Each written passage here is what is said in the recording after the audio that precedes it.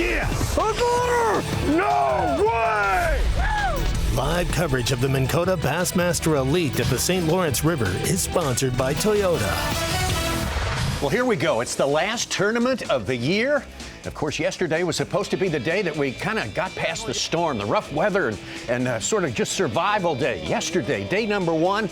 And today we could get about the business of sort of assaults on the records and things like that. It didn't exactly turn out that way. Yesterday turned out to be one of the most phenomenal fish catching days ever seen here on Bassmaster Live. Give me some, baby, yes. Oh my gosh. We got 102 anglers out there again today, shooting for 50 spots in the finals. But man, oh man, the big one showed up yesterday, Mark Zona, in a big way. Oh, they definitely did, Tommy Sanders. We thought day number one was going to be a little bit light with southeast winds from 10 to 30 miles per hour. That was not the case. Rookie on the Elite Series getting it done, a 5 bass smallmouth limit, 29 pounds and 5 ounces. Brand new record. Broke a record set 25 years ago by Chuck Economou on Lake Pickwick. That is a throwback right there. Rewriting the history books in a big, big way. And yet another rookie atop our leaderboard. The season of the rookie is what they will always refer to this season as, until maybe next year when it gets even more wild and crazy. So glad to have you with us today. We always look forward to the St. Lawrence River. We always get a tremendous show. The best smallmouth fishing in the world, it would seem. Welcome to the Bassmaster Studio, sponsored by Marathon. Tommy Sanders here with Mark Zona. Also, Ronnie Moore and Mike Such-Sukon is with us today as well. And Z, I think we're all kind of knocked out by the number of 20-pound bags. We were not expecting that much, and that weight at the top. Absolutely, and really the story of this tournament so far has been the guys that needed to catch them in the races. The Angler of the Year race, the Rookie of the Year race, they caught them. They caught them in a big way. The other side of this tournament is guys trying to qualify for the Bassmaster Classic. If you laid up yesterday and decided, I'm going to play it safe. I'm going to catch 17 to 19 pounds and then maybe go to the lake. You get a little protection on day number one. You are probably in a very bad way today. Absolutely. We'll talk about that for sure. Ronnie, we got a big, big race. Progressive Bassmaster Angler of the Year that is still far from over. Yeah, it's great going into the final event of the season, having that race actually be a thing. It's only a 13-point lead after yesterday's adjustments in the standings. Kyle Welcher in the top 5 of the tournament, Brandon Cobb in the top 12 of the tournament. Both of them brought their A game, and honestly, Patrick Walters, Jay Shakirat, they all brought their A game too, just in case those guys flip-flopped and fell down, but that's not the case so far today. All right, well, we will watch that one closely all day long. Let's take you out to this incredible place, the mighty St. Lawrence River, on its way to the Atlantic Ocean via the Great Lakes, and one of those Great Lakes comes into play big time today. And really looking at this Minn Kota unlock the lake. We talked about it before Bassmaster Live today. The template was here on where you needed to fish in this tournament. If you look at the last 10 years, that area out in Lake Ontario and really the first 2 or 3 miles around Cape Vincent, that is the player. There is no bones about it. That's where you need to be, either out in the lake or around Cape Vincent. And then 15 miles, really downriver, that's our takeoff, Clayton, New York. And if you decided to go the other way towards Ogdensburg, you are in a bad way because a lot of not heavy stringers came in that stretch of the river. That's your Minn Kota unlock the lake. But really the story of day number one was a gamble. A dude that used to do that for a living, Kyle Welcher, said, I am going to the lake, I'm gonna make a massive run. Really making about a 50 to 55 mile run in very, very big seas. That's about as calm as it got for Kyle Welcher. All of his weight caught on his very first spot. Got his job done. Said I probably should have cut it about another 30 minutes out there and got rid of a 4-pounder. Still, big stringer for Kyle Welcher. Guaranteed he's going to make that run yet again today. It was a huge gamble. Brandon Cobb took another tack here. He decided he was not going to take that big gamble, risk losing it all, stayed in the river, and look what happened. Exactly, and really he knocked their lights out. The first 90 minutes of competition fishing right around Cape Vincent within 2 miles. You could see right over his right-hand shoulder, Lake Ontario. He's blowing up. And that area right there was yet again a very big player. Saw a lot of anglers catch him in the Bassmaster Open there. Thick enough. A couple weeks ago, Brandon Cobb saying he may run to the lake today, but definitely going to recheck his starting spot that he caught him yesterday. 6 points ahead was Welcher coming into this. He's extended that to 13. One man also got out there on the lake, but he's got plenty of experience here. I don't know how much of a risk it felt like to Cooper Gallant. Again, really looking at what Cooper Gallant did yesterday. Just a miserable practice. Said, I am all in on the lake. Ronnie, you nailed it. He made the comment, if I only had 2 hours to fish, even if it just beat me to pieces, I will concentrate on the Canadian side of Lake Ontario. Absolutely flawless with a drop shot and a Ned rig. Got his job done, and we will definitely see him in that same area early this morning on day 2. Cooper Gallant, yet another rookie making a mark in a big way, but coming into there. If you did not have this guy at the top of your favorites, Chris Johnston, what were you thinking? Of course, he fulfilled that yesterday, catching them all day long. Exactly. Unbelievable performance from Chris Johnston. Again, another angler starting in the mouth of Lake Ontario early and then making his way out into the main lake, concentrating from, call it 20, all the way out to 45 feet of water. And literally made his biggest calls between 10 and noon, actually making the comment, this is scary. I think I expanded a lot of my area on day 1. Yeah, it's far from over. Despite the fireworks at the top of the leaderboard, we have still got a great contest, some good, tight competition going on here today. The takeoff took place about an hour ago from the Antique Boat Museum here in our host city of Clayton, New York. So again, we have 102 anglers full field out there for half of them. That will be their last day of fishing in the season for the Bassmaster Elite Series. Of course, there's the man right there, Bryant Smith, the man who set the new record for smallmouth this morning earlier. Let's do it, man. Day 2, we got the lead. No idea what's going to happen today, but you know, we're gonna do what we can. Take it one bite at a time. Hopefully put them in the boat. And big smallmouth, sometimes they got other plans. So we're gonna do what we can and see what happens at the end of the day. That's all you can do.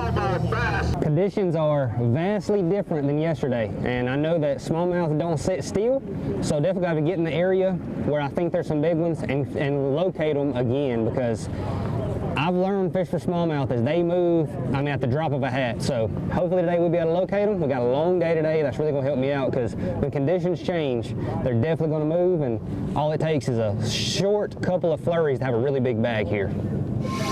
Tournament leader Bryant Smith and Progressive Bassmaster Angler of the Year leaders. It stands now by 13 points. Kyle Welcher. We'll be in boats with them all day long, as well as this rookie from Canada, Cooper Gallant. Cooper Gallant concentrating yesterday, a lot of fish, First 10 cast, to 25 feet of one. water. Over 5 for sure. Small isolated rock piles on a main lake point. Come here. Yes. Obviously the quality there again.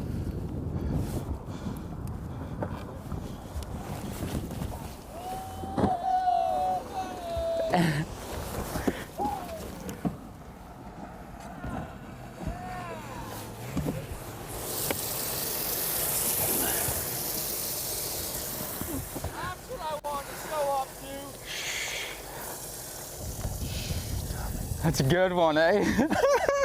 First cast, boys.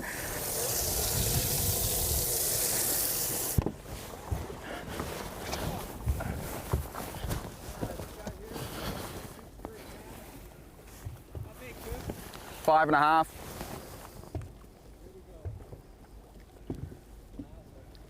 £26, 12 ounces yesterday for Cooper Gallant. Good enough only for third place. Yes. We had 2 of the 4 biggest all smallmouth bags in B.A.S.S history weighed in yesterday. To think that Chris Johnston on the right side of your screen had 28 pounds 3 ounces and was trailing by over a pound in this tournament. That's the 4th biggest bag, weighed in right behind Corey's 28.8 last year, Chuck Economo's 25-year record, and Bryant Smith day 1. Fairly impressive when Chris Johnston on his interview last night, all he wanted to talk about was Bryant Smith. That's impressive. Yep.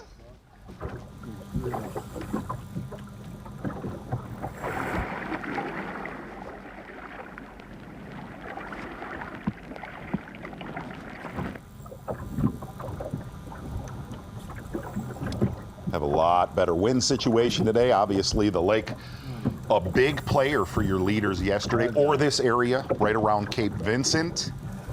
But we are already seeing on our mapping, a lot of anglers probably learned their lesson. If they didn't get near that lake, it is going to be very crowded out there today.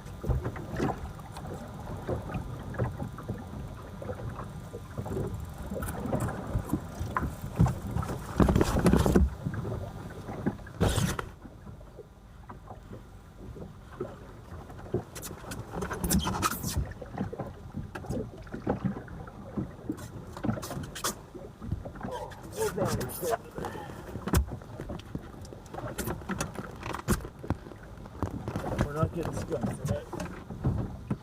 There's some tough mic issues in the rain right now in his rain gear. Try to see if we can figure that out, but a good start to Chris Johnston's day once again. Yeah. About a mile and a half away from Chris Johnston, Brandon Cobb. Also your leader, Bryant Smith, in that same general vicinity, right near the mouth of Lake Ontario. Predominant depth range. Really has been from 30 to 55 feet of water. Doesn't feel like a giant. Can't tell though. Had a great start here yesterday. Got a really fast head shake. Usually it's not a big one.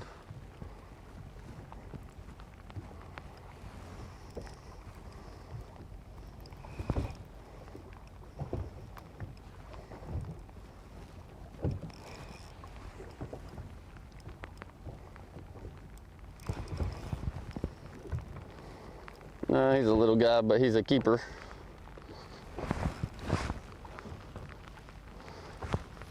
Seeing all these big dots, and I get a little dot to bite. I grab it.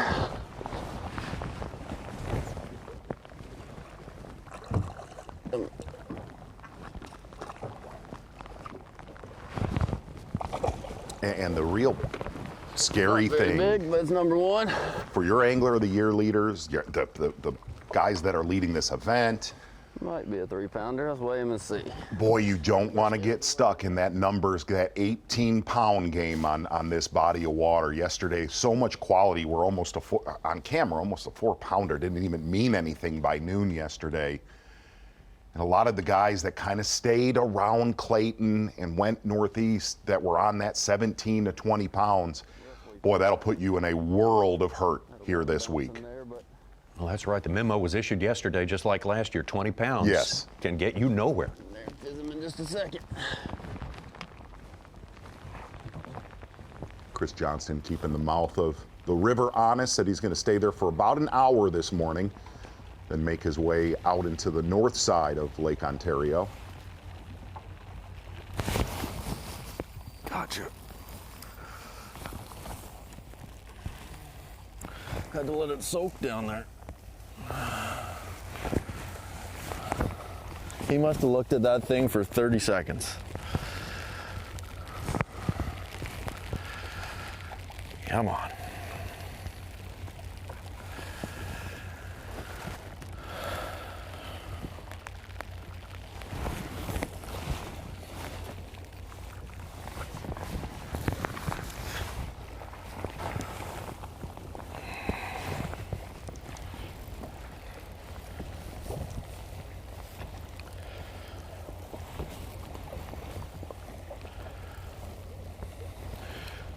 No idea how big this is.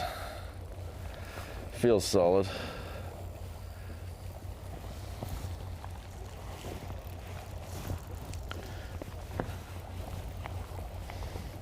Come on. You didn't tune in to Bassmaster Live yesterday. That actually looks calm. Oh, yeah. From some of the images with Chris Johnston. Going to be some intermittent rain all day long today. So those huge waves that were really Definitely frightening small, looking man. at points. Some of those Can't tell how big. It's some of those decent. buoys on Lake Ontario. I looked at them over last 3. night. There was a discussion in a group Way text down about there. the You can see wave it height. down there 15 feet. Some of those buoys around Welcher's that big. area, Johnston's places were at 4 feet in height Little guy. for multiple hour periods. Wow. Just a little guy. We are We need to seeing call him today. on our GPS, there are some guys going for some massive runs today. If you know where the Duck Island's at, out in Lake Ontario, we guys have anglers out there and heading further.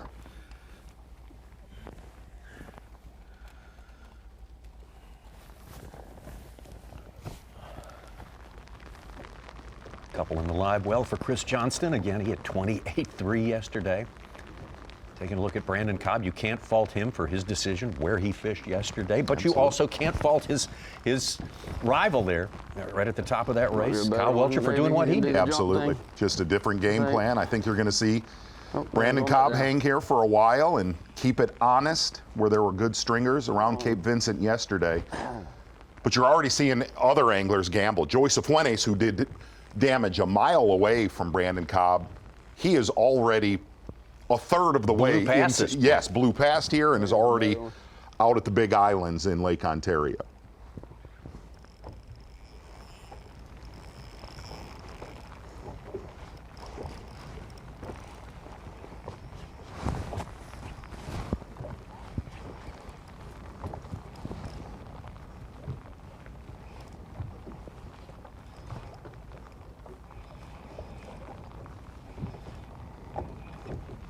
No, it's really not. I don't know why he fought so hard. Not very big, but he was fighting like crazy. That one pulled harder than that first one. He's tiny, tiny. I think he baited and switched me. I hooked the 4-pounder and then he. It's like a little We bit. never saw bass that size yesterday No, in we this did not. area. Strange. Like a 2-something. He had the good head shape and everything.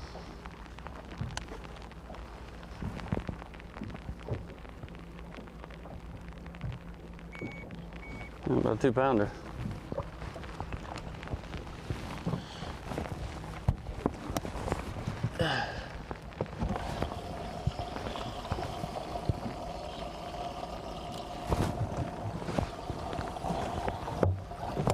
Fizz them in a second.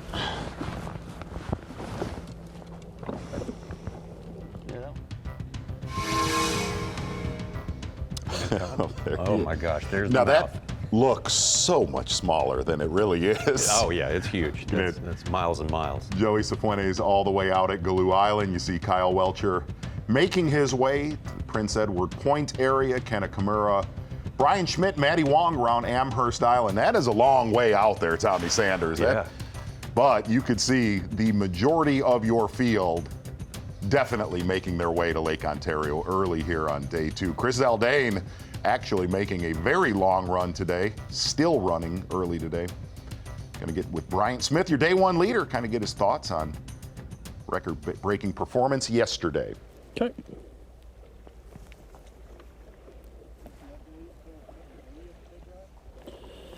Yeah, yesterday was good. You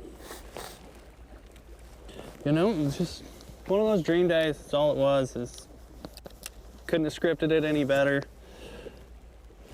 Pulled up on my first spot, this spot, and by about 9:30, I had almost 25 pounds. It was just incredible. 2 drifts of this thing, and just I set the hook 5 times, and they were all big. And now we've made our drift this morning. The wind has shifted 180 degrees. Conditions have changed a little bit, and I haven't been able to locate them yet. But we're gonna keep. They were on the wind-blown side yesterday, so maybe since the wind has shifted, they went to the other side. I'm not sure. Maybe they left. The bait's still here a little bit. I think that was a big key to this spot was, you know, yeah, there's gobies everywhere, but this actually had bait fish, you know, schools of bait fish just kind of floating around it. So I saw one when we first got here, which was a good sign. I'm not seeing, I mean, I wasn't seeing a bunch of fish yesterday on active target anyway, but I'm not seeing anything this morning. So we might just be on the wrong side. Hopefully we're just make another drift on the other side where the wind's blowing into, kind of how they were set up yesterday, and we could run into them. But got a nice long day today, got plenty of time to find them. I mean, that's the thing about this spot. I really haven't caught, I've only caught one fish under 3 pounds here. All the rest have been over 4. So if they're still here, we can catch a pretty good bag in a hurry. We just gotta find them and hope they're still here. Just tossing a drop shot around, just panning around with that active target. Just letting the wind kind of push me along, and you know, a lot of these fish, I think with the cloud cover, they're so tight to the bottom, they're really hard to differentiate from the bottom. So a lot of them, you know, I think 3 of them yesterday were just blind casts. You know, I could see a little rock pile, little rubble pile down there, and I would just throw it over there, just kind of drag it through it, and one would be sitting there, but I could never see the fish. I only saw the fish a couple times yesterday that bit. So we're gonna keep, just take our time and just try to get that first bite, start there. They're not that bad. Tommy, seeing Ken Nakamura right here. Let me drop some knowledge on you from yesterday. Yes. Ken Nakamura starting out deep, little 20-foot rock pile, then catching them shallow later in the day. Oh, really? But he had to take a time out because, get ready for this, his trolling motor fell off of the boat. What? Oh my gosh. I said, Kenneth, say that again? The trolling motor fell into the lake. I said, the whole thing? Yes, everything. I don't see him ever being fazed by anything, though. He is the Iron Man of bass fishing. So There's awesome. hands The down. Sandman. Yes, the Sandman as well. Here to steal everybody's dreams. Oh.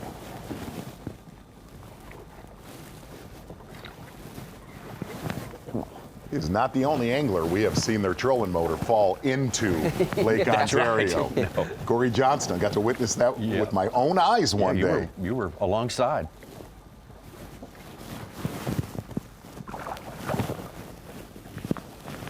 Ken's almost 26 pounds yesterday.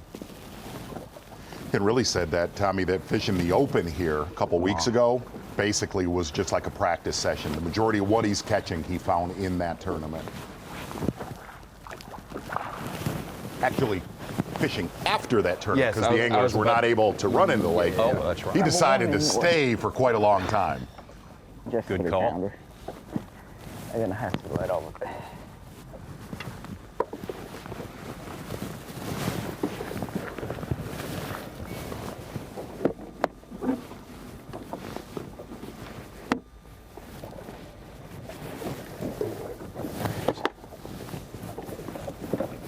Matty Wong with a 5-pounder, up to almost 15 pounds. He's maintained the lead. Koya Fujita with a 5-pounder. He's gotten into 2nd place. He's got 14 pounds on 3 fish. Come on. I believe Ken has said that he pre-fished out there before that tournament. You were able to go into the lake. Yes. Yes. Over a month before the Open, Right. went and practiced because right after St. Lawrence, he went to St. Clair. Exactly. And yes. Got my timing right. No, you're fine. Trolling motor dropped in trouble. to the lake, Tommy. Well, we will be with Kenta all day today. Hopefully, we won't see a scene like that. A 5-pounder just went in the boat for Matty Wong. Puts him up to the top of the leaderboard, coming up from a tie for 5th place. There's Johnston in 2nd place. There's Koya Fujita, our winner from last week, into our top 3 right now. We're just getting started here on moving day. Boy, the last moving day of the year. We'll step away for 1 minute and be right back. The Minn Kota Bassmaster Elite at the St. Lawrence River is sponsored by Humminbird, Mercury, Nitro Boats. And by Bass Pro Shops.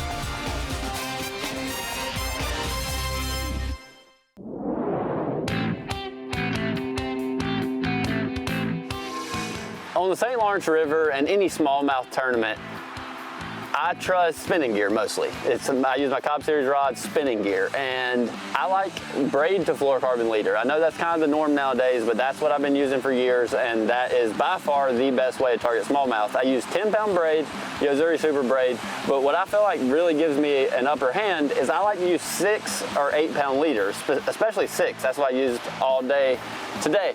So the 6-pound Yo-Zuri Super Fluoro leader, the reason I like it, when you go down to 6, the pressure of the fish doesn't usually break your line, but their teeth do. Smallmouth have some pretty abrasive teeth, and you're using a little bitty drop shot hook. That's why I'm using like a number 2 drop shot nose hook with a 3/8 ounce weight. So that little bitty hook gets back in their mouth and their teeth will cut your line.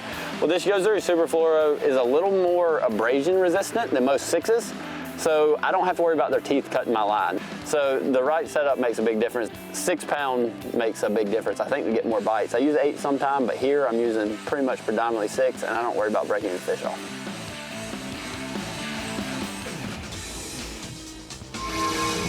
Bass Pro Shops top lures. What a great season for Brandon Cobb here, telling us about his setup and why he is set up, and he is fishing here, and he's in the top 10, as a matter of fact, as it stands right now, unofficially according to Bass Track, but it's early on here. You got a different complexion weather-wise to this day versus day number 1.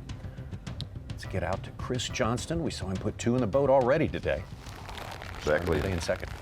Chris Johnson, this is where he did a lot of damage late, already making his way out into the lake, and that map did not show all of the anglers. Chris Johnston definitely with some company around him today. That's a good company one. that did not catch him on day 1 of this We haven't tournament. even got to the good part. This is a bonus one. Stay hooked. Boy, his head is always on a swivel. Him and Corey both. We It's need to just show incredible. that look in slow motion.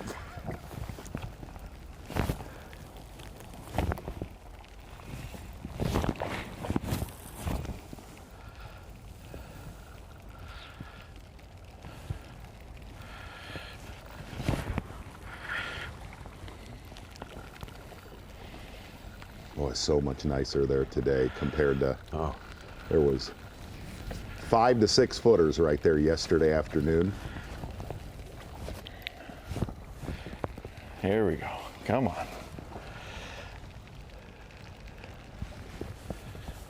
Come on.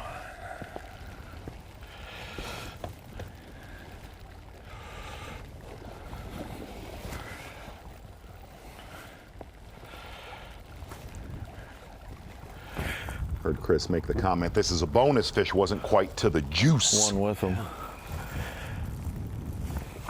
Area of basically 20 to really 30 feet of water, isolated this one in the boat, rubble drop and something rock down. piles. A lot of sand patches mixed in. It's perfect bottom.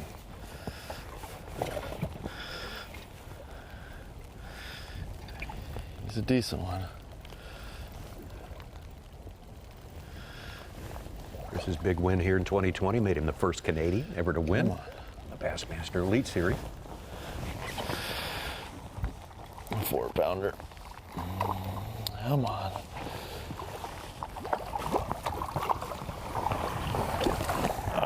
Come here. Not my best landing job, this one.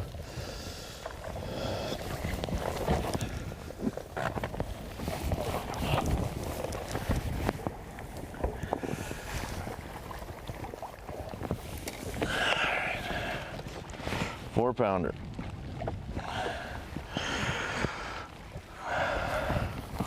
Take it.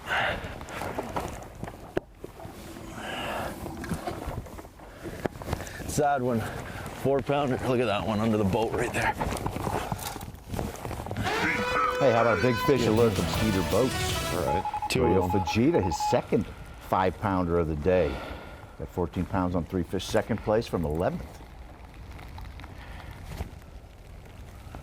The Rookie of the Year race tightened up even more Then what it's Come on, been, a eat it. 7-point lead. Wow. Cut it in half yesterday for Fujita behind Cifuentes. They are back-to-back in the points race, coming into today 5th and 6th.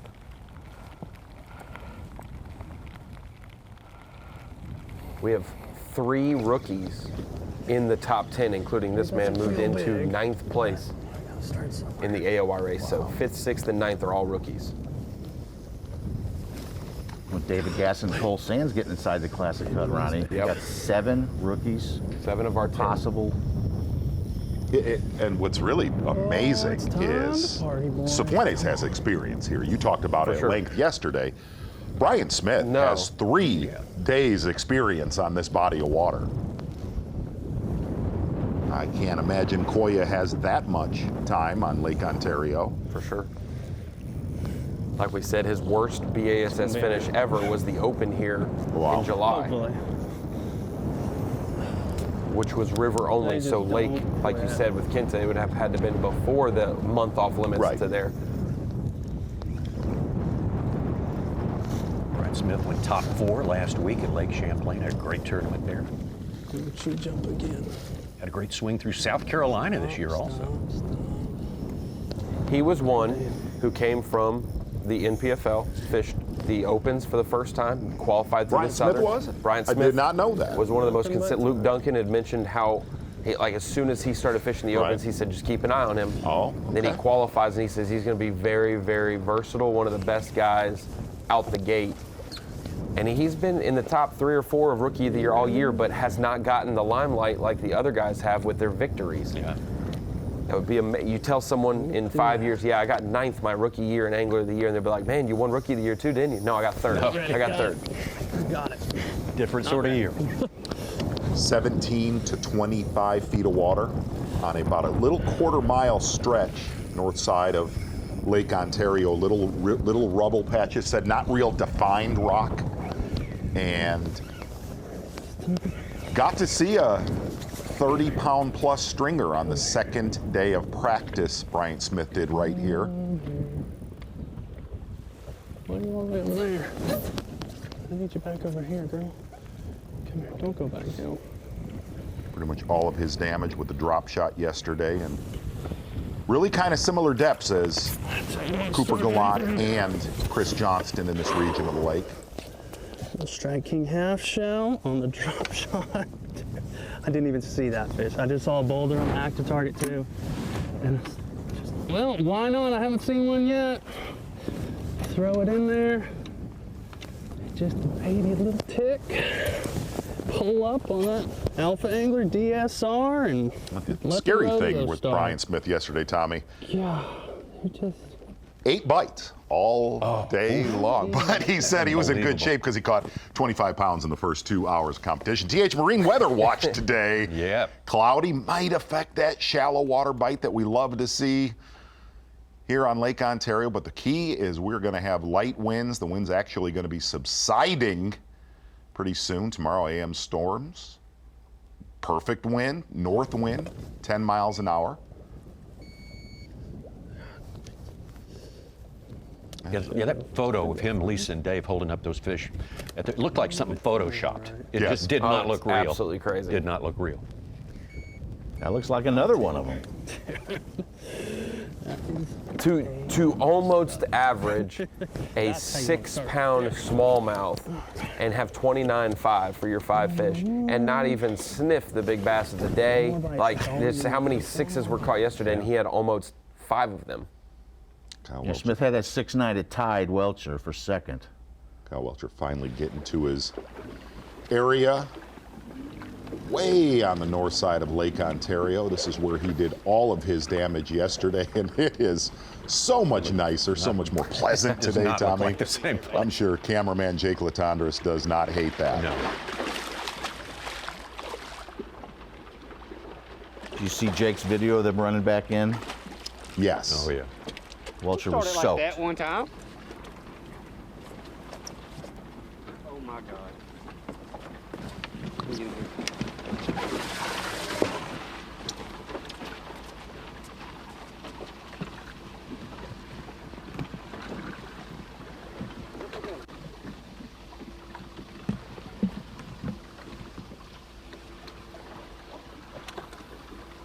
It's a 510 for Bryant Smith. Wow. Second biggest of the day so far.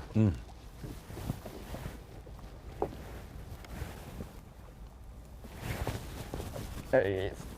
Oh, he might be better. Oh, same.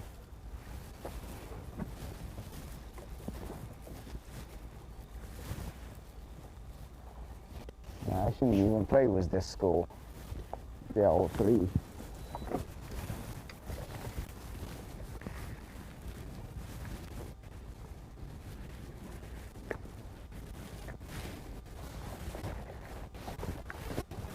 He was one of the anglers that made that shallow water game late yesterday work real well for him. Some big hulls, about 8 to 10 feet of water. Might be able to see that today with Kenna. He said this area yesterday had about 5 to 7 foot waves pounded in on him.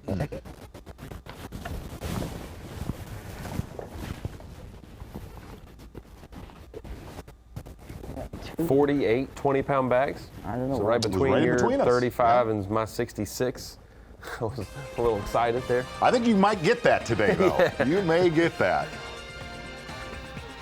Might be the hardest working man in bass fishing right there. Yeah. Kenta Kimura. He's the best. Getting his due this week on the St. Lawrence River. Chris Johnston, we still have him on top. 2 good ones in the boat. Matty Wong, big one coming into the boat for him. Ditto for 2 of them for Koya Fujita. Puts him all the way up into third place. Will Davis, former winner this season. One of our rookie winners here. Ito Kimura, Smith, Fritz, David Fritz, Brandon Cobb, and Coop Gallant. We'll be right back. No way! Live coverage of the Minn Kota Bassmaster Elite at the St. Lawrence River is sponsored by Toyota. Legendary stop for the Bassmasters. 25 times over the last 4 or 5 decades here. Mighty St. Lawrence River. Man, oh man, it just, and it really just revs up more and more, it seems, each and every year. A little bit of the conditions you can encounter anytime, any old time on Lake Tommy, Ontario, I have for had sure. many Major Dan situations on that body of water throughout the years. I know that. A lot of screaming. I know that's for sure. Out to Brandon Cobb. It's hard to do when I can see him on the graph. One just ate that thing while I was reeling it up. I was reeling it up and he ate it. That was weird. He's got to be a little bitty. He's not that little. I mean, he's medium. Get in the boat. I was reeling it up at Carolina Ridge.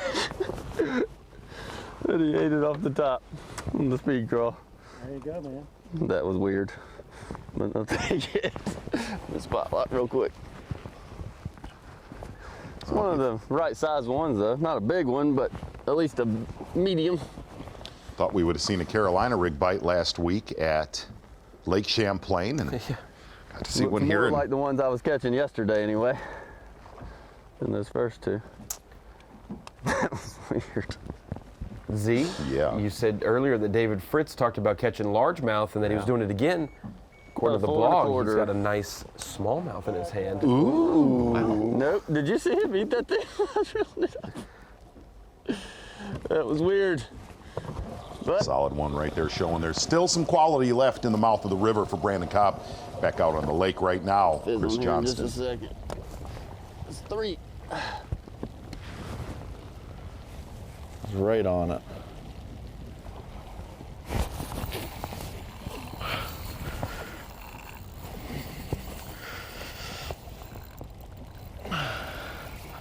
Been lucky enough to fish with Chris and Corey quite a bit, and here's what is amazing.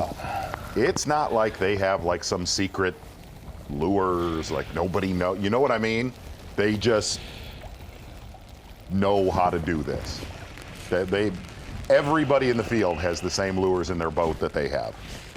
Time on the water in this place is not like time on the water anywhere else. Absolutely. Is it? Yeah. And you know, That a lot of single our rock Great has Lakes produced a couple 6-pounders for me. smallmouth fishermen know this. I don't know if this one's a This 6, time of year, a lot of hopefully these it's good fish for one live more. on the exact same rocks. Don't think it's a year drag. after year, decades after decades. They're just a heck of a lot bigger now. Little guy.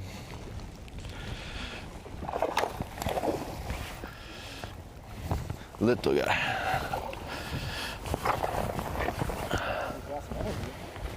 Yeah.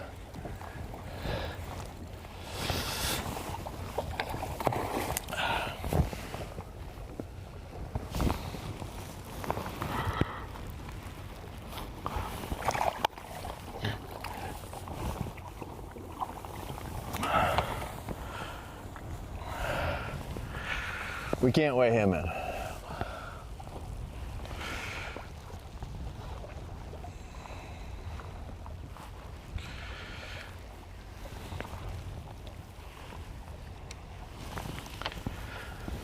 One man for now.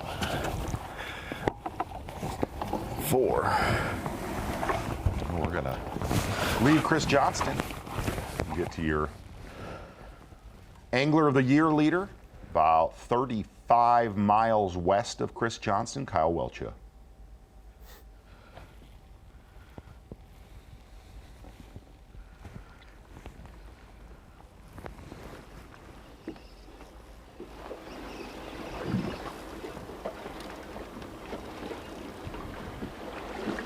Just a little one.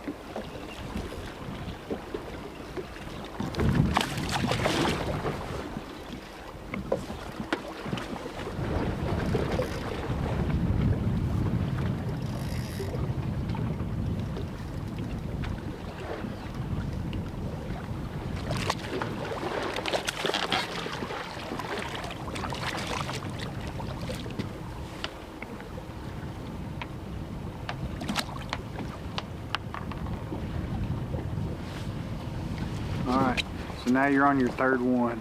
It's gonna be a 6-pounder. Yeah, that's right. First one wasn't a 5 today, though. No, that's true too.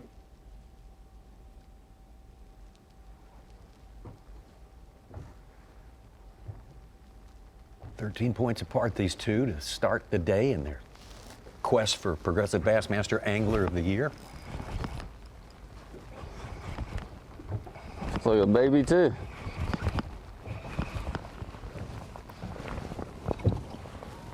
I think it's a little one. I just can't tell. He's coming on the other side of the boat. He's not that bad. Yeah, he's pretty small. Pretty small. I don't know what all these little babies are doing up here.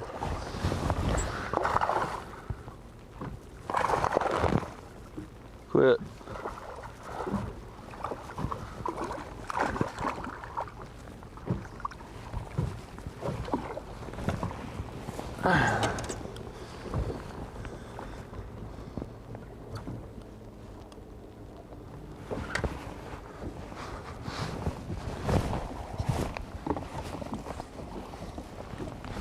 Number 4.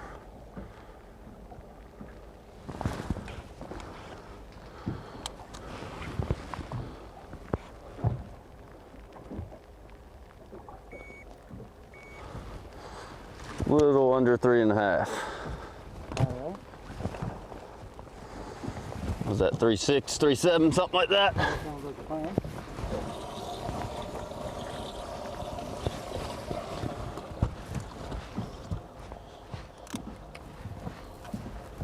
Bass Track updates the AOY to their standings of the day, and Cobb is actually overtaken Welcher. He's back in first on AOY right now.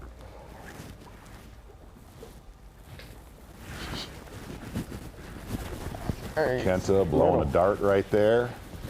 Still concentrating. Well, it's got to concentrate. Yeah. Oh, he's awesome.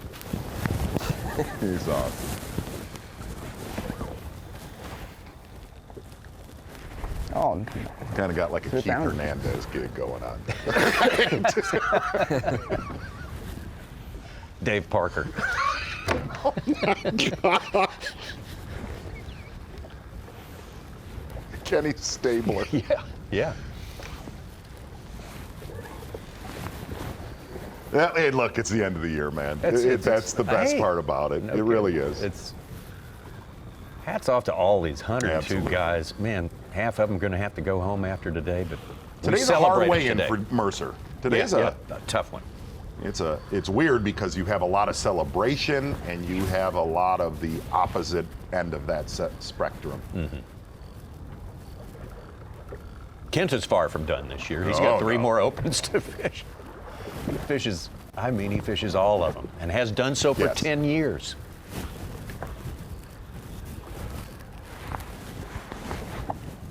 Really, we were talking about this during commercial break, one of the nicest Elite Series anglers to work with.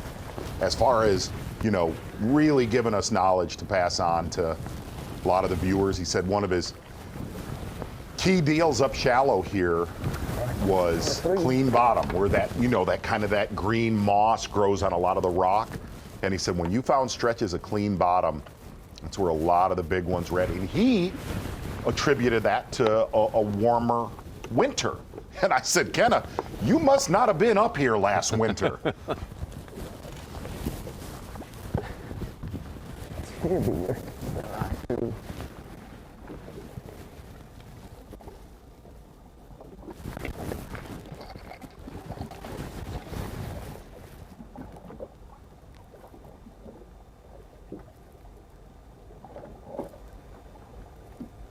$3.7.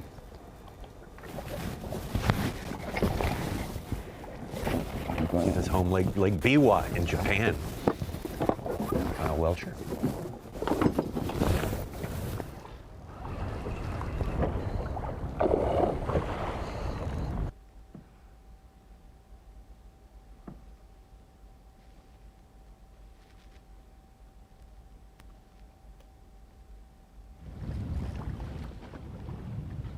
No big ones yet for Kyle.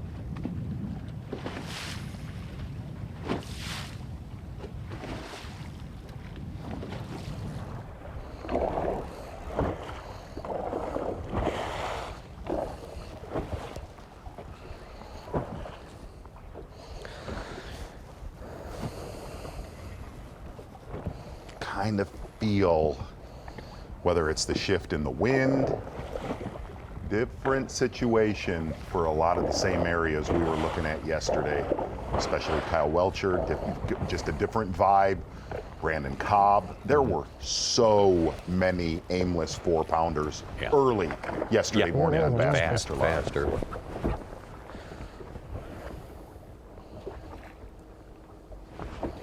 Get up here, let me get my hands on you.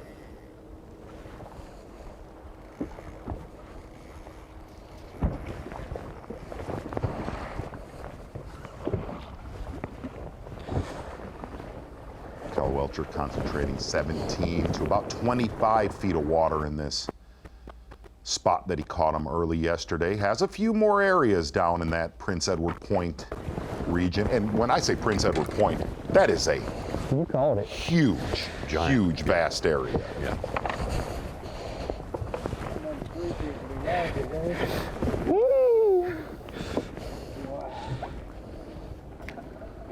There's a little more what we got to see yesterday with Welcher.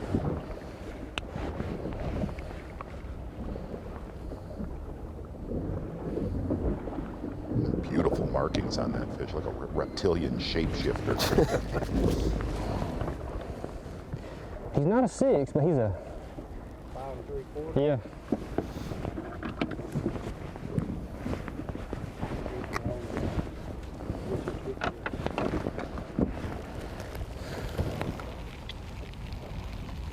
Chris Aldain making his big run work. He's up to 20 pounds, third place from 27. So far, he has ran the furthest, Sue.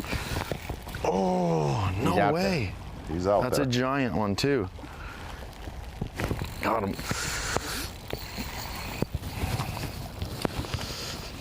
Oh, geez. This is a giant. This could be a 6. I need this one. It's a monster. I missed it once and it come back, thank God.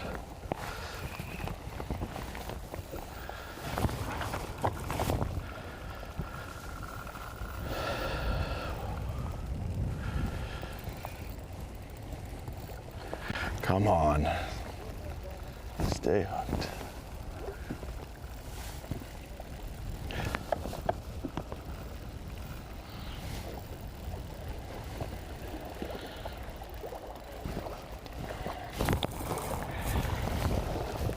Can you guys just stay out that way when you're following me? Just stay in like 25. You're fine over here, just out deep.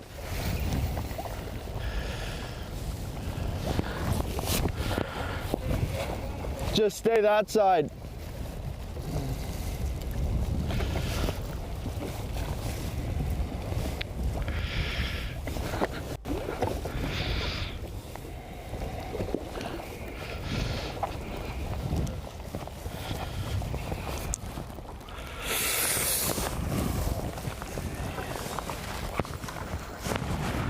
Oh, these things are gonna give me gray hairs.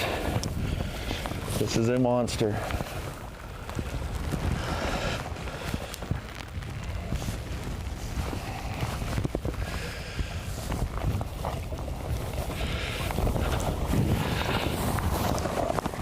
Oh, yeah.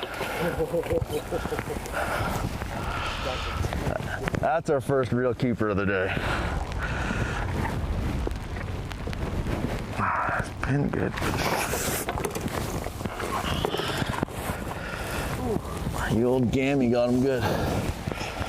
Oh, that's a tank. All right, give me some. Let's go. That's our first good one. That's what we're after. That's number 5. Yeah.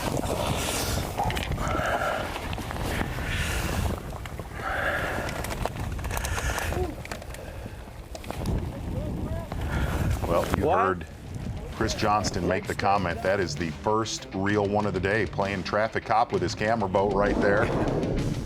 Big one for Chris Johnston. 2 things to really pay attention to if you're watching on Bassmaster Live. Number 1, when he hooks one, I'm not talking in this tournament. If you watch him in every rough water event, have we ever seen Chris Johnston lose a big one in rough water?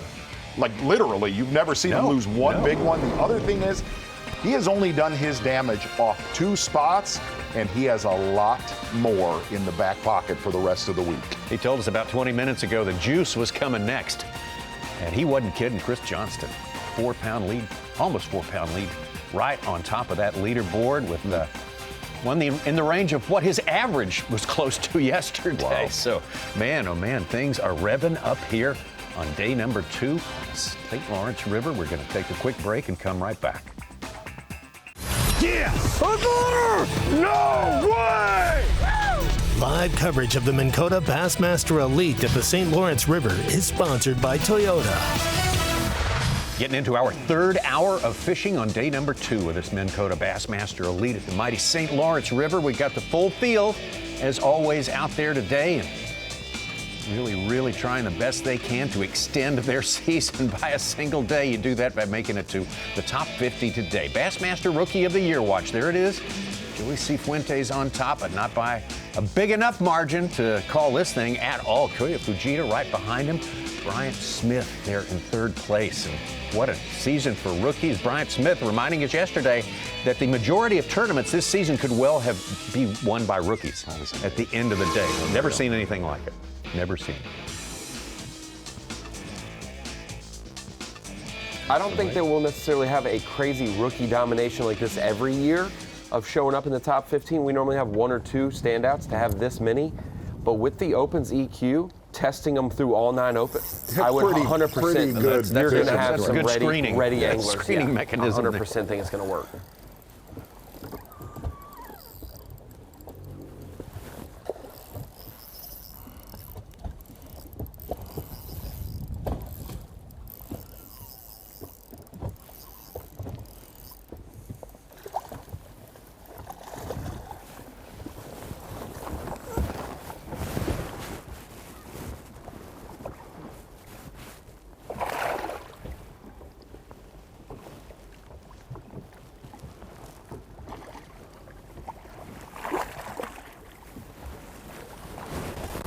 To call you out.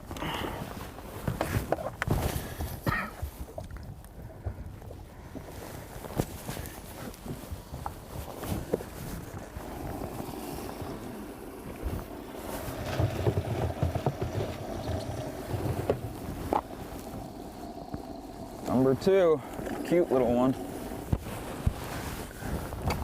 Cooper Gallant, almost 27 pounds yesterday. Huge day.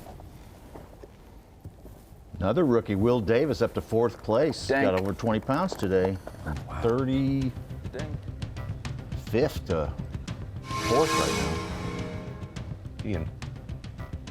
Chris Zaldane, the first 2 to 20 today. Well, and Will Davis Jr. kind of needs it. He was in a great spot after the Sabine, but then struggled St. Clair and Champlain. His first time fishing for smallmouth up north, to this extent, struggled. He needs a good one just to end on a good note and solidify the Classic after 2 days.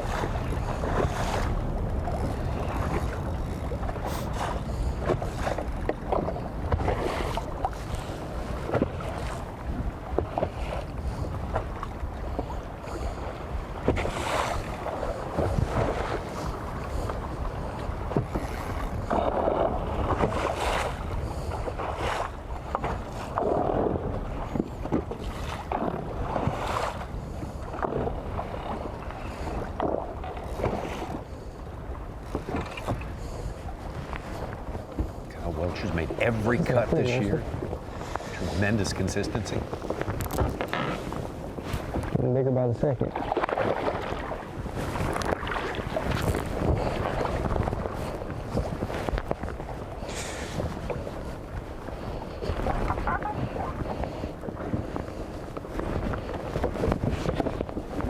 There's another one over there, so.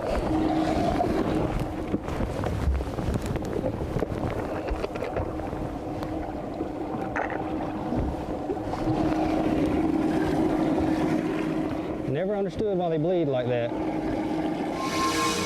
Kyle Welcher taking care of some fish care there. As we bring it into the Bassmaster studios, I'm at the Dakota Lithium Screen of Knowledge because every day of the final event of the season, we normally lose one of our storylines. We have Rookie of the Year, Angler of the Year, Classic Cut Line, Requalification. Every day into this final event, we normally lose one of those races. One of them gets solidified. Well, the Classic Cut Line might be the last thing that we decide this week, even though AOI is just as tight as it's ever been. At that Classic Cut Line, we had a lot of changes yesterday. Some big names that were in the Classic fell out. Some young guys who were out of the Classic jumped in. We didn't see anyone improve by a microcosm. I think Brandon Lester, out of 5 above the Classic Cut Line and 5 below, he's the only one who moved single-digit spots. Everyone else made big jumps or falls. Looking at 4 big names for the Bassmaster Classic and guys who most of the time, reputation-wise, they are in the Classic every year. Brandon Polnick, Jason Christie, Hank Cherry, and Clifford Perch all saw their hopes of the Classic start to fade away a little bit yesterday. Brandon Polnick, 22nd, just underneath of that absolutely safe mark coming into the event. Needed to just get, an 80th, 75th place finish, no doubt, and he'll be well within the Classic line. Fell from 22nd place to 38th in AOI, just a handful of points, single-digit points above the cut line. Now, he can't lose many points because he was next to last in the tournament standings. Can't lose but just 1 point, but it's hard to gain at the St. Lawrence River when you only have 11 pounds on day one. So Brandon Polnick needs to at least get 5 or 6 points today, and he'll probably be safe. But Jason Christie, 30th to 42nd, first man out of the Classic right now. Such has mentioned it, though. If someone wins this event that's already in the Classic, that Classic line will move to 42. So could theoretically be safe after the weekend, but he does not want to be the bubble boy going into semifinal Saturday or championship Sunday. Hank Cherry caught about 15 pounds yesterday in the same boat as Jason Christie, 36th place, about 18 points inside the Classic line to about 15 points outside the Classic line. A mid-60s, maybe 70-something place finish this week would get it done for Cherry to move back in there. And Clifford Perch, he said, what you just witnessed on the stage today was an entire season unraveling in 1 day. And that is what 4 fish for 5 pounds of the St. Lawrence River will do. Last place, he goes from 31st place, 10 spots inside the Classic, to 48th, well outside and so far behind at the St. Lawrence, he's going to need a 29-pound bag just to be able to make up 20 or 30 spots to be able to get back in the Classic. Now, on the positive side, sorry to start it on the negative, but the positive side of the Classic cut line, Cody Huff, first man out, moved all the way up to 31st yesterday based on his performance. Paul Mueller, a guy who just 3 events ago was in the 70s in points and was no doubt going to miss the Bassmaster Classic. He has had a great final 4 events of the season and has jumped up from 48th coming into this event into 33rd. I believe he was in the top 10 after day 1. If he stays there, he'll be well within the Classic line. For guys, it's very incredible to see this late run where people were worried about requalifying for the elites and now are worried about making the Classic because they've done so well.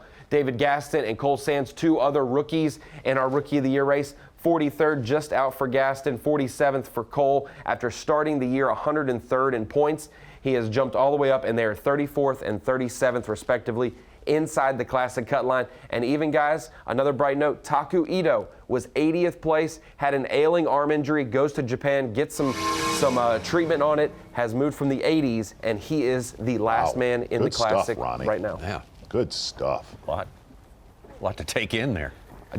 People not even on that screen to mention, Seth Feider, 44th coming into the event, dropped to 49th yesterday. It's hard to imagine a Classic where we could possibly not have Brandon Polinick, Jason Christie, Hank Cherry, and Seth Feider. Jacob Porosnik also not in the Classic. You only left Ike out of there, Scott Ronnie. Martin and Iconelli as well below the cut line right now. Ike was 7th after 5 events this year. He did not seem pleased at the weigh-in yesterday. No. Yeah, when we headed north, Such, he was 11th place, and people were saying, watch out for the northern swing. And yep, that is hard to imagine.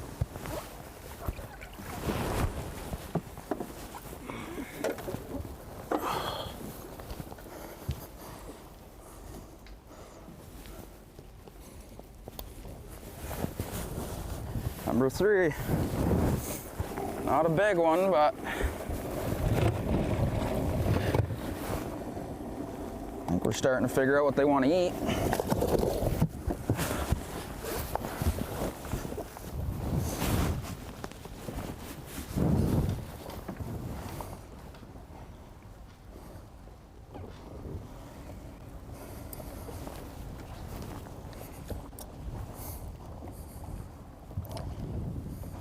Cooper Gallant make the comment, starting to eat. A little bit slower today for Cooper Gallant, but a lot more enjoyable. Yeah, if that. Headed back over to Kenta Kimura. Little, I think. Maybe not that bad.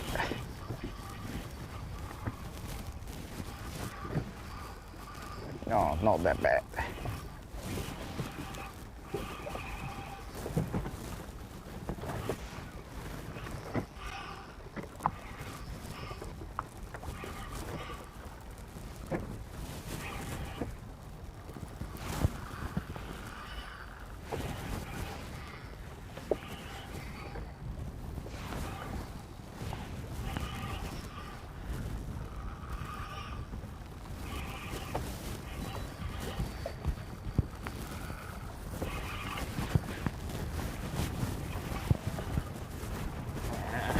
That's not what I want.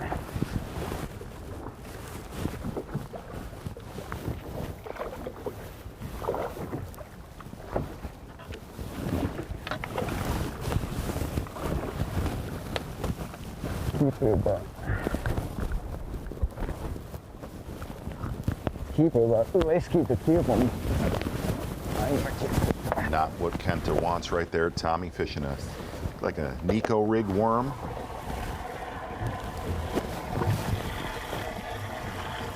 I believe the year Taku Ito won this I think event, you're exactly right, friendo. And that technique kind of went under the radar.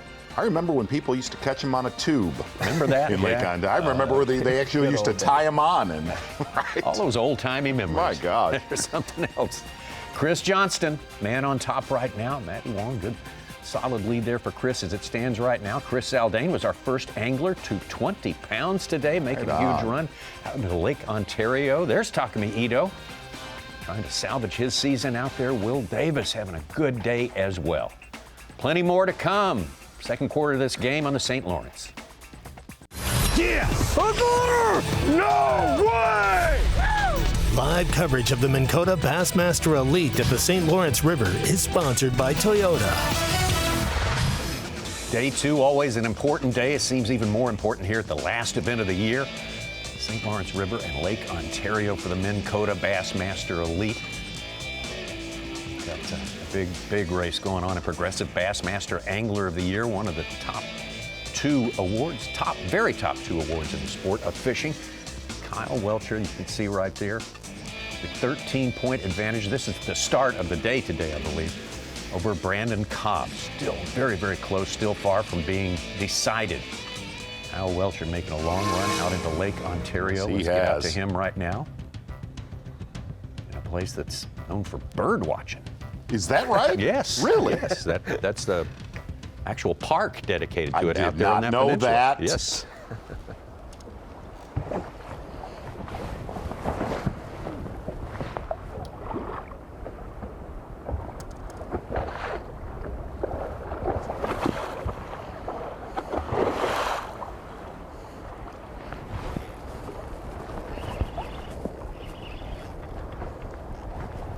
Oh my God.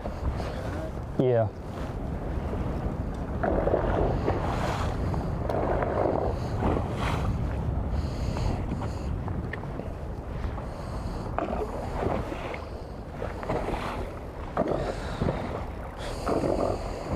Boy, and he has pretty much this entire area all to himself.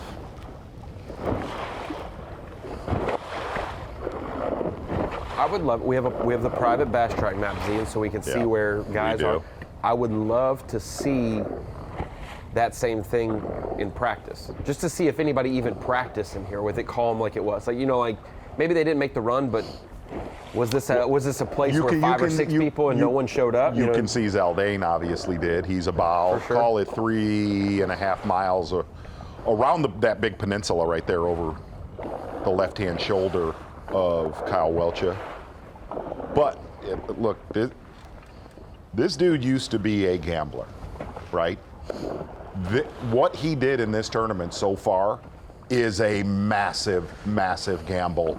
Making this far of a run, having to make it back yesterday in that garbage, and knowing there's probably a lot of these anglers like to be near other anglers in case they have a mechanical issue. There is nobody near Kyle Welcher. Yeah. It's not on the way from anywhere. Right. And listen, today when he gets around 20-something pounds, you start having them voices, let me just get back near other humans. Over this way. Over this way. And not just maintaining, like just catching them. Like he could win this tournament as well as Absolutely. AOL. Sure. Give him a lot of credit for making this call. Keep freaking getting. God.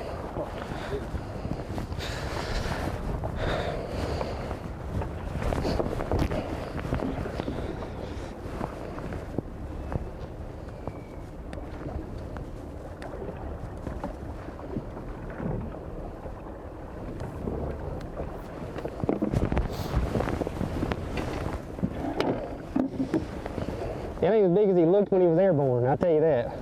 But he is big.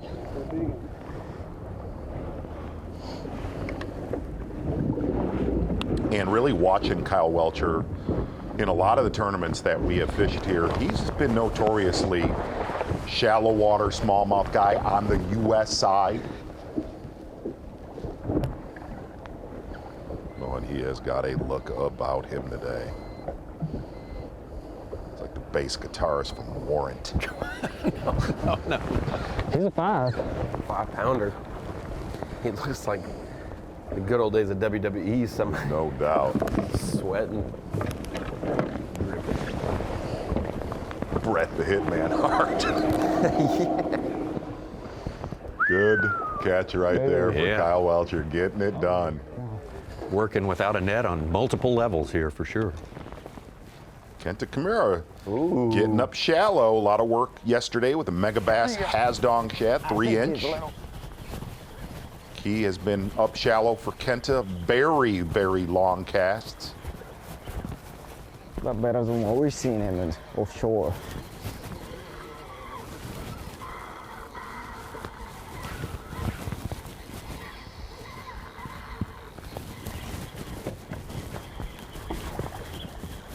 Ronnie, noticing Jake Whitaker making a run out to the Ducks, very well-known area. Did you talk to him? Did he have a good? I didn't touch base with him. I let him. Some of these guys had a lot going through their mind in this final event, so let them do their thing. Boy, it is fun to see somebody catch one shallow. It is fun. Been a while for us. Remember those days?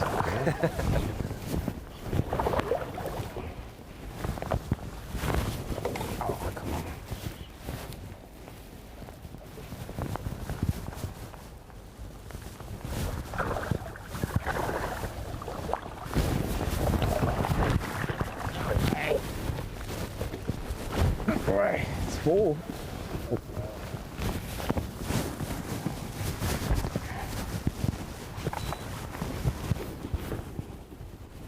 Good one right there for Kenny Kimura. See some film. What's going on there, Tommy? I don't know what he eating. I hope he don't throw it out. That's another. He's eating something big in there. Yeah. Wow. All right, 4-pounder. Just got it down the hatch. But still smaller than my smallest one yesterday.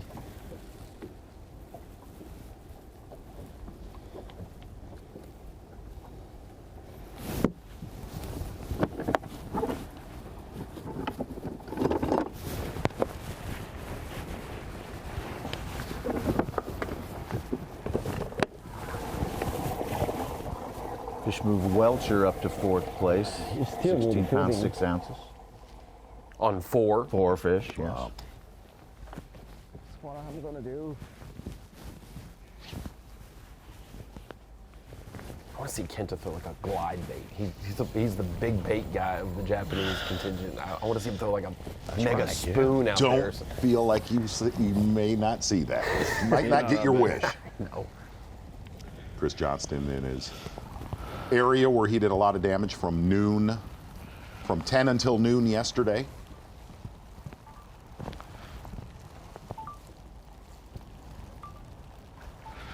There's a couple down there. See them all?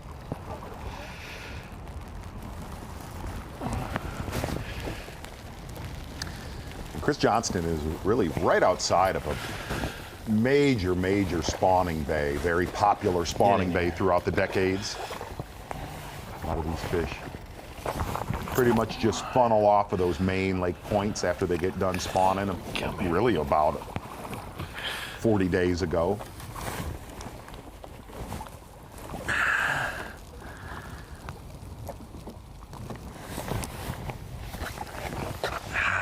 I don't know how to bother.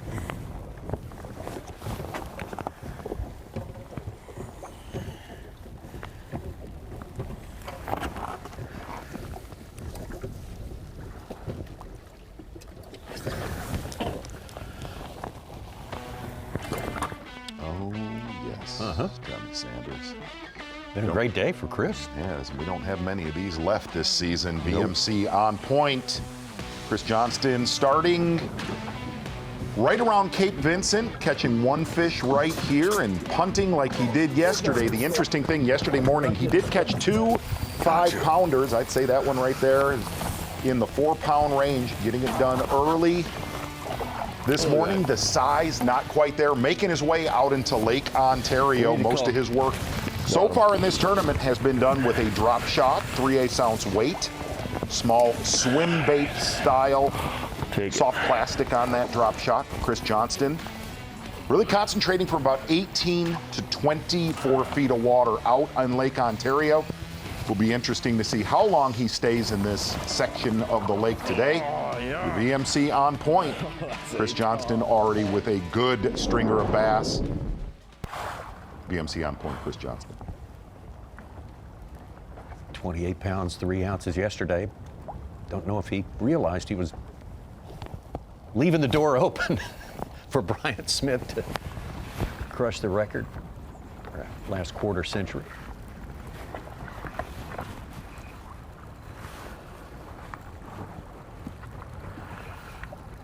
What we got here? I don't think he's that big. Little guy.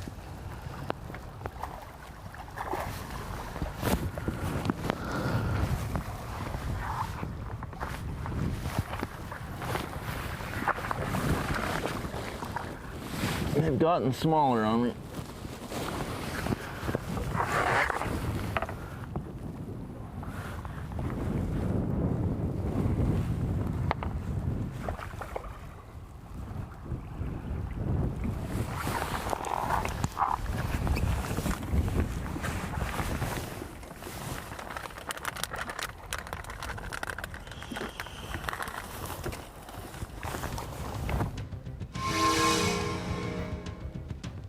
Having about, well, exactly the same day in terms of poundage out there today is Matty Wong. Just kind of chipping away at it. Bonus coverage here. Yesterday, I didn't have my first fish till about 9 o'clock, so a little bit ahead of schedule. Still looking for that big bite, but still just enjoying this, man. This is so much fun. 1 second, I gotta land a fish.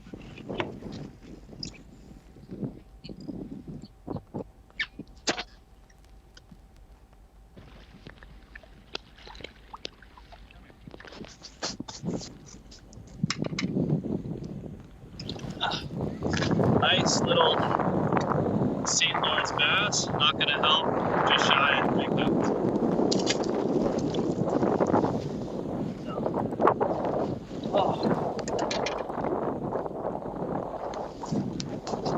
All right, so yeah, how's it going over in the studio?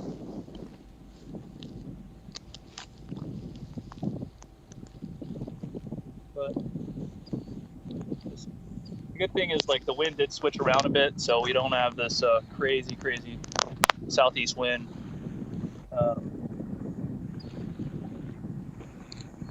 So that's a good thing. But it's definitely really intense having to combat with big waves and whatnot. So, you know, just like I said, chipping away.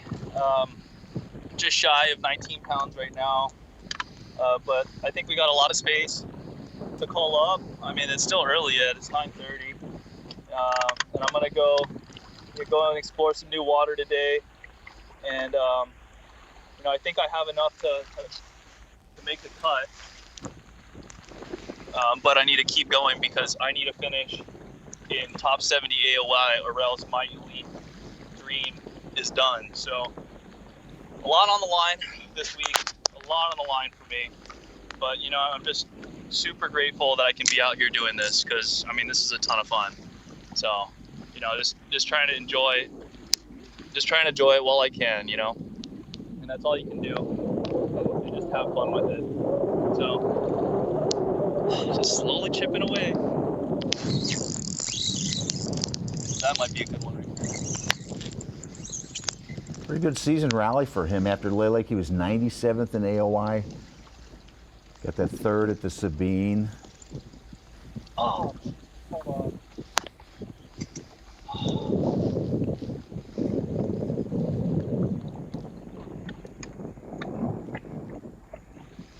He's gained about 30 points. First one I lost like that.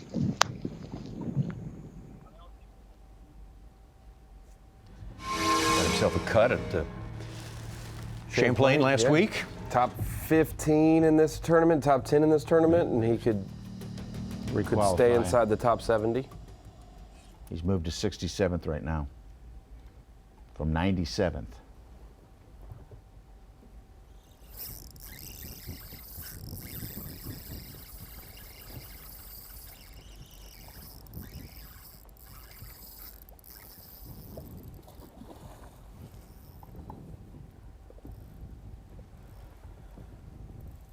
Need to grow.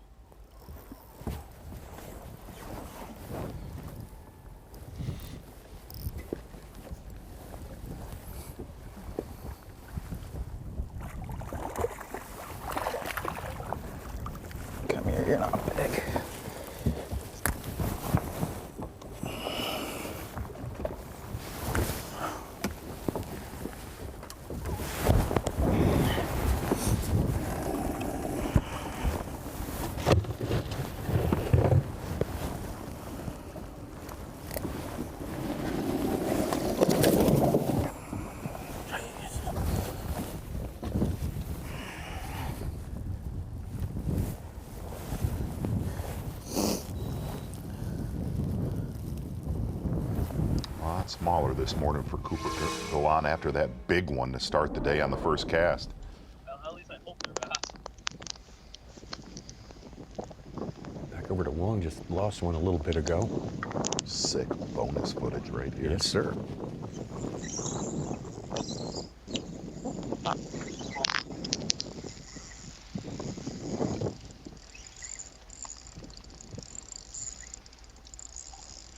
Typically when they're grouped up like that, they're pretty small.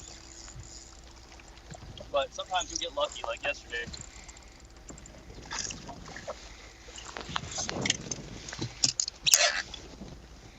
Stop. Let me help you.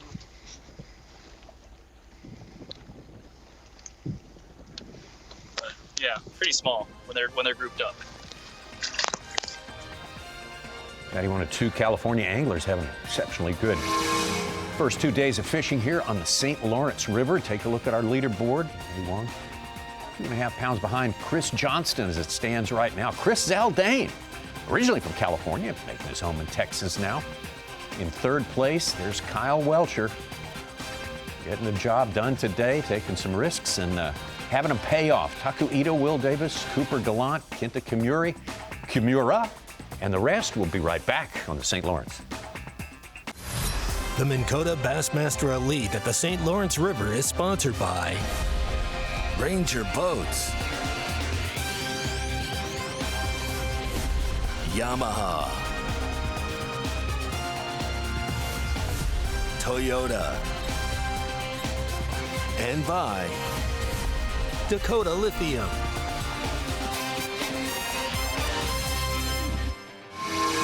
$29 pounds and 5 ounces, and say hello to your brand new leader. It's insane. Yeah, 29.5.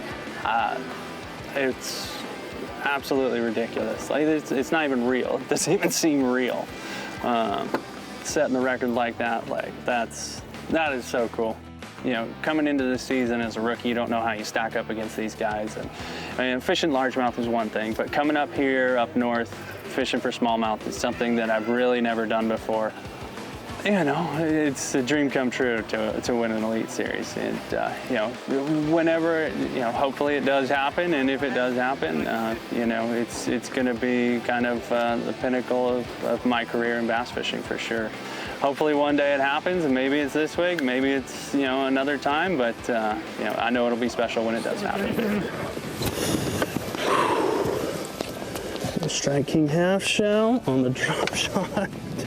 I didn't even see that fish. I just saw a boulder on the active target too. And, well, why not? I haven't seen one yet. You're right, that photo did look photoshopped. It did not look really real did. at all. I'll say we get a lot of messages on social media from West Coast anglers. Most of the time it's, why don't you come out west? But last fall when he qualified, it was, watch out, this dude is such a stellar human, yes. such a great angler, diverse fisheries from where he's from. He will be one to contend with for years on the Elite Series, and it's good to see it pay off early. Sometimes it doesn't always work that way.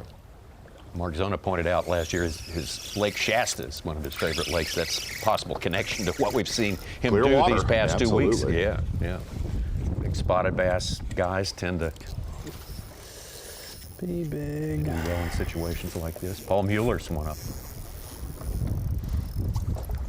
Yeah, and Mueller's an interesting cat in the fact that he is dubbed as a smallmouth, just fantastic smallmouth angler, and that's the only species he hasn't won an Elite Series event on. He's won. And it's weird. He either has really good smallmouth events, which here it's top 10 every time almost, or he has had catastrophic ones. He is the feast and famine guy. Absolutely. There is not a lot of in between with that dude. Yeah. Gosh, it feels big. One fish in Brian Smith's live well right now, but it is a good one, just under 6 pounds. I did not like what my line did when I first hooked it. It was like I was wrapped around something.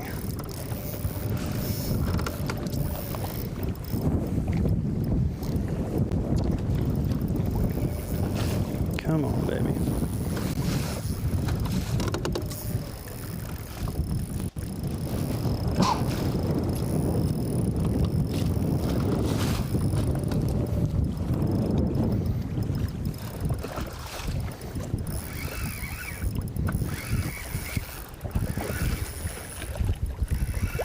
But throughout the decades on the Elite Series, knowing how to use a spinning rod coming out of the West, California, Arizona, that's a pretty common characteristic. He's small, but I'll take him. Yeah, that's what I thought he did. He had me all wrapped up in himself. Well, I guess I should say he's small for the St. Lawrence. But that's a good one. We'll take that. We will take that. Pop him real quick.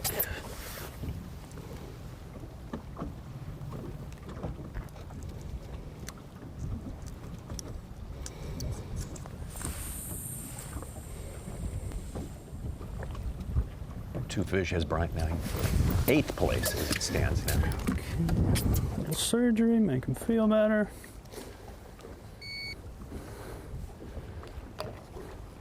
It wasn't done. That was a baby. Yeah, that's not the one I dropped on. I saw like a big dot that I didn't think it was a bass, and then one bit it. That's a limit if I want to put him in there, but. Huh? I wouldn't even. I don't think I'm going to put him in there. It's like barely even a keeper. I don't even know if it is. If he was out of 20 foot, it'd be one thing, but he came out of 45, so don't really want to risk it, you know? Yeah, it's funny. I saw like a big old dot that I didn't think it was a bass, and I dropped and got a bite. I'm like, wait, Brandon Cobb in the mouth of the St. Lawrence. And looking at Kyle Welcher right here, 35 miles into the lake. You look at your top 12 right now unofficially on our GPS, they are either in Lake Ontario or within 1 mile of Lake Ontario.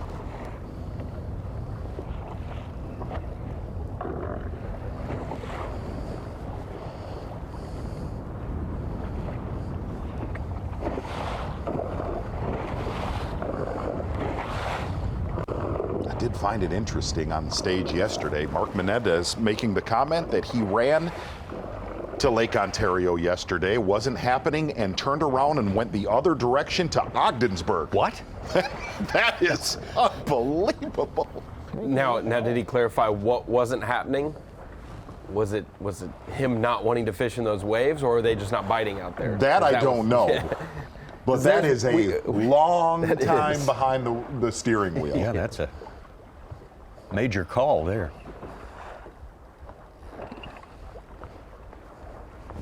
It looks like it's small. Yeah.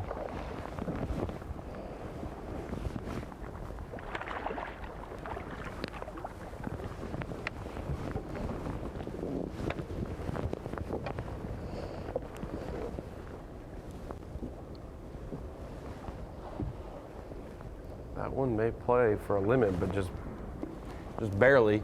It's above the size that Cobb threw back. Doesn't really want to have that one, but Welcher may keep this one for 5. He ain't big.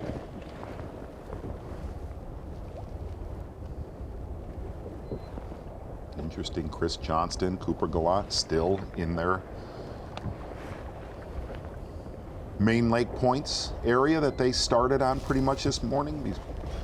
Chris Johnston starting in the mouth of the river, but it was only there for about 15 minutes.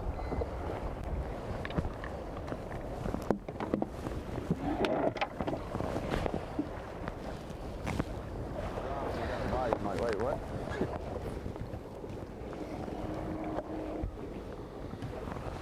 Limit for Welcher now.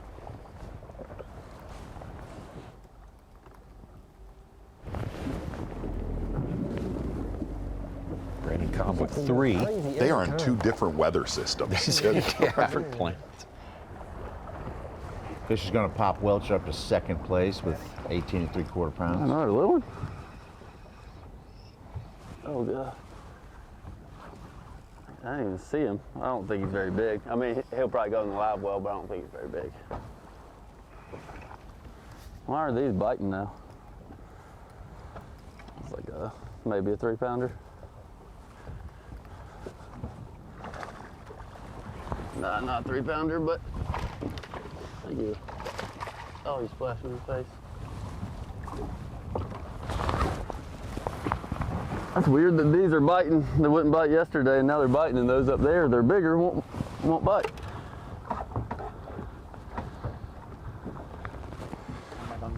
Scale on that. Hold on. Yeah, you're good. I just couldn't get up. You got a good shot there grabbing him, though. Right.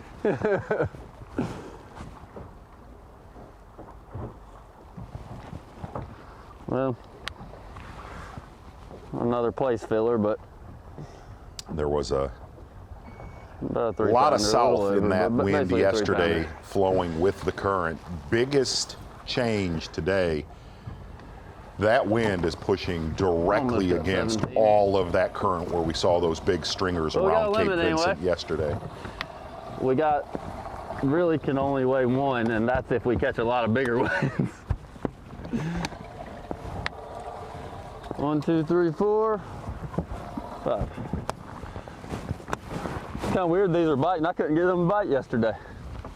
And now they want to bite. Maybe I can get a couple of those 4 3/4, 4 1/2 that were here. And another one even ate my weight off when I was reeling that one up.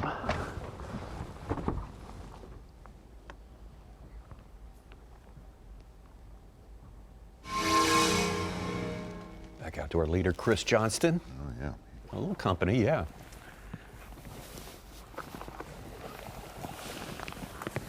Again, just a main lake point off of a real big island on the northeast side of Lake Ontario, just outside of a major spawning bay.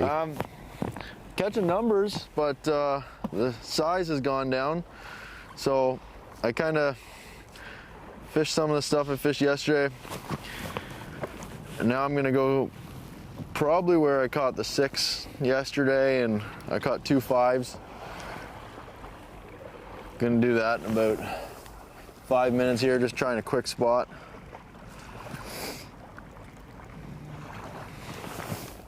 Live scope. But I need to at least get 2 over 5 still, which is very doable. I still got a lot of spots I gotta hit. The first 2 are kind of the ones that take the longest for me to fish. And then after this, I'm gonna start hitting more isolated stuff where if they're there, I'll know it quick. If not, I'm gonna burn some gas and go to the next one.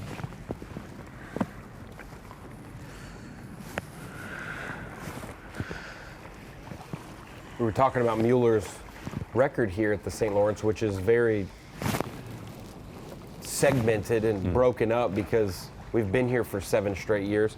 And he said way more bombs than top 10s, and that is very true overall. But every time we're out of Clayton, he's had a top 10, including this week. Every time we're in Waddington, he's been 45th or worst, except he had a 21st in there somewhere. So, not a river guy. I would say when the lake is open and accessible, and it's not an hour and 45-minute run to get to the lake, he probably is going to be somebody up there.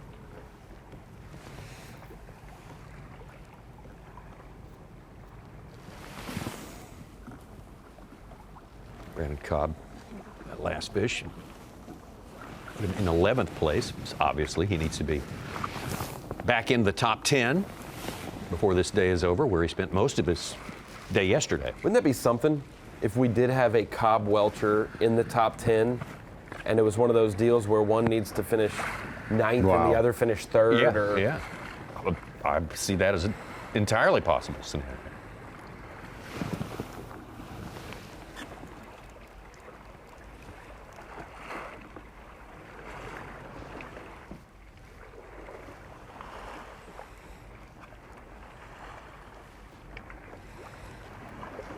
Well, the one thing we said last week on Lake Champlain, it was all about forage. A lot of fish suspended on Lake Champlain in the inland sea, chasing alewife way off the bottom. Not the case here.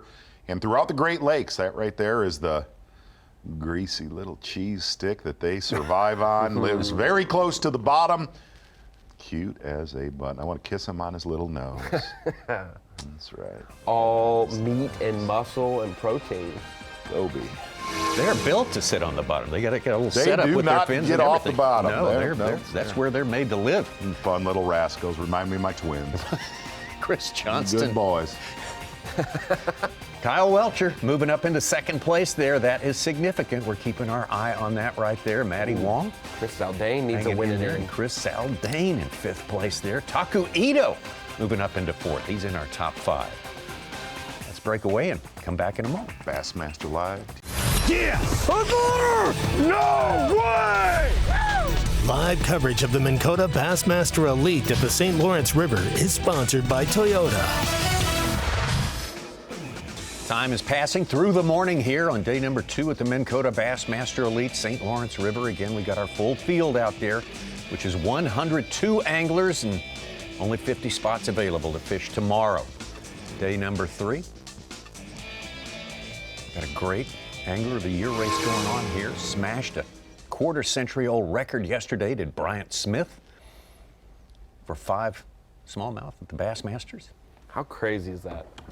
25-year record, and Pickwick Lake, obviously we know the smallmouth at the base of the dam, but that had held so long. Yeah. Last year, Corey Johnston got close, 28-8. Last year, Jacob Fouts with 27-15, and to top both of those with 2 guys this week, basically.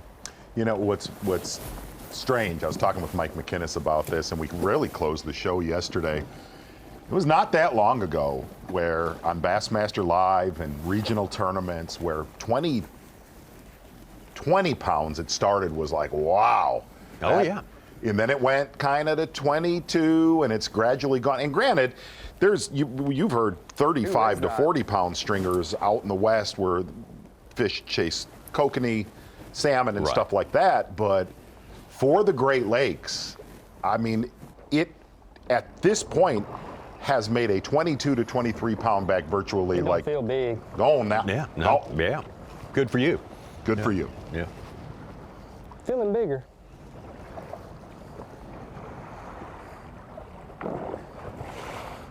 Like Drew Cook caught 20 pounds and change yesterday and fell to 7th in AOY.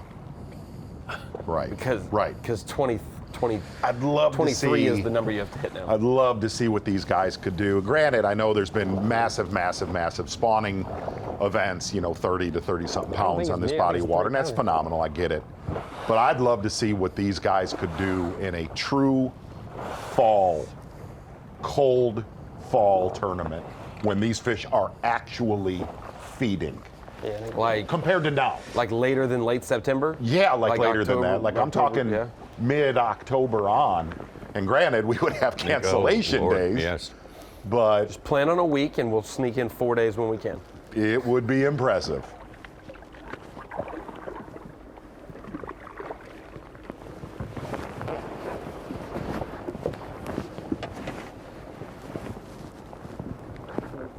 Mm-hmm.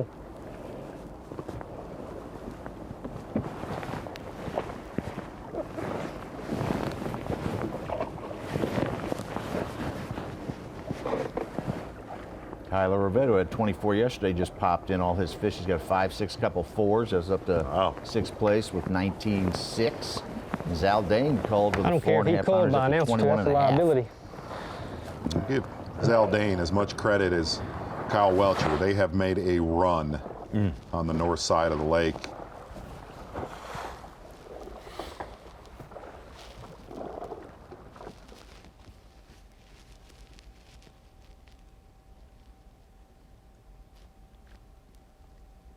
Let's take a minute, check in with our associate out on the water there, the legend himself, the one and only Davey Height. I believe we got him set up out there. Out here on Lake Ontario, the conditions very different than yesterday. Rain, which is a little frustrating, but much calmer winds. You got it a little bit out of the northeast. A lot easier to navigate. We saw a lot of the field, especially the guys that caught them, the mouth of the river or out in the lake. Some of them make really long runs. Today, it'll be a whole lot easier to make those runs. And I think we're going to see the weights just as good, maybe better than yesterday. I don't know if we'll have another 29 pounds, the all-time record 5 fish, smallmouth bass, weighed in a Bassmaster tournament. But I do think we'll have overall a lot of 20-plus pound stringers once again. So even though it looks a little dreary out here, still a good day smallmouth fish, a lot calmer winds. If that sun would peek out, look out. It's going to happen either this afternoon or tomorrow. A lot of fish will be caught then. Thank you, Davey. I see it a little bit more. Looks brighter, certainly where Kyle Welcher is right now. Supposed to really clear after 2 p.m. this afternoon. Okay. Another angler made a long run, about 40 miles into the lake. Matt Robertson, who we have seen do that in years past, making a 40-mile run on the U.S. side of Lake Ontario.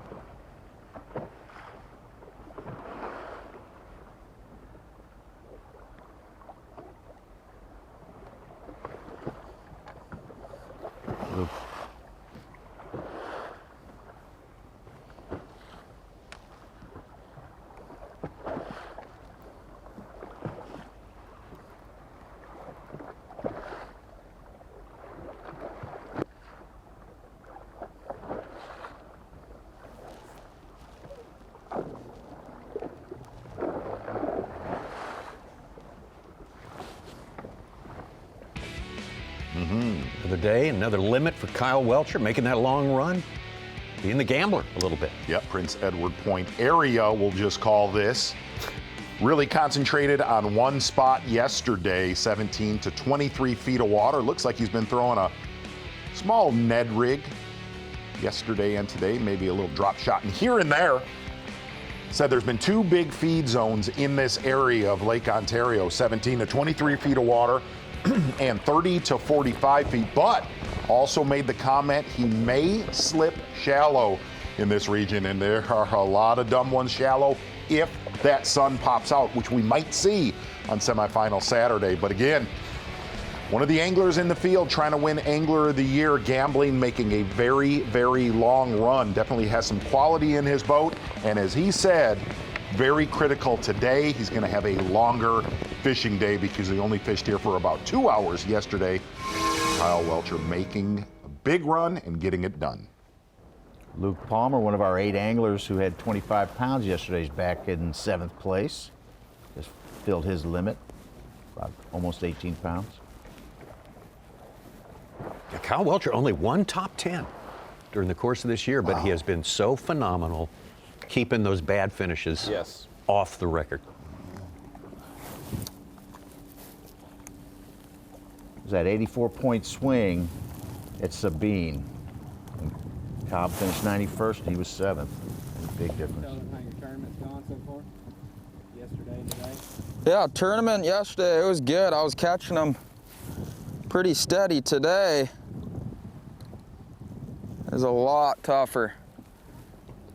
They're hard to see. They're on bottom today, so they're a lot harder to see when they're high up in the column. You can put the troller on 10 and go find them, but when they're glued to bottom, you gotta slow down and really look at your sonar.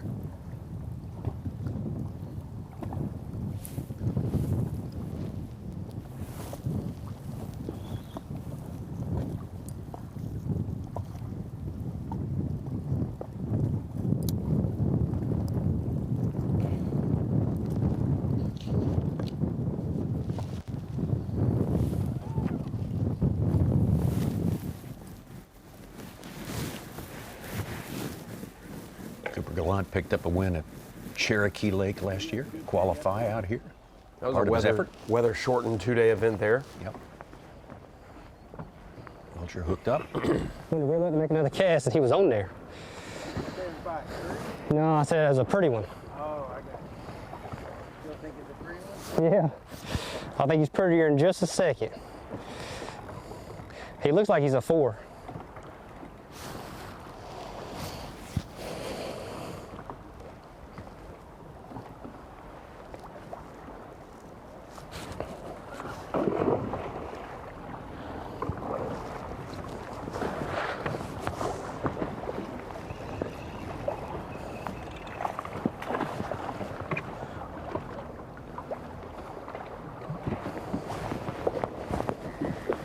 He was just right here by the boat, and I could have grabbed him, but I wasn't over here.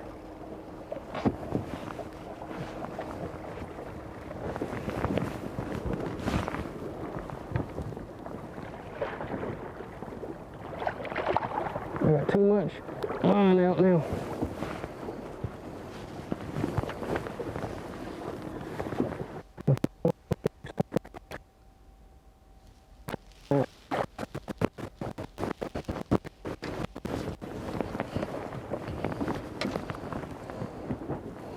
He was never coming off. I'm threading the Gamakatsu light wire worm hook, and that sucker gets him.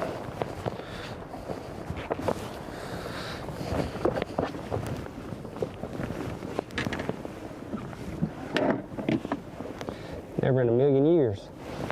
He coming off. I could bobble him all day at the boat.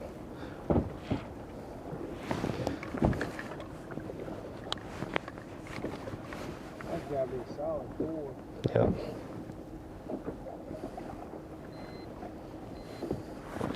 He's a 4. Like a 4-2.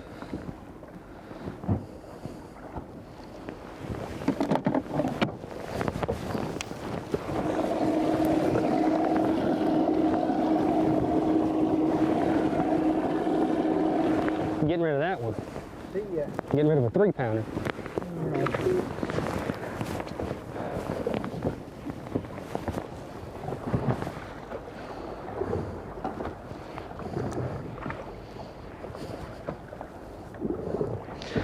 Hook's good.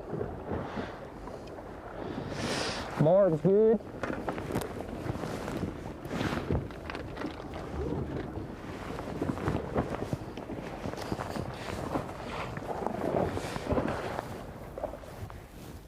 Should get him over 20 pounds. Third bag of the day over 20. You had a good day yesterday. Yeah. You're talking a little bit about a good start to the tournament. Yeah, I started this offshore yesterday, which I was actually fishing against 6-footer in the whole morning and caught about 20 pounds pretty quick. But you know, I really think 6-footers help with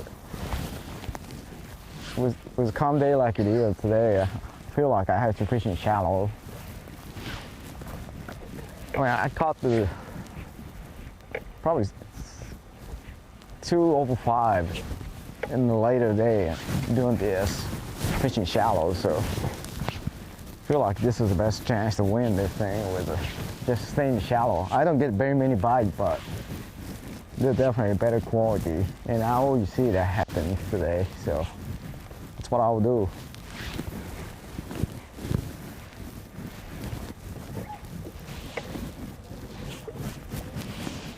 Jake Winokur just got over 20 pounds from 75th to 13th place right now.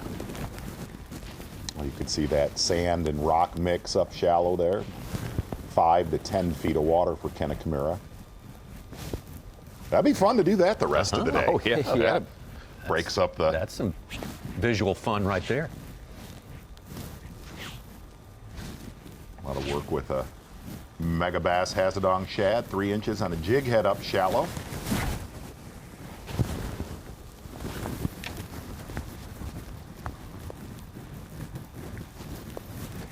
See more 20-pounders. We didn't jump out to a big 20-pound outbreak at the start of the day yesterday, but they did catch them all day long. Absolutely. They just never slowed up. Tommy, here's to show you. You look at where Kenna Kimura's at. You see that far tree line? Yeah. That is where Kyle Welcher is at. Big. No joke. Just to keep it.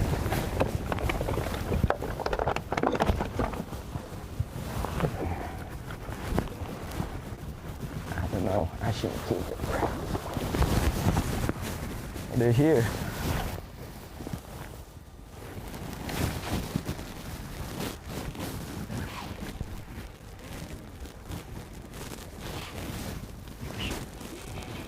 Kenta Kimura having a great tournament, obviously, here.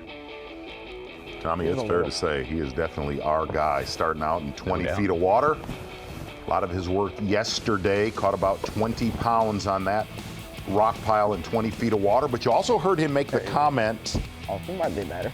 that he felt that those 4 to 6 foot waves crashing in to that northeast side of Lake Ontario definitely helped that deep water bite. Got some good bites out there today fishing a Nico rig, but backed it up late yesterday fishing shallow with a little swim bait.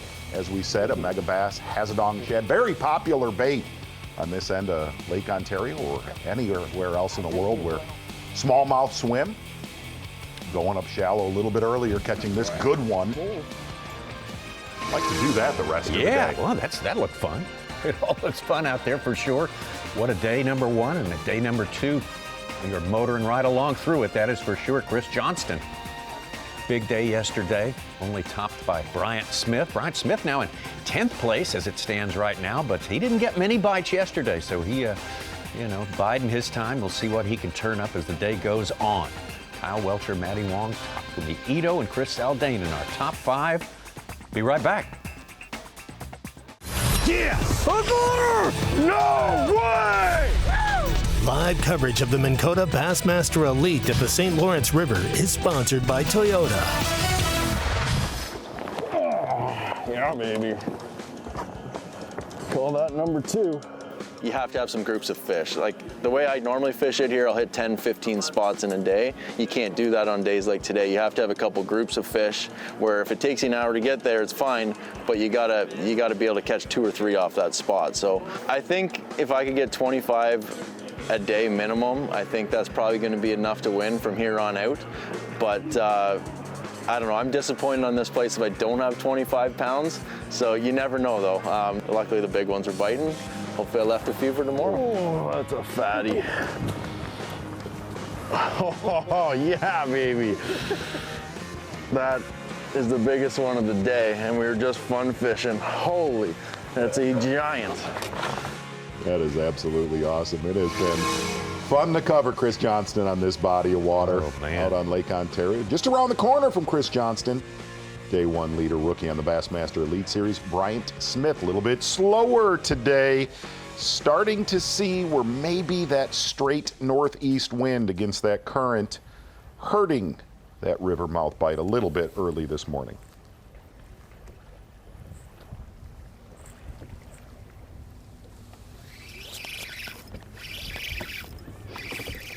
There we go. Come on. 2 fish. One of them's a good one. Real good one.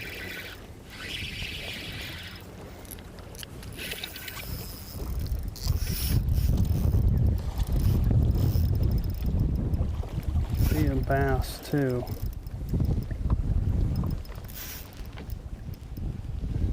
I think this is a drum. You look real close at that point. You see that boat way over there, just off of that point? That is Cooper Gallant right there. Got us a drum. One big common area for your leaders.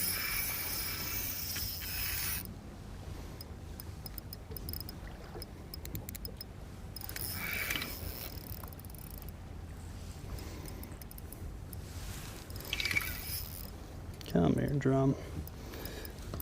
Oh no, it's a smallmouth. Not very big.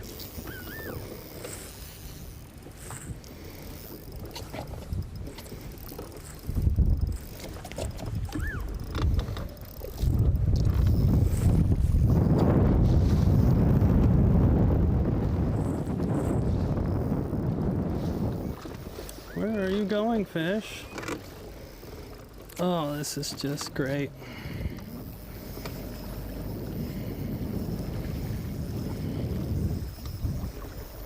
There we go. Gee.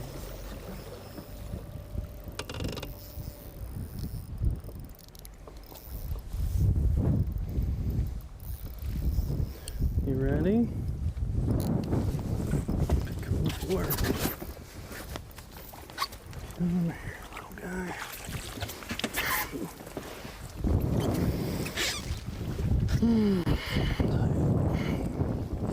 What do I do here? Not the biggest one in the lake, but oh god, the hook just came out.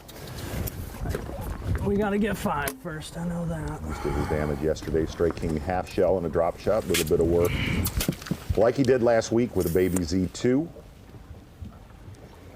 And for a guy that says he doesn't have a lot of experience on smallmouth, he's really good at it. Yeah. Really not bad. They have very deft hand at the smallmouth. 4th place last week. Little surgery. Well, we're going to head over to that main lake peninsula that we just pointed out, back to Cooper Gallant. Gallant, who was 4th place at another smallmouth event, St. Clair, this year.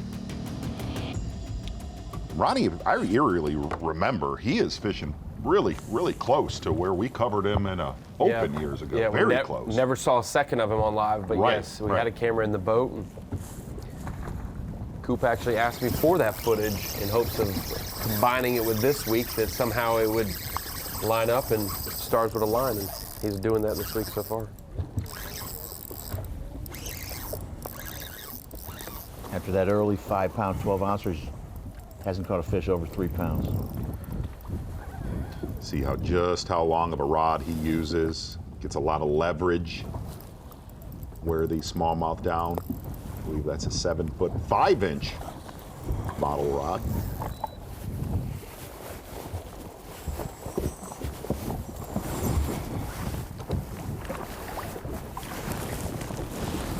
Little dude.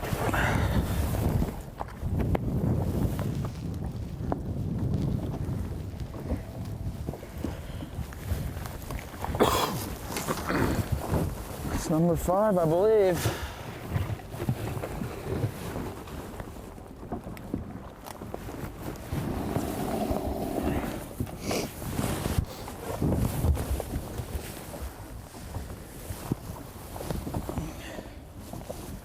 And just around the corner, Cooper Gallant, second place coming in 2 today, pounds. Chris Johnston.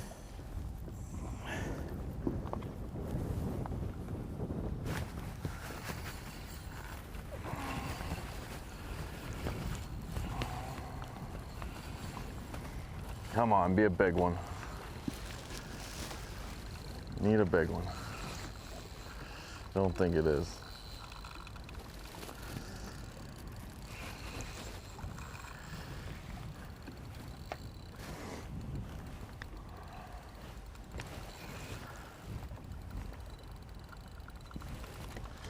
I think I got me a baby.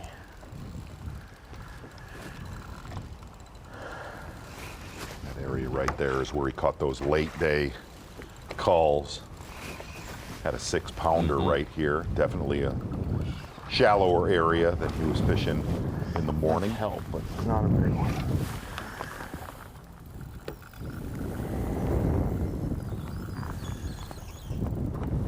Boy, so many bass spawn in that bay right there throughout the decades.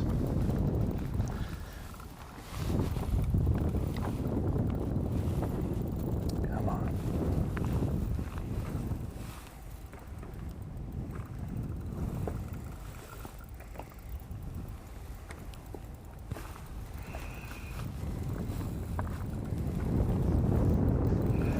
It's not jumping.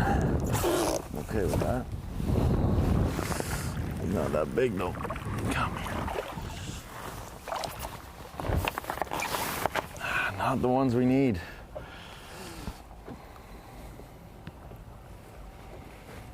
Yesterday, these were all 5-pounders.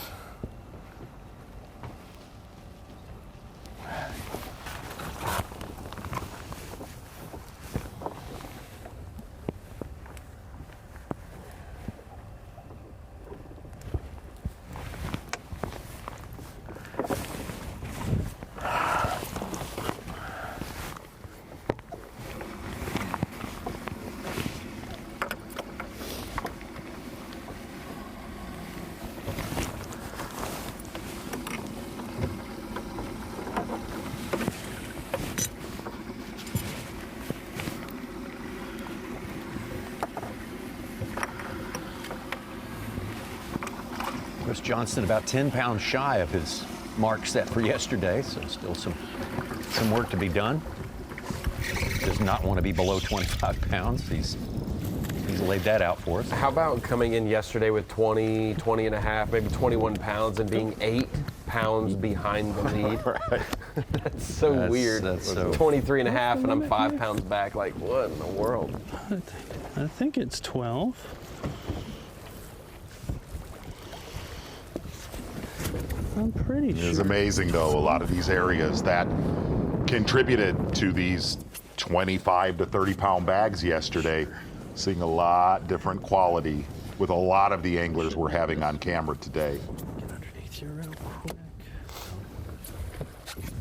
Chris Matt Johnston, Robertson. Bryant Smith both said before we started today, hey, these fish, they have tails. They move. It's like the ancient saying, you know, people make plans and God laughs. 12-incher in there. And that's, you know, the way it works.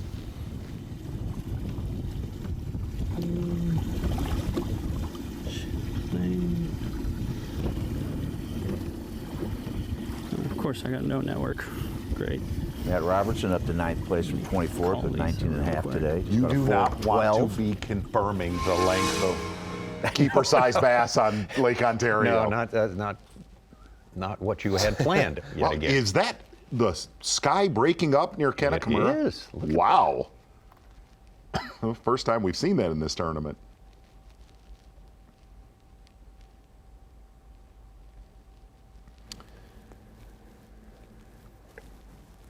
And that is coming from the west, so we should definitely have a little breakup in the sky here, afternoon sesh.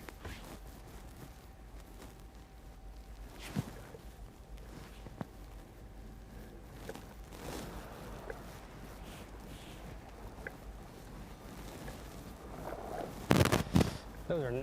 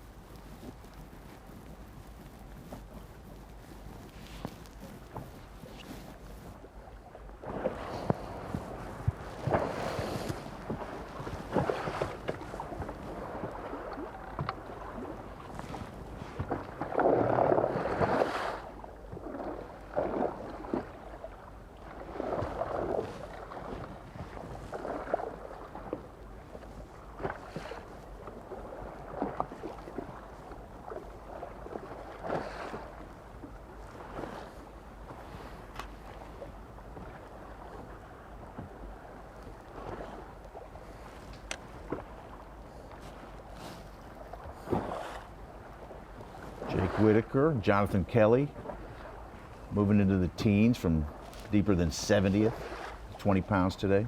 Got about 5 bags on Bass Track, over 20. Jonathan Kelly, we had spent a lot of time with him at Seminole. Yes, we did. Yes, we. He made the fall top Go around 10 the corner here and come back to B.A.S. in 2021.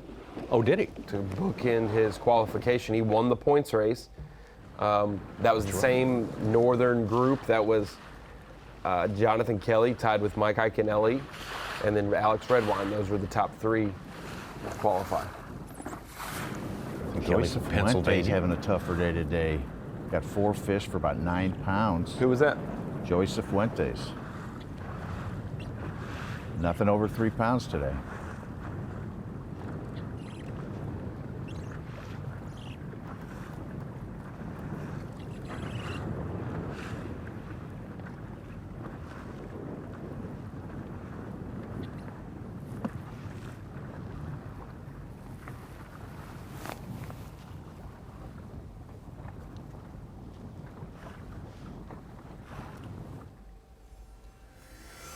Well, and the Mercury move of the day, somebody that needed to get it done in a big way in this tournament and needed to move out of the river where he fished yesterday. He did that, made probably the longest run out of any angler we're covering. Probably going to be able to get a nice glimpse of that area tomorrow. Chris Zaldain needing to win this tournament to be in the 2024 Bassmaster Classic. So far, the Mercury move of the day, spot on for Chris Zaldain, unofficially with 21 pounds and 8 ounces, keeping him in contention to win this tournament going into the weekend. Mercury move of the day. There was about 50 anglers coming into this tournament where the win this week was the only way that they'd be able to make the Classic. So we've got some of those guys. How many in that situation? About 50. There was about 10 who could make the Classic with points, 40 who were already in. You got 50 who got to catch them and win it, and that would be Zaldain, Matty Wong, amongst the group of the top 10 right now. Well, this is the last event of the year. All the final reckoning comes down today, tomorrow, and some of it the next day. Chris Johnston on top as it stands right now. We're going to take a break and come right back. Yes! No way! Live coverage of the Minn Bassmaster Elite at the St. Lawrence River is sponsored by Toyota. It's Friday. You're getting ready for the weekend. These guys are doing their best to get ready for the weekend. They just want to be here this weekend. 102 in the full field out here fishing the last event of the year on the St. Lawrence River, this Minn Bassmaster Elite. Only 50 will advance to the final. Tommy, we got some things to talk about. Big bass and big bags that have been brought into the scales. We've talked about the record. Bryant Smith, 29.5 yesterday, breaking a 25-year all-time B.A.S.S. all smallmouth weight record, 29.1 at Pickwick Lake. But also, we've seen some big bass individually brought in. I think we had 6 to 10 6-pounders brought in yesterday, but we have to have one big bass in the tournament. And so, excuse me, when we related to Rapala Bassmaster Fantasy Fishing and we talking about the big bass, when you come to the St. Lawrence River, you're going to have a team that resembles the likes of a lot of people's teams. You're going to have a variation of the Johnstons, probably Cooper Gallant, maybe a Paul Mueller. You'll have some of the Minnesota smallmouth anglers. You'll have a similar team, but the one way you can get away with that and get some bonus points is the big bass and the big bag of the tournament.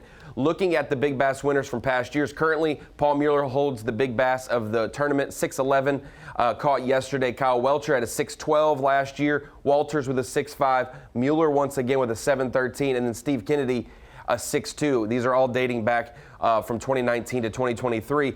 Almost all of these have been caught on day one of the event. Kennedy was day one, so was Mueller, Welcher, and Mueller again. Walters was a day two of an event. So normally we see the biggest fish of the week come in on Thursday or Friday in our events. But when we take it over to Mercury Drain the Lake to get bonus points for a big bag of the tournament as well, we normally see these show up later in the tournament. Corey Johnston, 28.8 last year. That was the big bag, and it was day 4 for him. Taku Ito, 26 even. That was the bag that got him the victory in 2021 on the final day.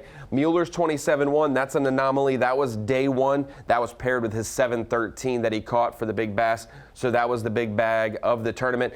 And then Micah Frazier's 25.9 on the final day in 2019 netted him the victory. So I doubt that we'll break Bryant Smith's 29.5, but if there was a pattern of the final day putting up some fireworks of a big bag, I'd love to see maybe a dirty 30 come across the scales of all smallmouth. That would be something to look at. So big bag and big bass winners for the St. Lawrence River. A lot of big bass come in early. A lot of big bags show up late. So still more to come as we hit the weekend.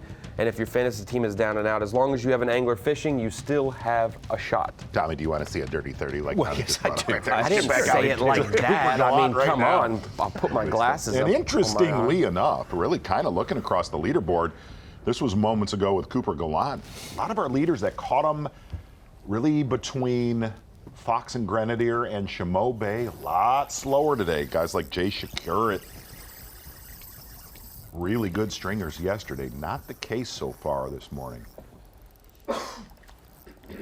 Saw a little bit of this catch as we played through the commercial there moments ago. Cooper's still waiting for the big ones to show up.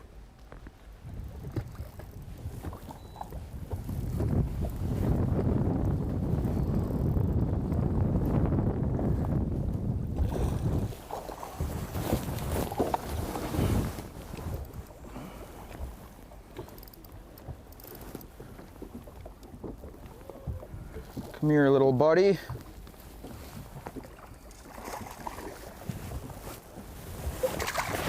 Whoa. Right in the face.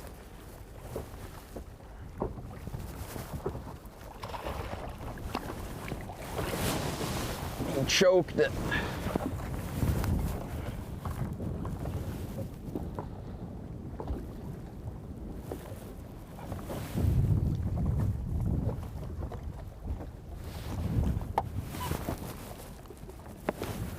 I have to keep an eye on him.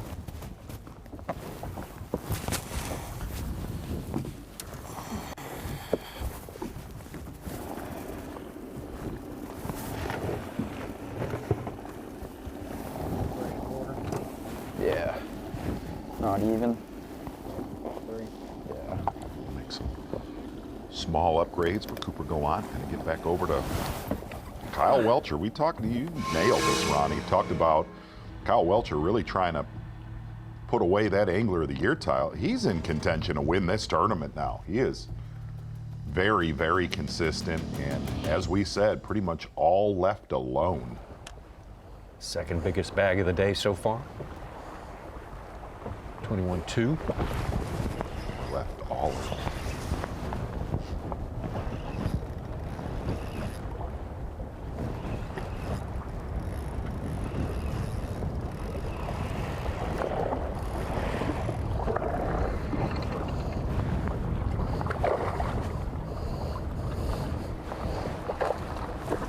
wish it had jumped about another foot this way.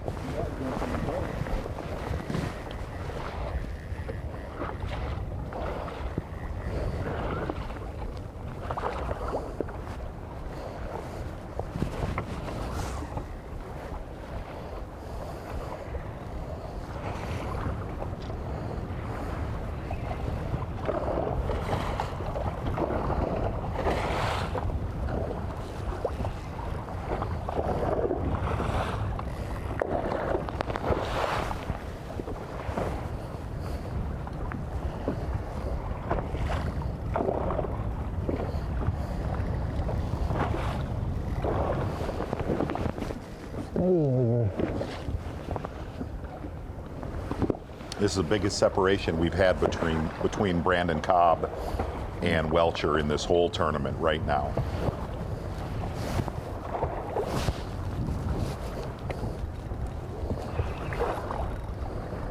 Not getting off to a great start for Cobb hurt him big time this morning. We saw how it died. It did yesterday. It was for the grimy. guys after that 90 minutes, and most of that time when Cobb was building his bag, Welcher was running to an area. Good point.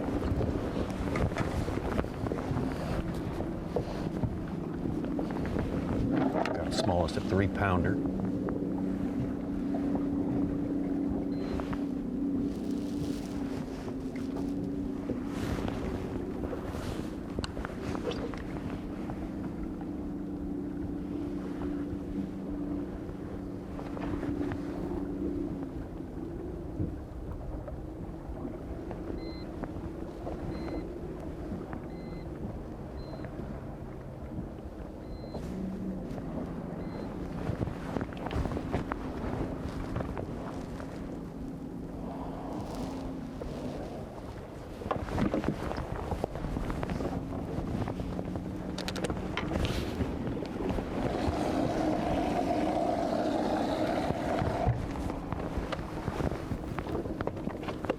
He don't really look bigger to me though.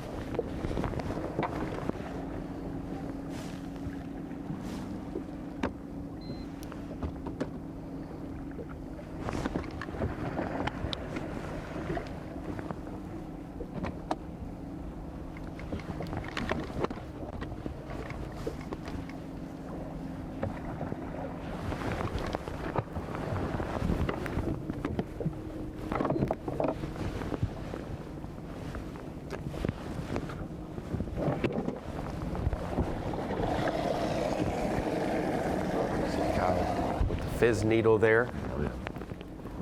Barb Elliott and Gene Gilliland with Bass Conservation have helped every angler learn fizzing over the last few years and also provided them with a free fizz needle that is perfect, doesn't get clogged, and allows them to do their job quickly and efficiently. Yep, earlier today with Kyle Welcher, definitely lighter winds. Got there a lot faster today than he did yesterday and should have a gorgeous ride home. Got to see a lot of footage from his cameraman, Jake Latondras, yesterday. It did not look very enjoyable or pleasant, to say the least. 17 to 23 feet of water and gonna have a lot more time. The one thing Kyle Welcher said, where he thought he messed up a little bit yesterday, leaving with one right around 4 in his live well. That is a great problem to have. Most of his work earlier today with a drop shot. I think we've seen him a little bit with the Ned rig, and he was another angler like Kenneth Kimura that said if that sun pops out, he will definitely go shallow in this region of the lake. But the good thing for Kyle Welcher, more time today, obviously, and all to himself. 4-pounder puts Tyler Rivette over 20 pounds up to 3rd place. Brian Schmidt with a 5.5-pounder from 60th to 14th. Now Welcher could upgrade half a pound and take over the lead. Unofficial.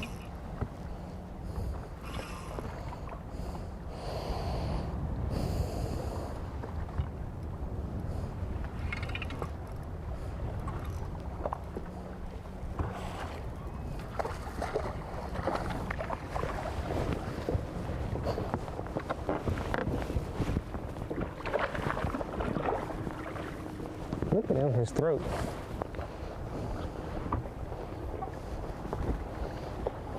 What is that? I don't know. What's going on here, Tommy?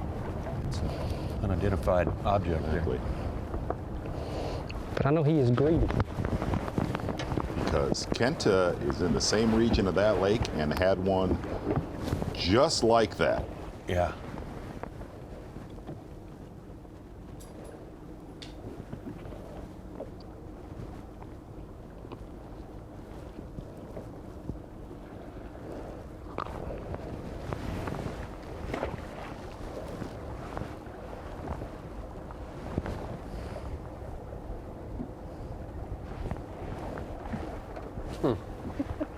What's going on here?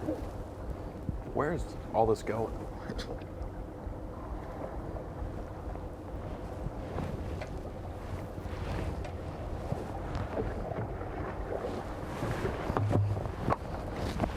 Well, you predicted last week Kyle Welcher was going to put it away for Angler of the Year. Well, I said he had momentum. He did Yes. have, and he has maintained it. He's upped the ante on momentum this week, trying to win this thing. It would be his first Bassmaster Elite Series win, and of course his first Progressive Bassmaster Angler of the Year title.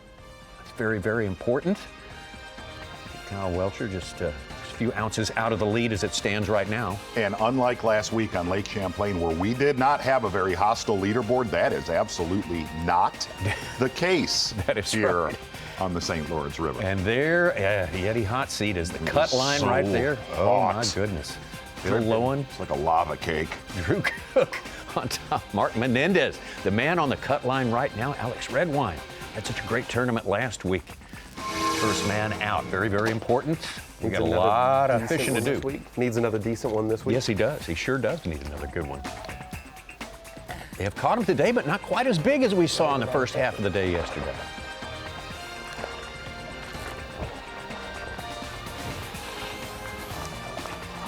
Kind of got a feeling, though, watching Cooper Gallant and Chris Johnston, they'll start making some moves here later in the day and expanding out into Lake Ontario.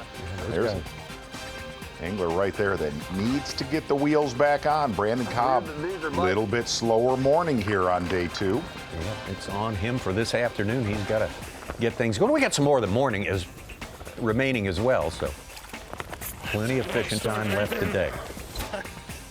I didn't even see that. Well, coming up, we're going to continue our live coverage with Live Mix here in just a couple of minutes, or just a minute or two. After that, Dave and Davey going to have some on-location coverage from the Antique Boat Museum. They're in terrific Clayton, New York, our fantastic host city, and we'll carry you all the way with live coverage all the way to weigh-in time. That's 3 p.m. this afternoon. Thanks so much, and we will continue from here on the St. Lawrence.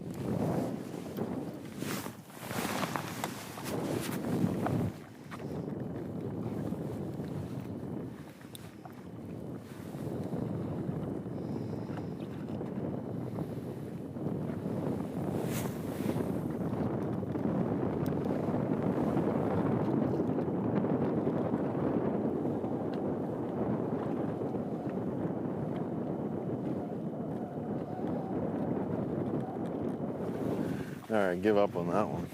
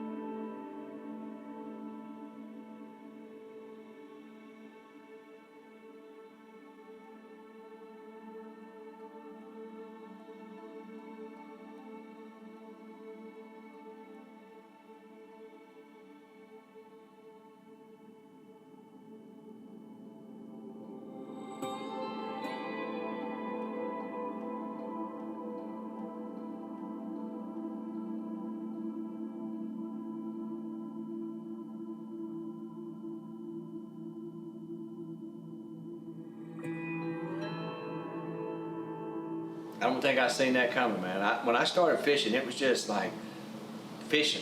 I'm fishing with Johnny McCombs, I'm fishing with my dad, we go fish a wildcatter, we win $300 and we're driving home, and I'm like, man, we won money. He said, yeah, we won money. I'm like, so we can do this again next week? He was yeah, I'm like, I'm fishing. I didn't really understand the Elite Series. That was the top 100. I didn't have a chance to read all the magazines because we worked all the time. I didn't have cable TV. I was in my 20s, so I'd never seen the show. Like, I didn't know. I just knew this fool done gave me $300 for catching 13 pounds of Smith Lake on a Tuesday night, and I said, we gonna get rich because we gonna fish, you know. So. How do you want to be remembered?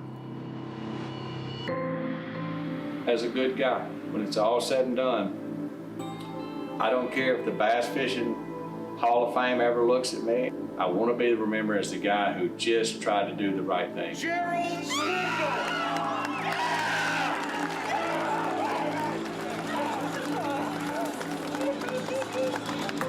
Come on, give it up for this guy right here, your Angler of the Year, Gerald Swindle!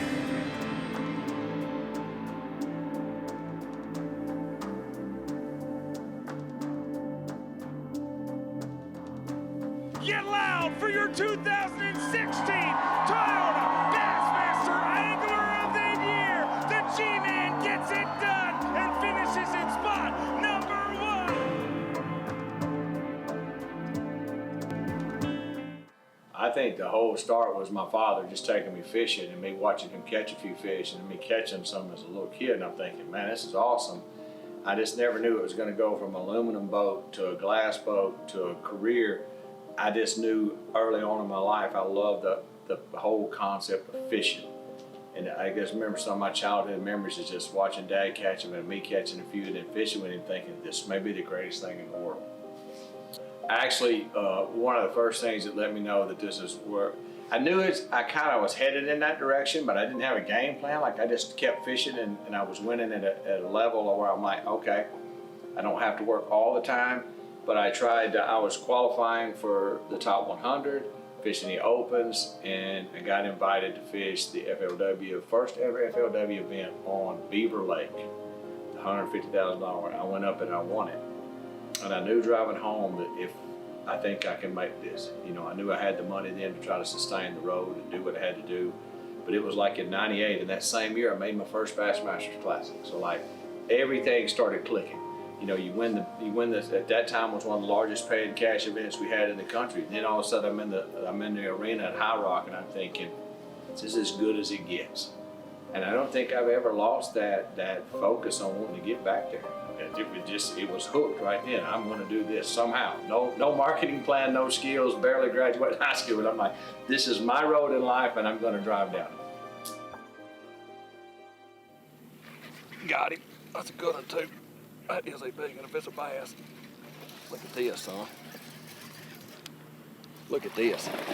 I want you to look at the size of this big jambalaya right here, son. Come on. That's what you practice for. You see what just happened right here? We actually up here building a piece for Phoenix and the Bass, the website. So we're out talking about me being on Guntersville, me being able to come to Guntersville and fish. And you know, it's September, so we're not really catching a lot. I'm not really that motivated. I got stuff laying everywhere. I'm like, hey guys, let's go up in the creek. And I just lost another one. And this is why I do this stuff, because I'm very bored back there. Nothing is happening. I get to a place, I was like, I've never been here. Let's go on an adventure.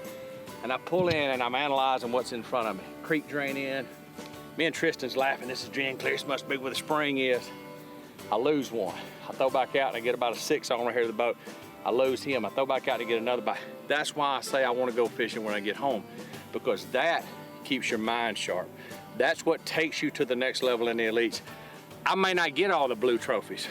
I'm just trying to get the checks in the highlight reel sometimes. You're just trying to get in the paycheck line, and that's why I do it, because it's the small things that I noticed that when you start making it happen, that confidence builds where you're like, yep, that's the place to be. Boys, that was a grown one. Might have rushed him. Grass dude. He's a puller too. That's why you do it, folks. It's another big one, y'all.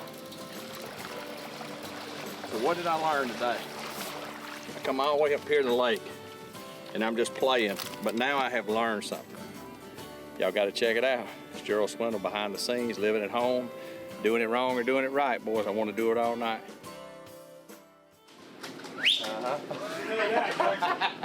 You whistle like that much. Everybody out there? No, I wish. All right, me too. A little taller. What you doing, girl? Just working. Be a bacon, egg, cheese. I think that's it. I think that's what I've really looked at in my life in the last 6 or 8 years. That with my wife and her by my side and her talking to me sometimes, she said, "Have you ever thought that fishing chose you for a reason besides what you win? Like, was this your platform in life that maybe you could share your story of struggling and having a lot of mental downfalls and being angry, and how you corrected yourself to be your testimony to others?" And I never really started it to be that. I talked about PMA, and I sought out help after my brother died, because mentally I knew I was in a bad place and I wanted to fix it. I didn't want to be that guy. So I then started understanding that, hey, we all have these issues where we get in lows and we can't get out of them. But I would do seminars and talk about that only because it helped me. Like, I didn't go in there saying, hey, I can change your life. I went in there saying, hey, let me tell you what happened to me, and let me tell you how I had to fix it. And if it helps you, it helps you. And then it's just took off to a level where I have had time after time after time again where someone walks up. It only happened 3 times at Wisconsin, at lacrosse, where a grown man will come up and shake my hand and break down and start crying in the weigh-in line right after I weigh in, and tell me that your speech and the way you looked at PMA changed my life. I had a man follow me to the boat ramp, and he said, I beat stage 4 cancer. I beat stage 4 cancer, and I'm wearing your bracelet, and I watch the video every day. He said, you, son, changed my life. And he said, I drove 3.5 hours one way to meet me in the parking lot. So I tell Leanne when I get in, I was like, was me catching 15 pounds that impressive today? Or was that? Or was that? But B.A.S.S has provided me the stage to play my career out on in a way that I never thought possible that I could change somebody's life. I never knew what the power of something was. I always thought that an AOY or another trophy is what I was looking for. Till you look a lady in the eyes and she says, I sit in rehab, strung out on heroin, and I watched your video, and I drove here today to tell you that I'm 2 years sober. What's that worth for me? So my career has took a really amazing turn in the last 10 years. And it's all because I think I just got to the point where, like, I can stand in front of 300 people and tell you where my downfalls are. You know, I got a temper. I fight it every day. It's easy to get down. And once I realized that being transparent with others, I realized that I'm walking in the same shoes with a lot of men and women around me. And guess what? We all have fishing in common. We all love the sport. But, like, that's been the game changer for Leanne and I. I know many, many times she's got in the truck and looked at me and she said, you're right. Fishing chose you. It is what it is. I'm Gerald Swindle. I fish Bassmasters for over 23 years now.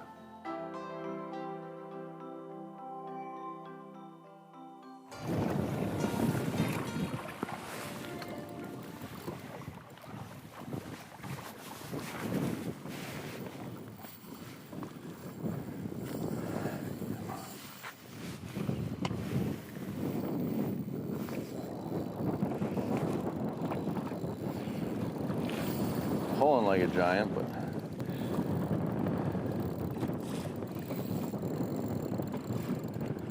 don't think it is.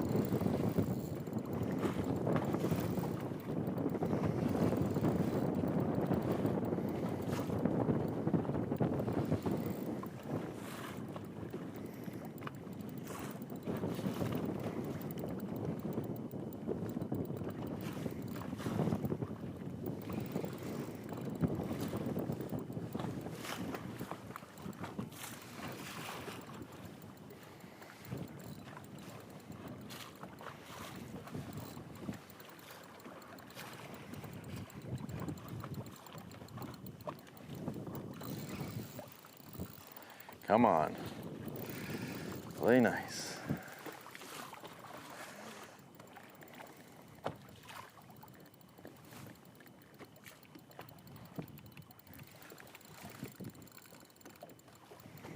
Some down there with them.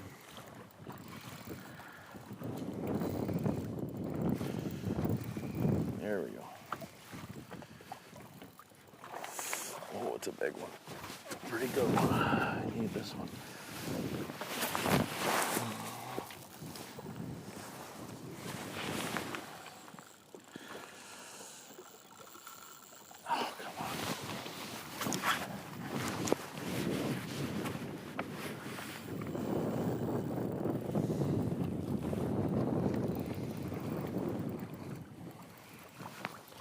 Bigger than I thought it was.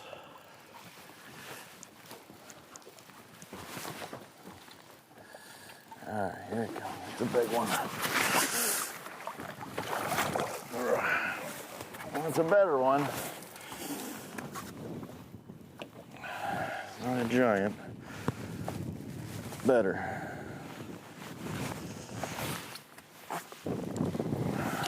Better. Slowly but surely. Let's get a quick weight on this one.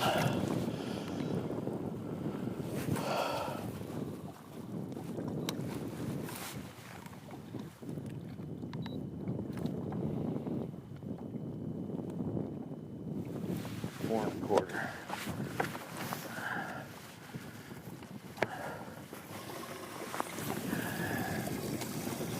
Four and a quarter.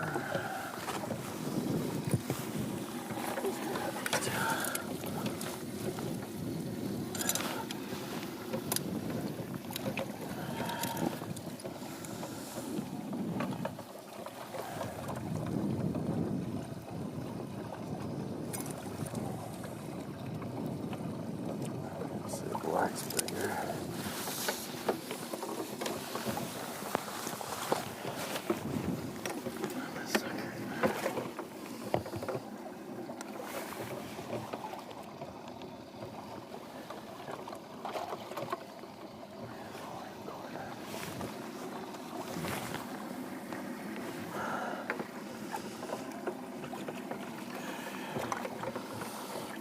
This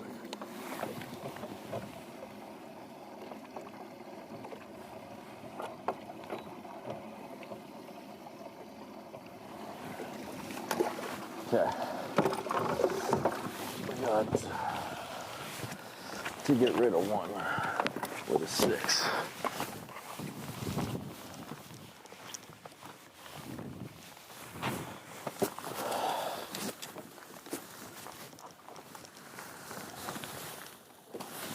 Need a 6 or a couple 5.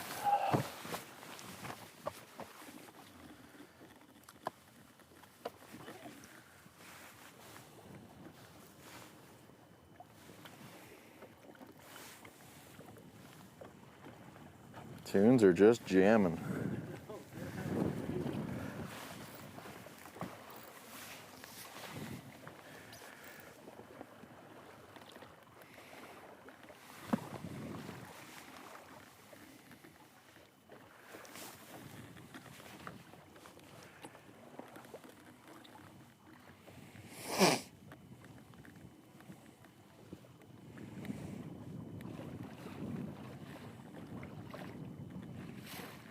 You can switch that graph over if you want to.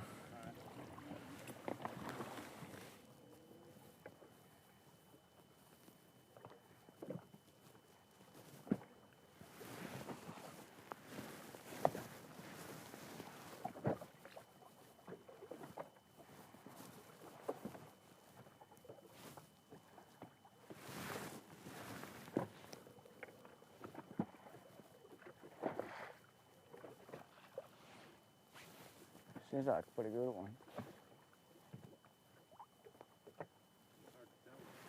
Yeah.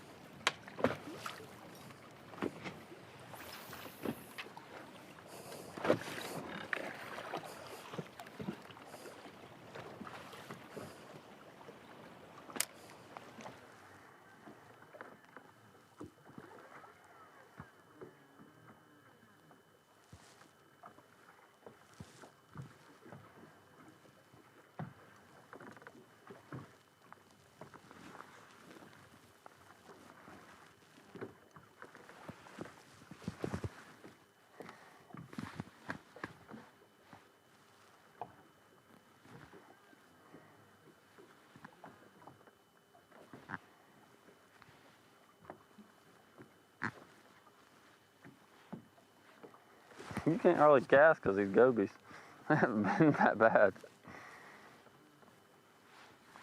Running me down the rocks constantly.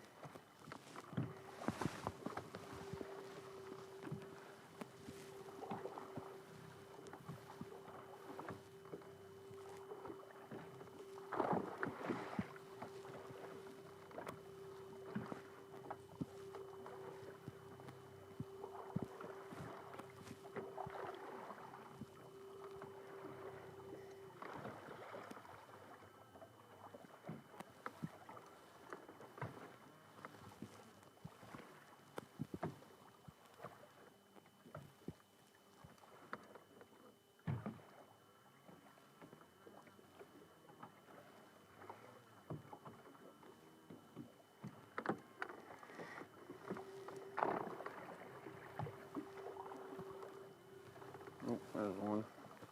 Where'd he go? Two of them. Good guess. Decent.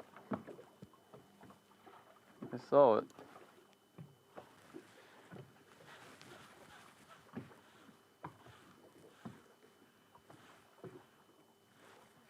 There's no way y'all didn't eat that. No way. 3 of them shot down on it. What in the world?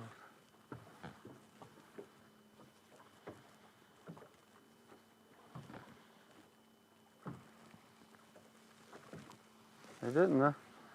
I pulled it too far because they shot down on it so fast I thought they were going to have it when I lifted up. Dude, my worm did the thing again. I wonder if it did that. Those are the way they acted. They should have still ate it, though.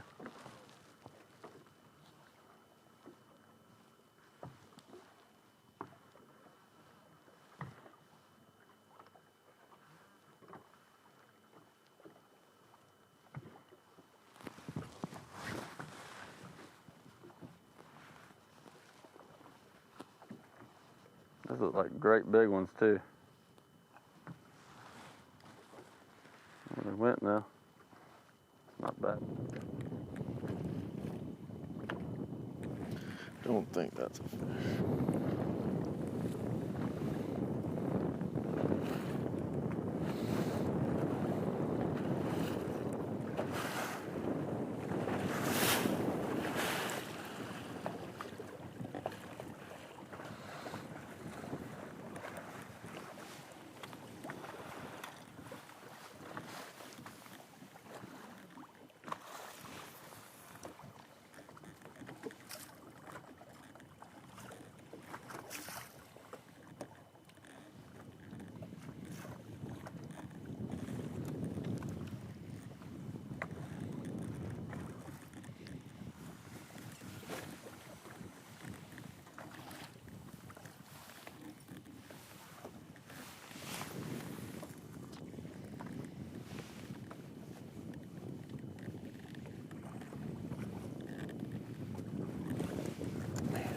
thing keeps swimming.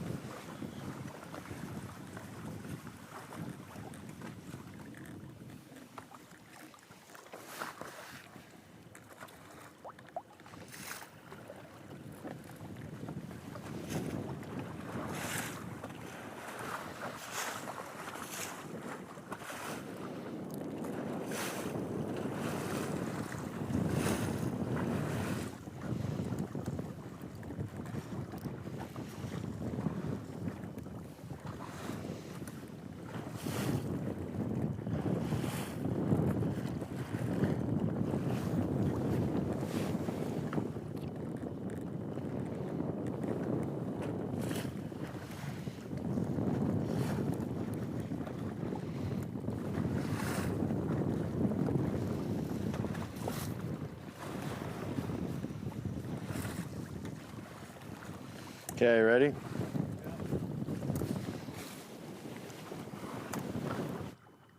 Exactly where they were the other day too when I caught some good ones.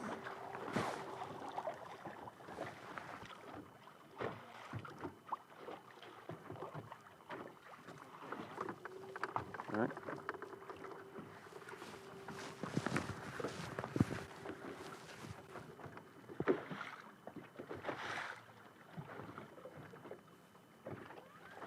Where'd they go?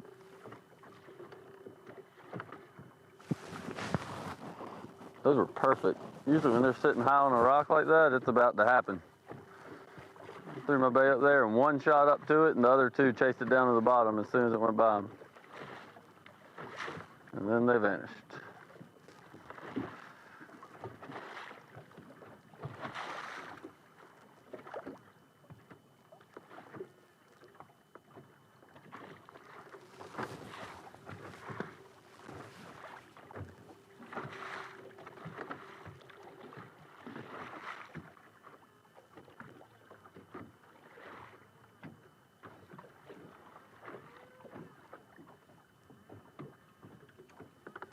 I don't know where they went.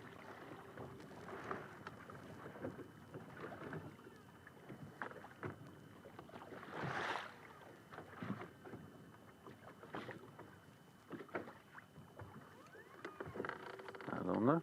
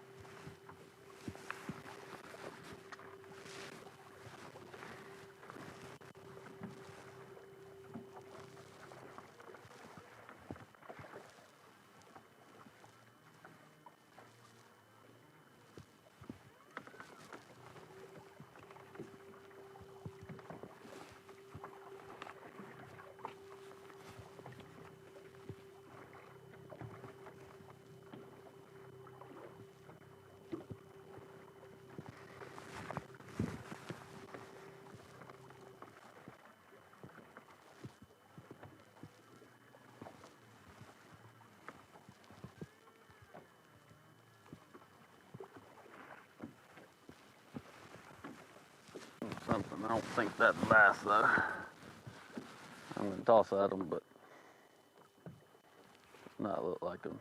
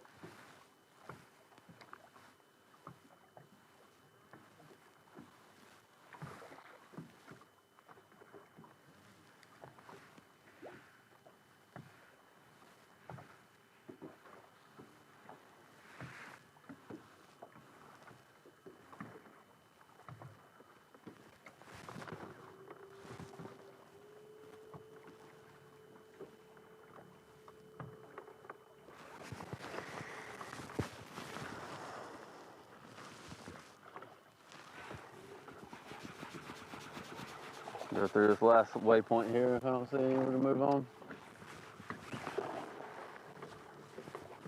They're biting somewhere. I don't know where, but not here.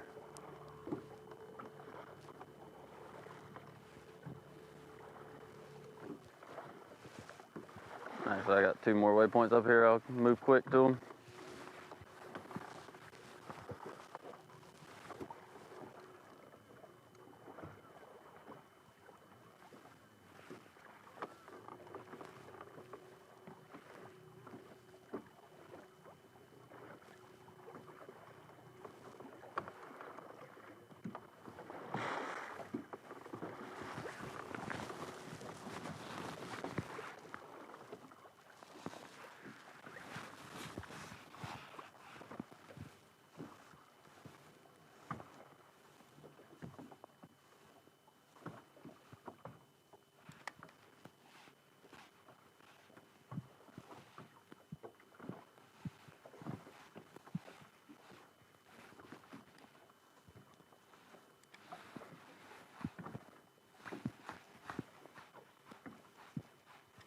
Proud of this one than that last one.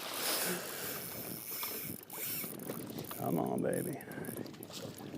Get it over with.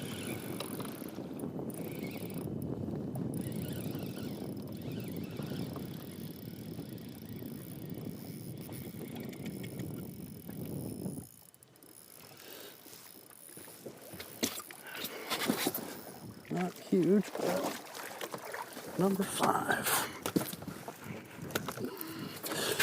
Not huge at all. It's a little better than the last one. That's a limit. God. It's one of those things, you're happy to have it, but you hate to even put another small one in your live well.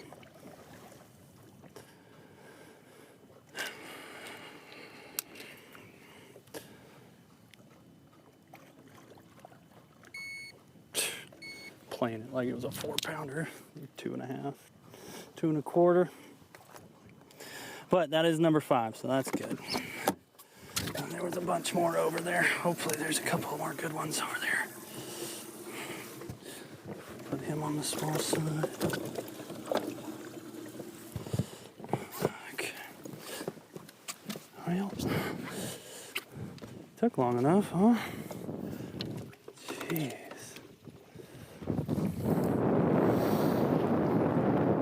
Got some serious work to do still. So crazy how you can have such a, just like yesterday, it's just couldn't make a bad decision. Today, can't make a good one. But that's, a lot of that's due to my inexperience with smallmouth. I don't know how they move, how they set up with wind and with the wind change, weather change, all that stuff. Let's see if we can get this one to bite.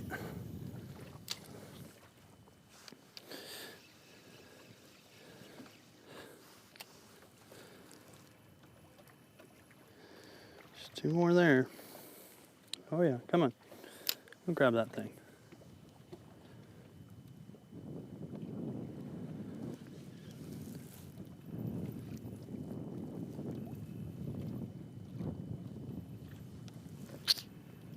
Or don't.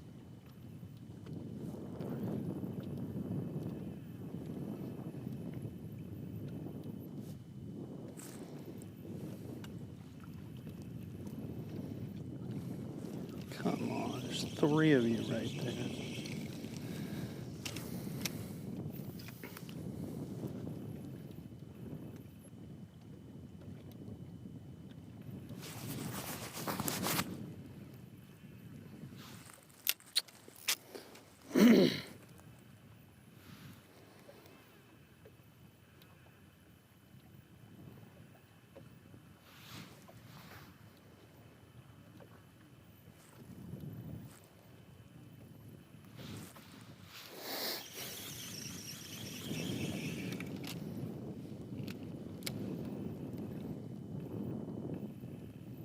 So weird how they always just hang out under the boat.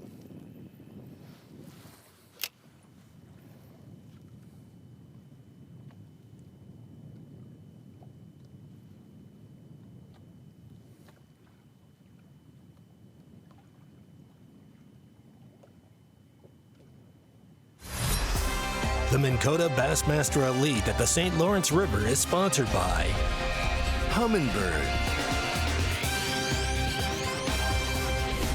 Mercury,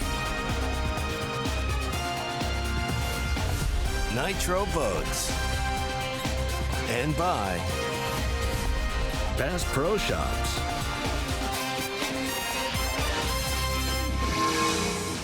Welcome into our on-location coverage in Clayton, New York. 190 days ago, this all started in Okeechobee, Florida, and hard to believe we're already here at the final full field Friday on the Bassmaster Elite Series for the Minn Kota Bassmaster Elite at the St. Lawrence River. And it has been a showdown, a throwdown, a big fish mowdown. Record-breaking weigh-in yesterday, Davey Height. A 25-year-old record got smashed. And this fishery, the crazy thing is this fishery owns all the smallmouth records now.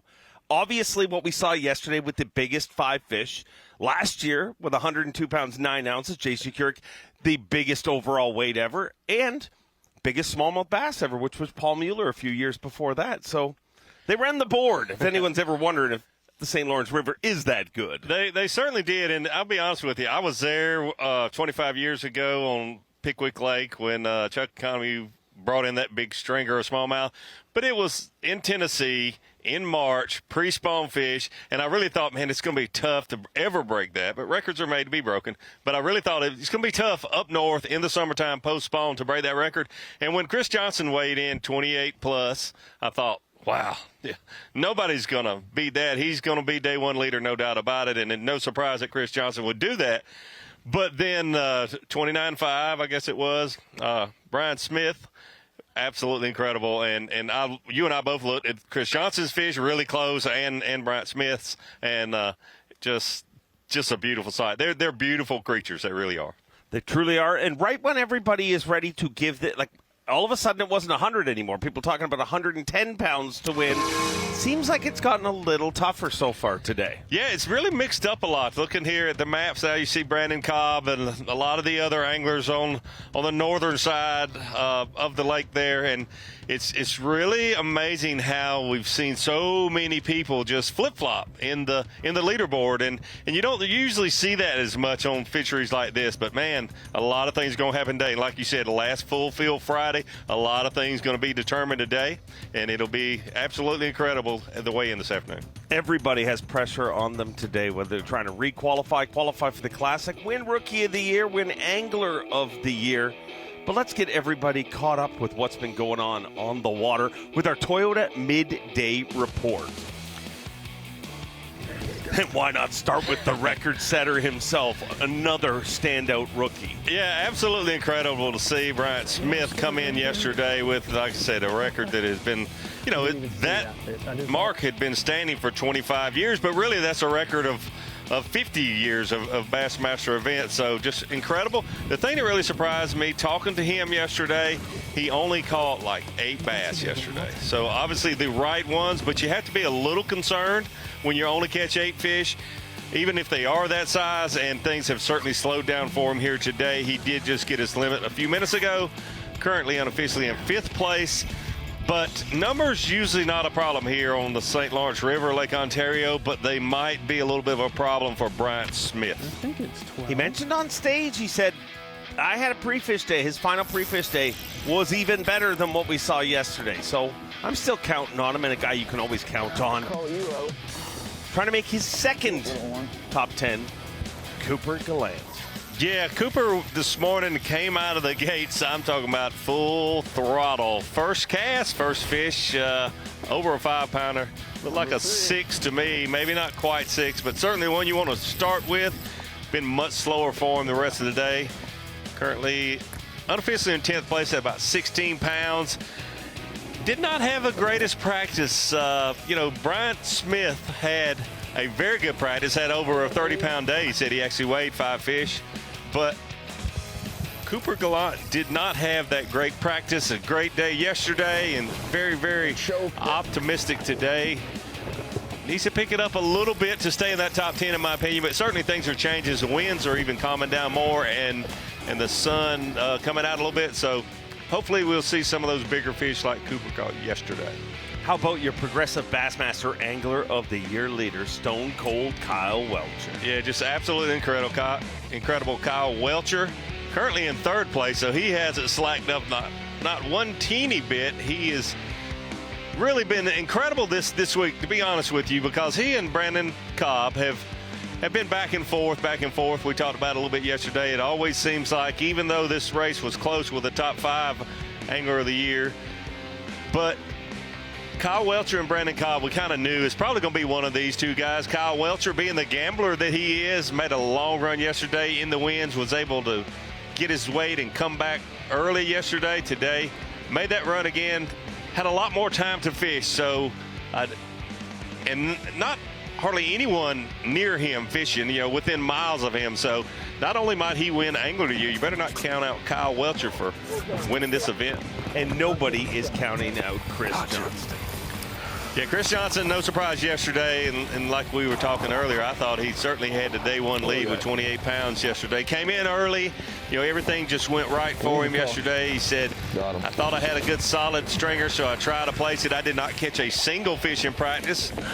He and Corey have a lot of places that they don't even practice for these events. They just have so much history here on Lake Ontario. And he said, when I went to that place, not many fish at all. I don't think I can catch many fish there. He said, but every single one of them was like 5-pounders or 5+ pounders. So Chris Johnson currently unofficially in first place. Certainly no surprise. Got off to a good start this morning. I will say, I was out on the lake and watching him on his first stop. He had some company there. There was a guide boat with a couple fishermen in it and a couple more. So there were some people around him this morning, but I'm sure he has plenty of places he can go that there won't be other competitors there or just recreational fishermen. Just 2 years ago, we saw Kyle Welcher finish second place in the Bassmaster Classic. This his second shot at a major title in this sport, and he doesn't want to let it slip from his grasp.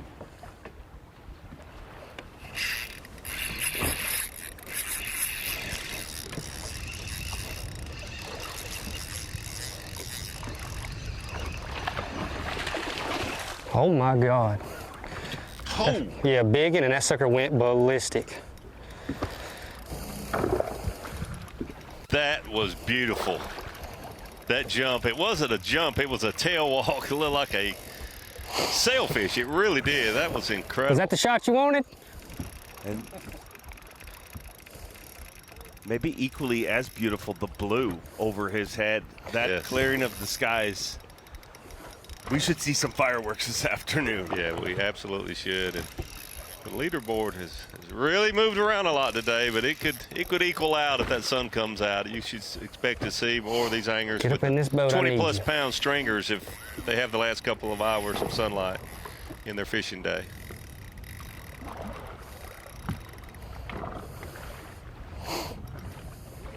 That's my vote for Power Pole Replay of the Day if we get one here in this hour. That was incredible, that fish. I've seen it a few times, but you don't see it as often as we would like. It was absolutely gorgeous the way that fish didn't really come out of the water, just tail walked about 15 feet on the surface of the water.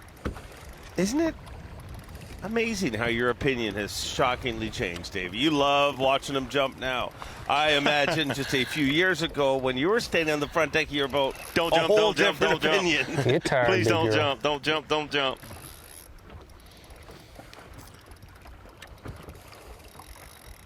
You think that's one of them you missed? No, it's not. It's a new group. There was 3 of them sitting up there by themselves. About 120 feet from where I just lost that one. I was kind of curious if it was even a bass. It is definitely a bass. What's your line set up? I've got 10-pound Sunline AMZ braid tied to 8-pound Sunline shooter leader.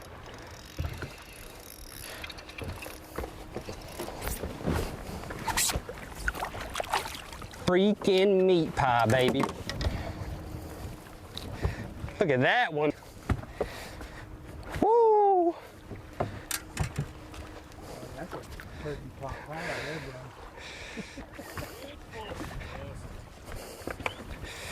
Yes, dude, give me some, baby, yes.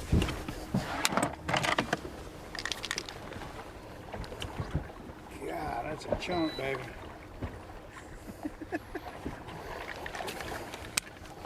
It's got to be 5, don't it? Gotta be, at least. Yeah, right at 5.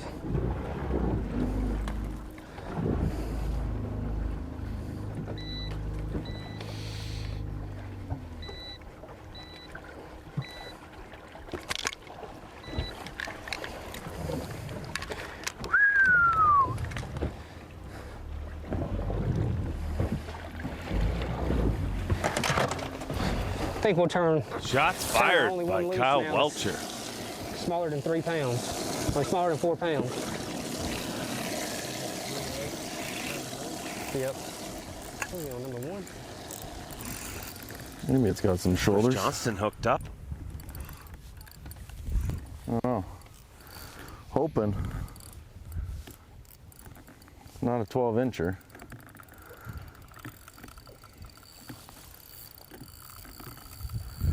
Could use a big one right now. Come on, pull him like a big one.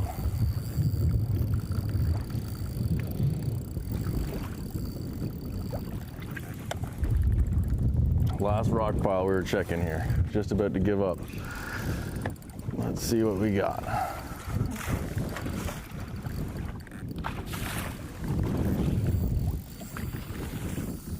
Could be a 3-pounder, I don't know.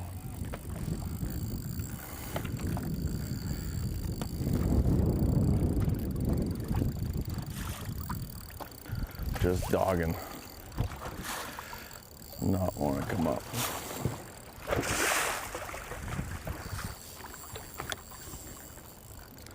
Come on, what do we got? Be a big one. Be a big one.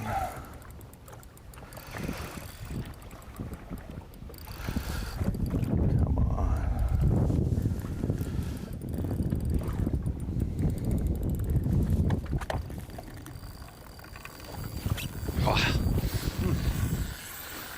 And you know, Chris and Corey both, they put a lot of pressure on smallmouth. It's not like they don't put much pressure on them. They put as much pressure as I think you possibly can with 8-pound tests. Come on. Let's get a look at you.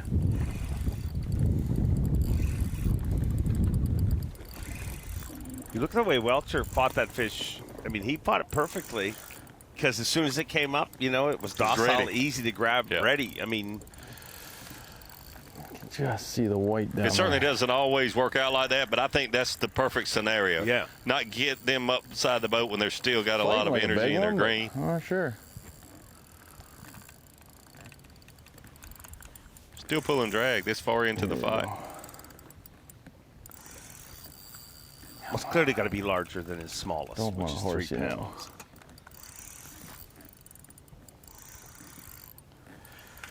Real important to be patient here because you get to a point where Can't tell how big it is. you think, I got to put pressure on them. I got to put more pressure. Pretty good one. Nah, it's not a giant. So just a little football.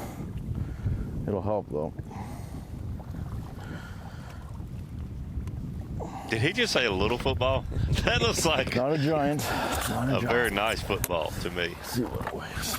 You're live. Just hoping to get a 6-pounder. Getting bites today, just haven't got the big ones. Let's see what this one weighs. It's just over 4. That'll be the smallest one.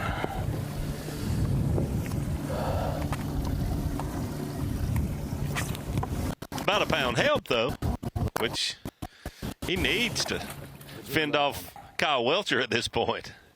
And you have to keep in mind, too, the field was flipped today. He's going to have the longer day. When you look at with the sun breaking, I don't know how and Tamira hooked up.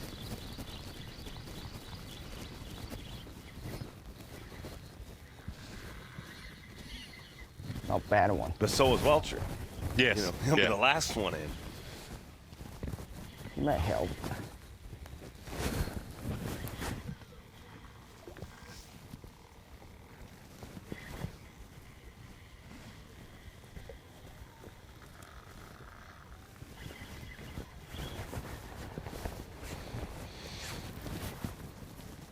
So shocking to see Kenta have a rough one last week at Champlain, because he really has been money in both the elites and the opens all year the last long. few years.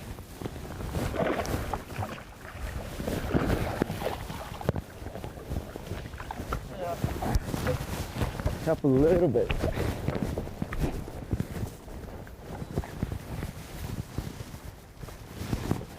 Not the big. Yeah, and he I'll take it. Very consistent, but I don't recall him really being in contention to win recently on the elites. So he certainly do. Certainly do. Earlier this year, he made a top 10. At Murray. Lake yeah. Murray, yeah.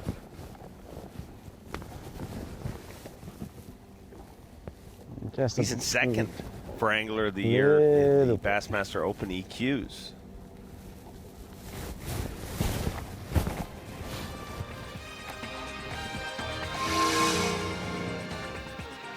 Well, Kenta does some culling. We'll have a look at our leaderboard, and back atop the leaderboard, back atop of it all, is Chris Johnson with 49 pounds and 9 ounces, being chased down by our Progressive Bassmaster Angler of the Year leader with 48 pounds, 12 ounces, Patrick Walters. And he said it on stage yesterday. He said 100% Smallmouth Disneyland is going to be open tomorrow, which is today, and Takumi Ito always keeps his word, sitting in 4th place. We'll be right back.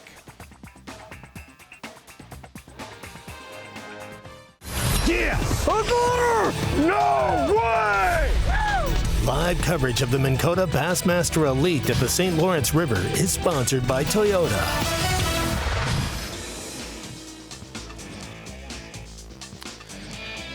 Welcome in to the Minn Kota Bassmaster Elite at the St. Lawrence River in Clayton, New York. That a look of how our playing field sets up, Davey Hyde, and where our anglers with cameras are at this moment.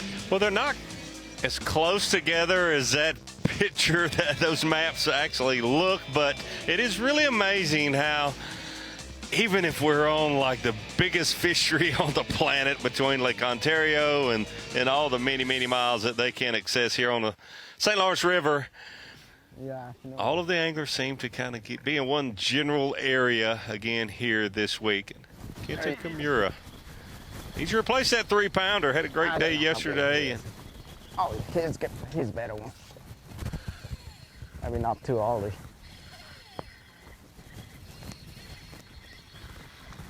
Oh, he's white.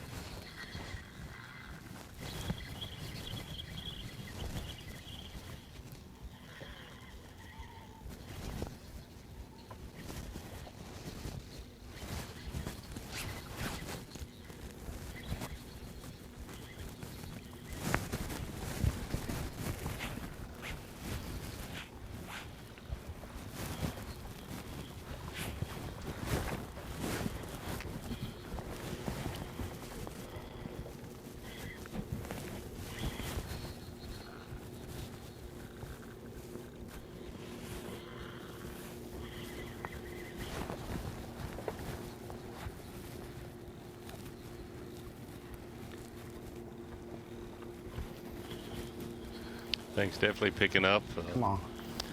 Here from Clayton, New York, we can look out in the lake and see that the skies are brightening up.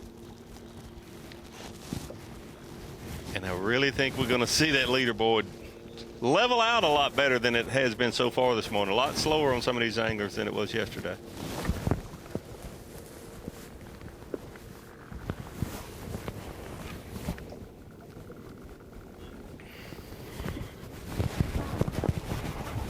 Very hooked.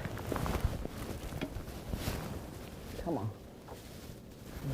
Give up. Look how much better you can see the fish just visually yourself now that the lights started to come out. It gives you an idea of just how much better they can see. That's a hole. Whew. That was too early.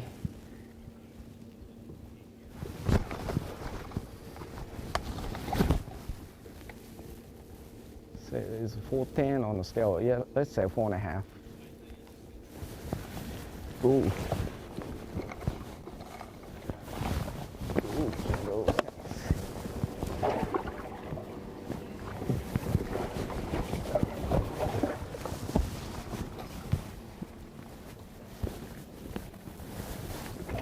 Definitely a good upgrade there for Kenta. I think I need a fishing every one of these. I'd say. A 3-pounder replaced by a 4.5-pounder.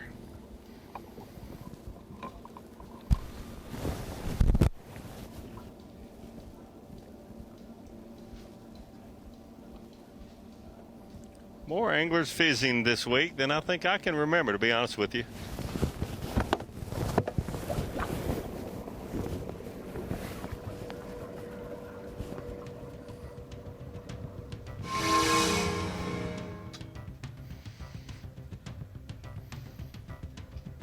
Make a move now from Kenta Kimura to Cooper Gallant.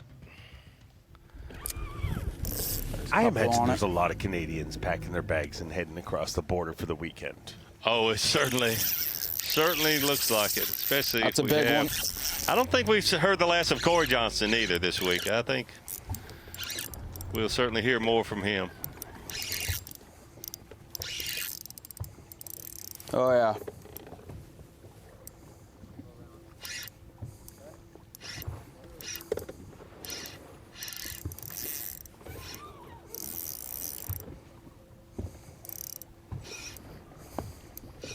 Cooper with a great day yesterday, obviously, and I sitting there talking with Chris Johnson, waiting to weigh in. He was the first one in line to weigh in yesterday. Came in a little bit earlier than most, and looking at Bass Track, he couldn't stop saying, Cooper said he wasn't catching them very well. He called me and said, I'm not catching them very well. That happens. It certainly goes the other way oftentimes, but sometimes you're just not catching big ones, and on tournament day, they all get bigger. It seems to go the other way more often, no doubt, but sometimes that happens on tournament day. There's 3 of them down there. They go from small to big. Your TH Marine current conditions. Currently 68 degrees, partly cloudy with a north wind at 5 miles per hour. And as we've said several times, the sun is definitely starting to shine. Clouds breaking up a little bit. I think it was legit, too, because I had talked to Coop, and he was like, yeah, I was really panicked. I was on hardly anything. But I did ask Chris Johnson when he said, oh, he called me all panicked and everything, and I'm like, did you help him out? No, I did not. Right away, he said no.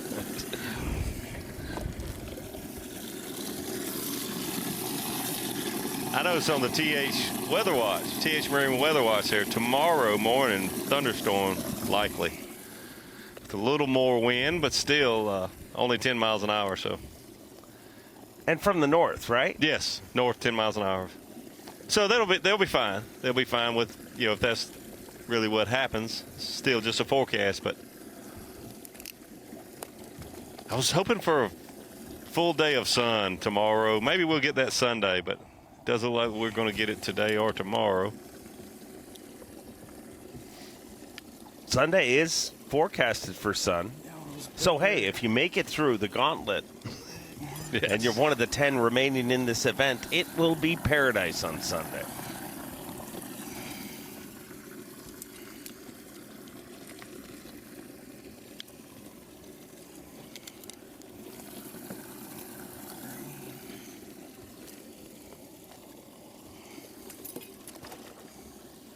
Hey, buddy.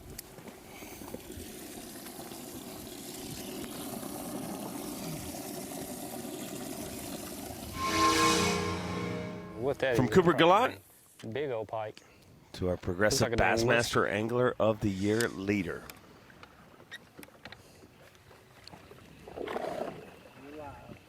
I hope this is a smallmouth. He just made that cast and said it looks like a muskie. So caught something big. A couple of good ones throughout the day. It wasn't near as fast as it was yesterday, like catching big ones. Yesterday I caught a 5, and then a 6, and then another 5, and like my first limit had 3 over 5 in it. Today I had to really expand a lot and catch them out of places where I have not caught them, where I didn't catch them yesterday. So, we've got 4 hours from right now to make it back. So, starting to shift focus from today to tomorrow, and I really need to find one more place where I feel like I can consistently catch a couple of 4-pounders. Like if I fish around there for an hour or two, I can catch a 4-pounder or two, you know, tomorrow. I really need to find one more place, I feel like, because these here are getting smart by the minute, because I've thrown at them so many times, you know, just going back and forth up and down this stretch. But it's definitely shifting focus towards tomorrow. You see your Angler of the Year battle right there. Currently in second place, Kyle Welcher and Brandon Cobb in 30. We'll remind you, the last two events, it was the opposite. Yes. At the halfway point of the tournament, it looked like Cobb was going to walk away with a bunch of points. He has a rough day 3, and Welcher has big days, and it totally changes. The opposite could happen. Yep. No, I know the fine Welcher fans don't want to hear that, but no, you're exactly right. And you have to look at currently Brandon Cobb in 34th place with 12-10. He will not be in 34th place if he comes in with 12-10. So he has to make tomorrow. So he certainly needs to fill his limit and catch a couple solid ones. A lot of the Bass Track folk, you know, we don't have results back on them. So he needs to catch a few more. But as long as he makes it until semifinal Saturday, he'll be in contention, because you're exactly right. We saw just the opposite happen with Kyle Welcher the last two events. That's why I was saying when we started, today's a big, big day in so many ways. Huge. We'll be rolling in. Brandon Cobb comes in 51st place after today. Kyle Welcher wins LY. Essentially, you know, I guess maybe crazier things could happen, but if he comes in 50th place, he's still very much alive. Kyle, with Welcher having a chance to fall and Brandon Cobb having a chance to move up.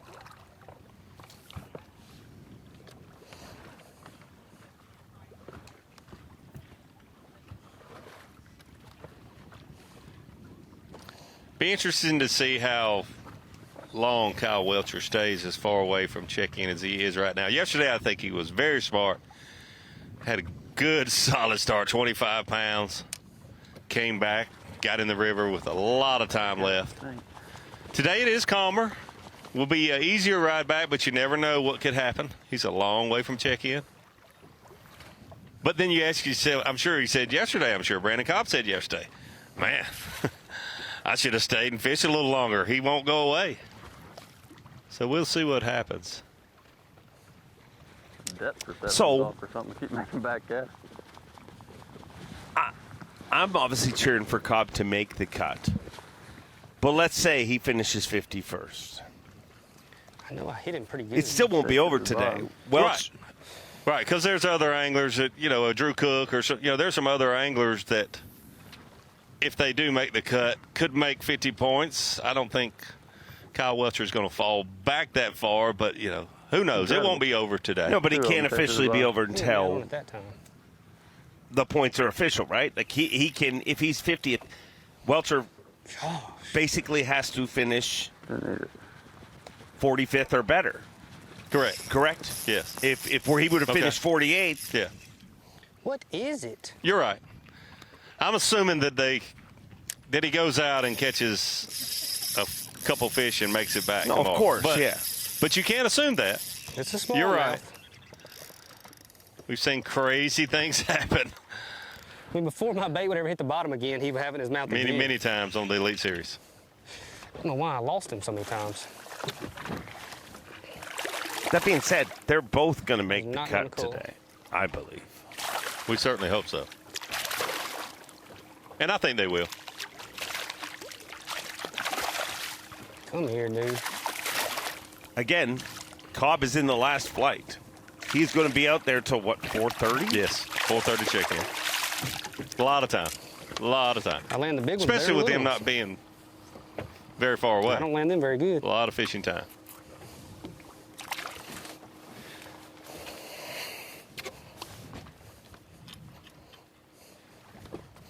I was like, gosh, what is going on? Stone Cold Kyle Welcher trying to seal the deal. on one of the most coveted trophies in professional bass fishing, the Progressive Bassmaster Angler of the Year title, and that is a good way to do it. Sitting in second place in the 9th stop of the 2023 Bassmaster Elite Series, the Minn Kota Bassmaster Elite at the St. Lawrence River. But atop the leaderboard, the first Canadian ever to win an Elite Series event, and he did it right here on this very body of water and this very location in beautiful Clayton, New York.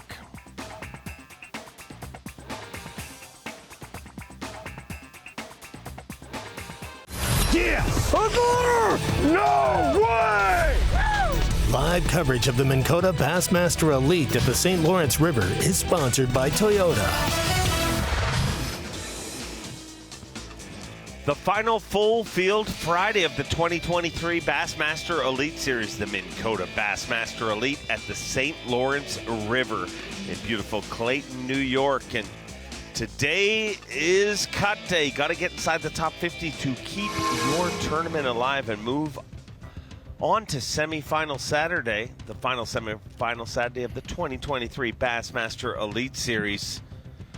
But let's get out on the water live right now with the Bassmaster Open winner, Kenta Kimura.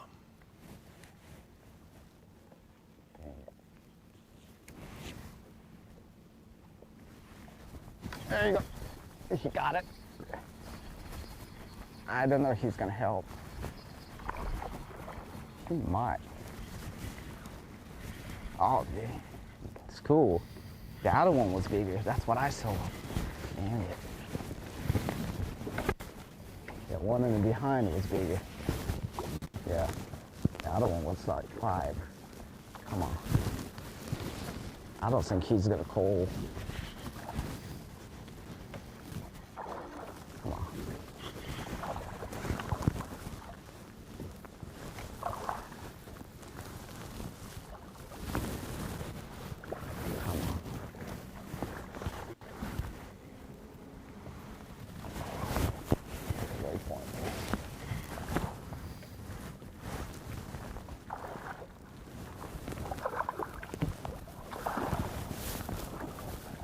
I don't think he can help. Oh, it's another one.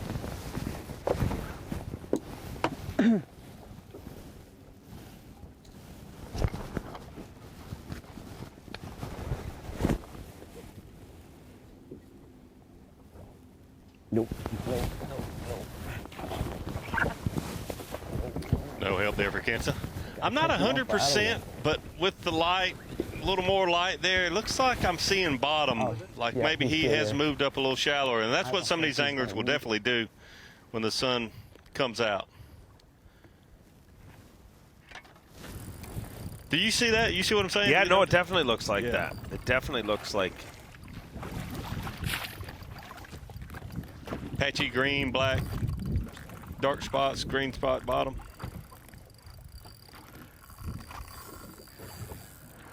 Oh, all right. Could still be 15 feet deep. Yeah. But shallower than 40, 50 like some of the anglers were. Quite a few of the anglers fishing yesterday. I'm expecting big things this afternoon because you got They like bulldogs. all of these anglers are in the late flight. I mean, and you just look at that lake right now. That is the day, right? What you see in front of Chris Johnson is the perfect condition you want on this body of water. A little bit of wind, sun coming out. And for those that don't realize, this final event of the year, they go out in the Angler of the Year order. So the leaders in the Angler of the Year race were first yesterday, but going out down there, last today. But that's probably the perfect scenario. They were really biting good yesterday morning, and you and I both expected to get good this afternoon with the conditions.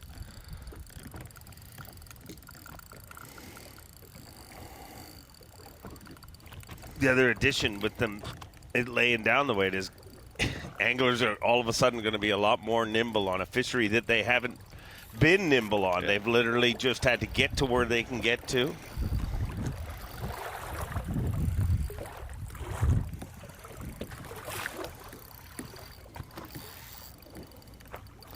See what we got. Does not look big. I hope that Kyle Welcher leaves himself enough time in case something would go wrong on the way back. You know, there's 100 things, not just the engine, but, you know, just your electronics, I mean, there's lots of things that could happen. Yeah, and not big. with it calm, you think, well, I've got to go 52 miles. I can make it in 50 minutes. But I hope he doesn't do that. The way he was talking, I don't think he will. Yeah, I don't think he will. I mean, he was already starting to focus on tomorrow. Yeah, he openly said that. I mean, he's done his job today. And if you're Chris Johnson, you got to wonder what doing your job is. I mean, I weighed 28 pounds and didn't lead the tournament. And Kyle Welcher also, because, you know, surely with 25 pounds yesterday, he's thinking, I'm going to open up a big lead. And he did increase it a little, but Brandon Cobb had a great day also. But you're right, Chris Johnson. When you weigh in 28 plus and you're in second, you're like, man. By God, this fished now, I guess, 5 days, 4.5 days on the St. Lawrence River ever in his life. That's what's really amazing. Yeah. 4 box, the top 2. Obviously, your Angler of the Year race, Kyle Welcher and Brandon Cobb. Joined by Kenta Kamira and Cooper Gallant. I was lucky. I had some pretty awesome bosses. They all fished. They let me take time off work, which is Minn. Got real lucky that way.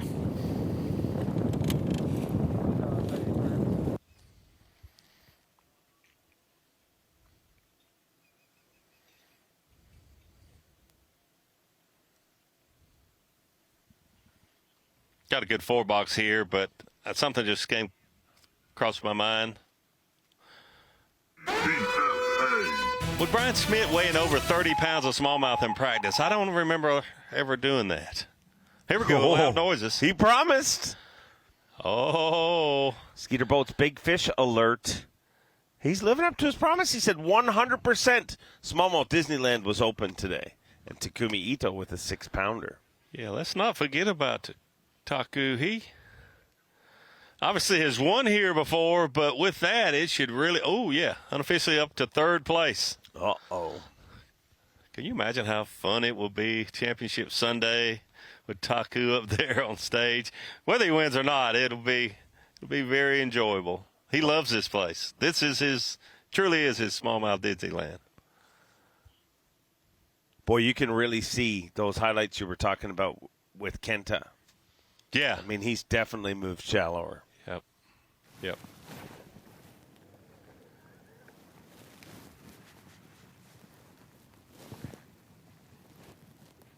I saw some anglers yesterday morning start extremely shallow. And this time of year is one of the few times a year I don't think you have a lot of fish up shallow, especially with the clouds we had yesterday. But without calling any names, I did not see any of those anglers in our top 10, I can tell you that.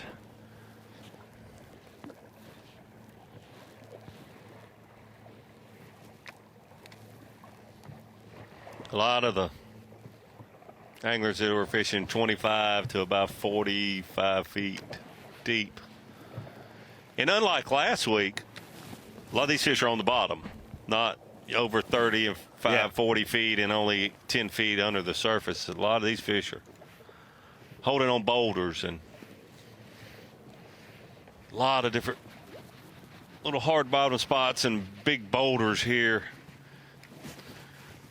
that you don't have on St. Clair. You do have on Champlain. I mean, like the most beautiful rock formations on Lake Champlain, and they seem to roam more there than, way more than here. But that's just bait related. It is, but there's a few perch here. There's a few good. There's a good. And we talked about it last week a lot. There's a surprising amount of current on Lake Champlain, but not as much as here. So I think the current probably makes those fish relate to those boulders also.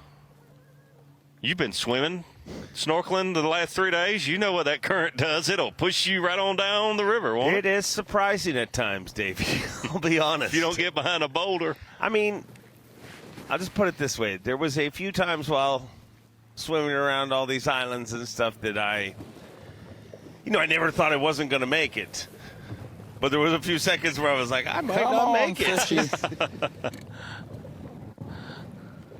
But they basically if you look at how they live down there, they kind of sidestep their way across the bottom. So they spend a lot of time in 3 depressions hours, and one rocks, 6-pounder an but hour they'll make will be all short right. little quick movements, get behind You can catch something, 3 6-pounders. move another short little movement. That would be perfect.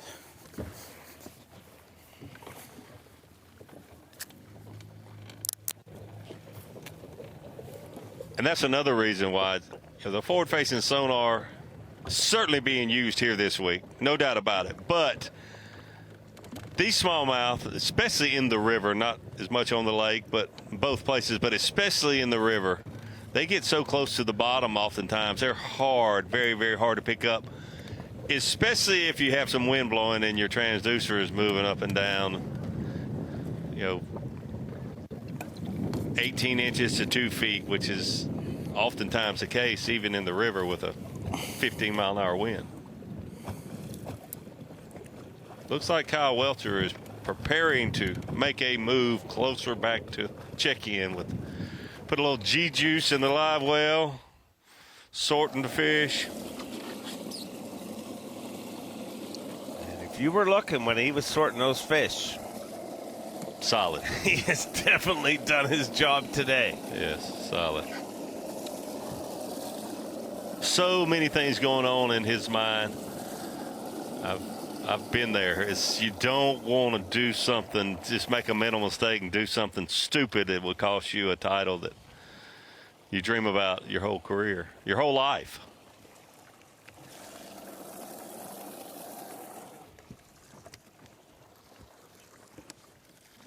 It's more than just going out there and catching 5 big fish. You've got to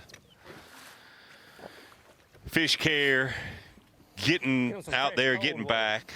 I mean, there's so much more.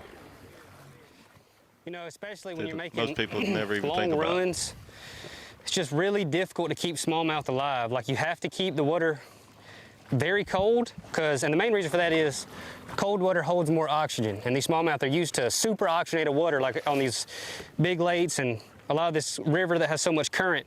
They're used to a lot of oxygen, so you can't put them in an environment that has less oxygen, or they just don't do very well. So you keep it cold. I put some G-juice in there, and then make sure you fizz them, make sure that everybody's looking good, setting up right. If they're not, use fin clips, and then take it easy on the long runs, because when you bounce them around too much, they don't like that either. But you don't want to get a penalty, but you also just don't want to kill something that's 15 years old or, takes forever to get as big as some of these smallmouth are. Yeah, I swap live wells out totally. I just, to keep the water cool, you have to recirculate it. So halfway through the day, a lot of times I'll fill my other live well up and I'll put all the fish in there and I'll put ice and G-juice in there, just so they've got completely fresh water that's still cold with a lot of oxygen that they haven't been, recirculating in all day. So I feel like it makes them do a little better.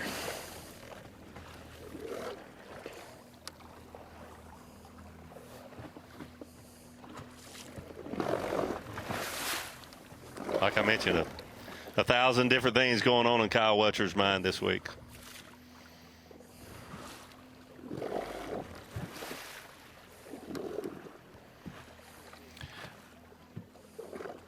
And I mentioned that there are 1,000 things going on in his mind, but the thing that was really cool for him to say, he cares about those fish. Yeah.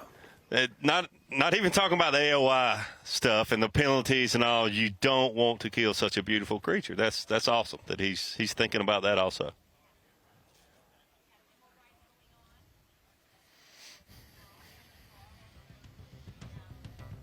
Kyle Welcher definitely done his job to put some pressure on not just AOI, but obviously this tournament. But the guy atop the leaderboard, the first Canadian ever to win a Bassmaster Elite Series event, Peterborough, Ontario, Canada's Chris Johnston, and I know that music, Davey Hyde. What's this all about? This is certainly the Power Pole Replay of the Day music, and got to go with Chris Johnson. A great day yesterday, 28 pounds, came in early, everything worked out right. Caught most of what he weighed in one area that he didn't even practice in today. A little bit slower start, but Chris Johnson getting it done unofficially, our leader with 49.9. 49.9, what a tournament he is having. Kyle Welcher right behind him. He guaranteed it was open. Smallmouth Disneyland, Takumi Ito in third place. A lot of moving, and I'm going to imagine a lot more catching coming up, Davey. Yeah, absolutely. The sun coming out, and these anglers, the last flight doesn't check in until 4:30. A lot more fish catching. Sun's out, fun's out from the Minn Kota Bassmaster Elite at the St. Lawrence River. We'll be right back from the studio. Yeah! No way! Live coverage of the Minn Kota Bassmaster Elite at the St. Lawrence River is sponsored by Toyota. Continuing Bassmaster Live, there's our fantastic host city of Clayton, New York. The Bassmaster Elite at the St. Lawrence. This is moving day, day number 2, full field out there fishing hard. You want to be in the top 50 at the end of this day. It's imperative if you want to extend your career. Thanks to Dave and Davey for bringing us some great coverage from the Antique Boat Museum. Remarkable place there. Welcome here to our place. This is the Bassmaster Studios, sponsored by Marathon. Tommy Sanders, Mark Zoner, Ronnie Moore, and Mike Sukan on hand as well. And we started this day with huge expectations. We didn't have them for yesterday, but it turned out to be a blast. Yesterday demolished a quarter-century-old record for 5 smallmouth in a Bassmaster Elite Series event. Today, maybe a little slower so far. A little bit, Tommy, and really the one thing that we obviously have learned today is, and we talked about it early in our broadcast, is the top 12 anglers right now unofficially in the standings are all in the lake. That is obviously where it's going down. And one thing that we did see transpire today, we kind of have watched since the beginning of this tournament, guys like Brandon Cobb against Kyle Welcher. Brandon Cobb living in that river mouth, and Kyle Welcher rolling the dice and gambling, making a long run. Right now, they are far apart unofficially in the standings, and it appears Kyle Welcher making that run on the north side of Lake Ontario has him in position to win Angler of the Year, because Brandon Cobb, with that northeast wind pushing against the current in the St. Lawrence River, has had a brutally slow day. Absolutely imperative for Brandon Cobb to make that cut today, and that's of concern to him at this point right now, Ronnie Moore. Yeah, and I think that Kyle Welcher, we still have 2 more days in this tournament. He still has to make it back today, obviously, but 2 more days. He just has to successfully make that run and back one more day. With the weight he's catching, he'll be in the top 10, and he would have locked the door on Brandon Cobb if Cobb stays in the river and doesn't do anything drastic this afternoon or tomorrow. That's the crazy thing about this, is we were wondering, was someone going to play it safe to try to secure AOY, or were they going to go for it? He has gone for it, and he could win a blue trophy this week as well as Angler of the Year. Well, let's get back out on the water. Most of our top 10ers have 3 hours of fishing time left today. The further you are down in the standings, the earlier you went off today, so the earlier you will be expected back in. Yes. Standings meaning Angler of the Year points. Yes. And really of the tournament, the weather that we have had so far in this tournament, looking into a day and a half, this is by far the best weather for these anglers. Out on the lake, we're starting to get broken clouds. That is exactly what you're looking for, Cooper Gallant, Bassmaster Live. Yeah, that's a good one.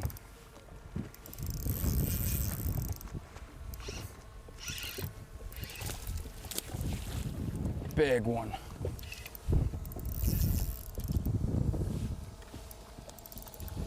I think they might have pushed shallow. I'm glad I came in here. We don't got her yet, but I think I got a clue.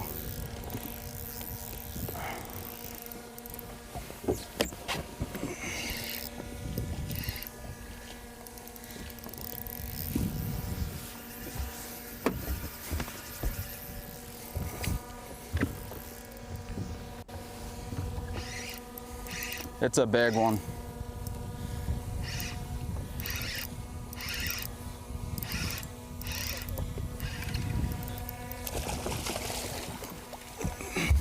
Big to me.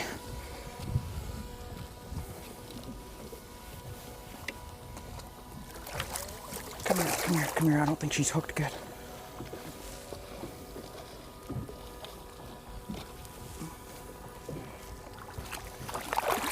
Yes.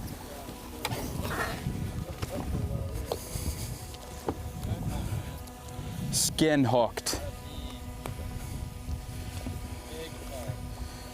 Just barely skin hooked. I knew too, they started doing this. When a smallmouth starts shaking its head like quick head shakes, it's usually because they're skin hooked. It's like they know. Oh, that feels good, boys. Good one.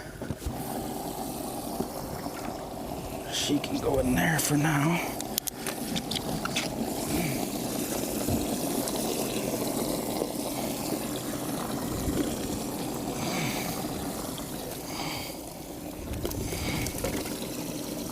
We're starting to make some moves with Cooper Gallant. And one thing to definitely keep your eye on with those higher skies, we talked about it early today, that is when we've seen that 10 foot of water and shallower definitely play out on Lake Ontario. Cooper Gallant with almost 27 pounds yesterday. We've got a ways to go to regain that kind of weight. Relative to the rest of the field, he's doing pretty good right now.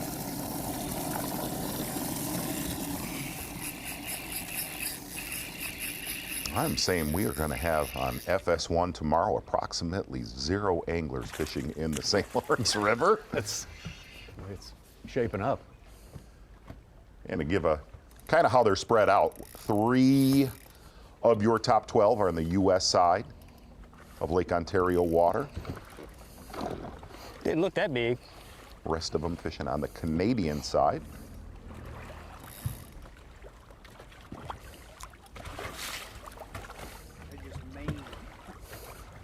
I mean, it looks like a 4-pounder, but I don't think it's, I don't even know if it's gonna cull.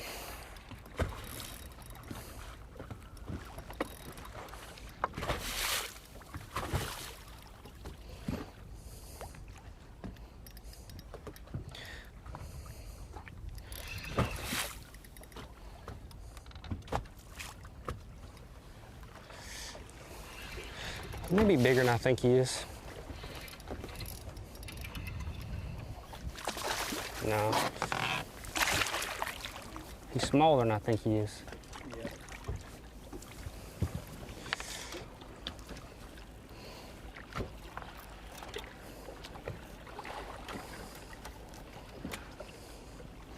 He was barely hooked.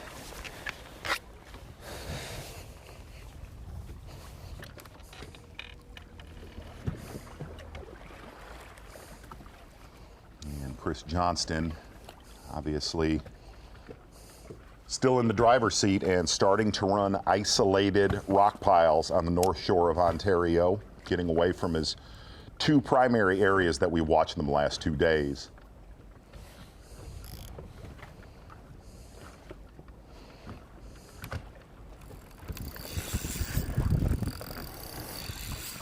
Huh. Bent down to clean my graph. This thing feels solid. It's just sitting down there. Come on, baby. Be the one.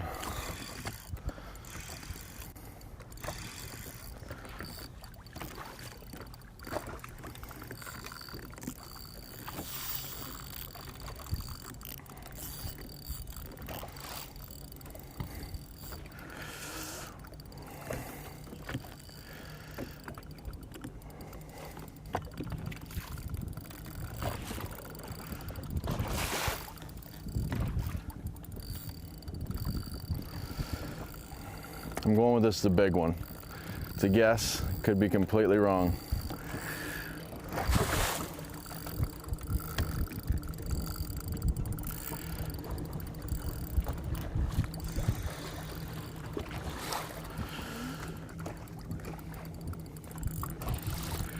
Come on.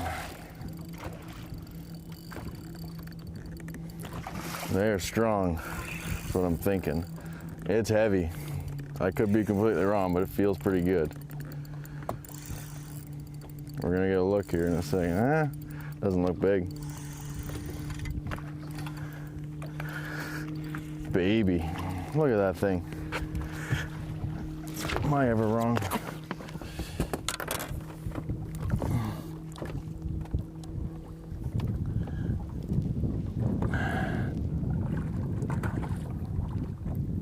That one wasn't coming off.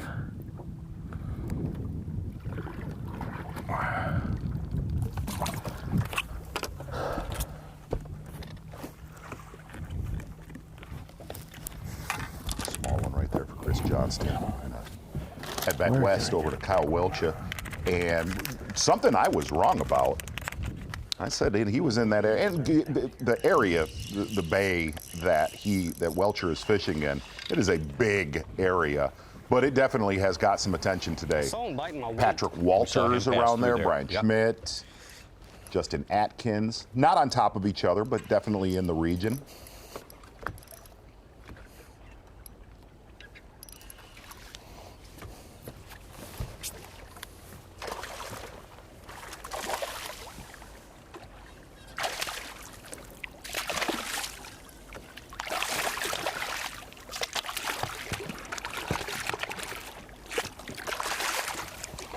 God, you sucker, come over here.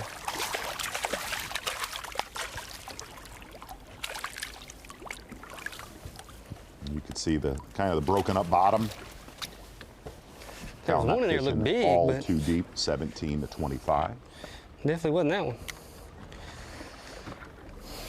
Chris Zaldain just busted in our top 10. He's up to 22-10 on the day. Well, Chris Zaldain making the run has definitely paid off today. But he's going to need one of those monster stringers to catch up from yesterday. Going to head back east, Cooper Gallant.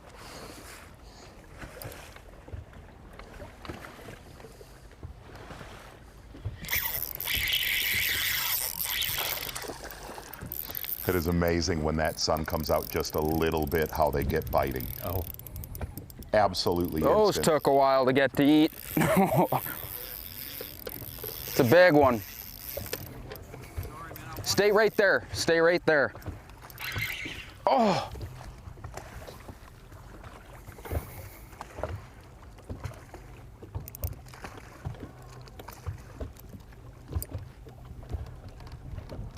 Oh.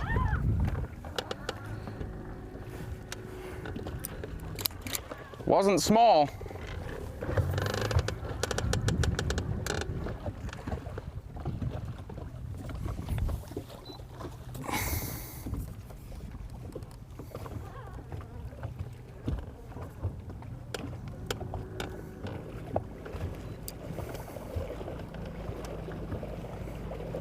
That sucks.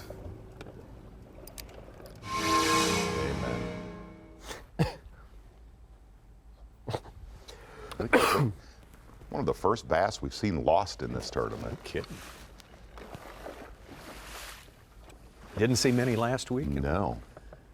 Seen little to none this week. That may have been the first. Although Paul Mueller claimed to have lost several bass yesterday. Yes, at the weigh-in, yeah, absolutely did.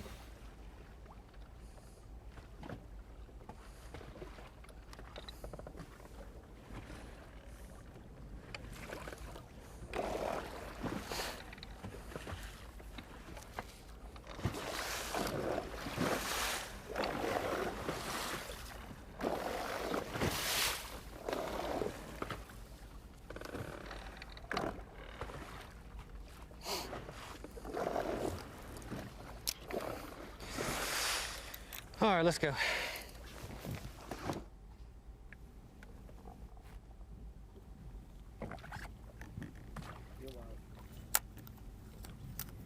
Just saw 4 or 5 just under the surface.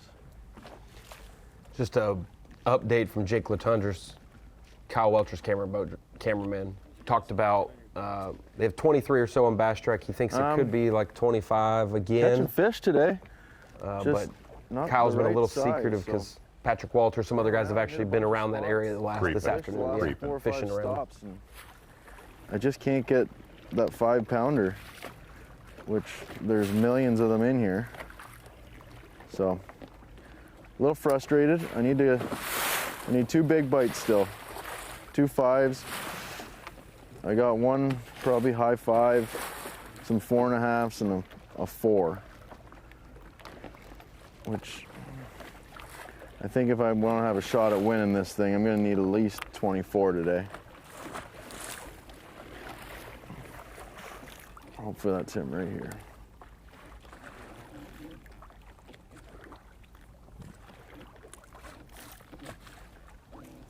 Well, you know you are Lake Ontario spoiled when having a rough day is sitting right around 50 pounds for 2 days. Have to have a 24 minimum or all is lost. Exactly Absolutely. right. That's the way I look at it, for sure. Always have. Chris Johnston on top at a slim margin over Kyle Welcher, and we understand may have more than what is indicated there, Ronnie. Man, the likes of Patrick Walters and Luke Palmer, 2 guys who have done it all year long but need to get better at smallmouth. They're getting better this year at smallmouth for sure. Check out Taku Ito and his move up the leaderboard today. Something to take note of. Be right back. The Minn Kota Bassmaster Elite at the St. Lawrence River is sponsored by Ranger Boats, Yamaha, Toyota, and by Dakota Lithium. Pushing on into the afternoon here, day 2 at this final event of the season for the Bassmaster Elite Series 2023. The Minn Kota Bassmaster Elite at the St. Lawrence. Got our full field out here today. The unfortunate reality of the business is only 50 are going to be continuing into the weekend. So we will watch that cut line, the 50 point, as we launch into our Yamaha. It's the official engine midday report here. Exactly right. I'm going to do the best I can on this, but I might need somebody to take over Tommy Sanders. We're going to start with young rookie Cooper Gallant. Fishing out where pretty much he has cut his teeth learning this body of water on Lake Ontario. Slow morning for Cooper Gallant. And really, best way to put it, it was a crumble stilt skin practice for young Cooper Gallant. And here's what I'm going to do. It is a big week here at JM Associates. And you know what? It's the last week. It's the last few days of school. I'm going to pass this over to SFC Sport Fishing Championship. Peter Miller, who has never called a Yamaha midday report. Do me a favor, take it, friend. Go right ahead. Oh, thanks so much, Mark. What we're seeing here is Cooper Gallant sitting there up on the bow there, casually winding on this fish. He's got some light tackle going. He's putting a nice bend in the rod. There we go. We've got a slab in the boat, and he's doing a great job. Young man doing what he can do best and making money.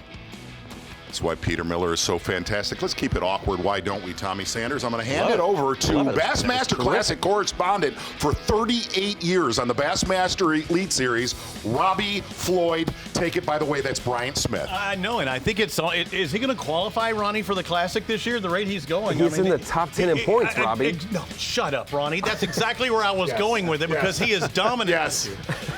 You can't beat Ronnie Moore in his knowledge, but he's currently in 6th place today. You know, when are we going to have a Classic on the St. Lawrence? Wouldn't that be special? It would. And Robbie, actually, I know you've not been on the water, but you can BS your way through this. Dial us in on the conditions out on Lake Ontario. Hey, if you're ever looking at the Great Lakes and it's this calm, you are loving things because I can remember years at Erie where, what is it, Clapper?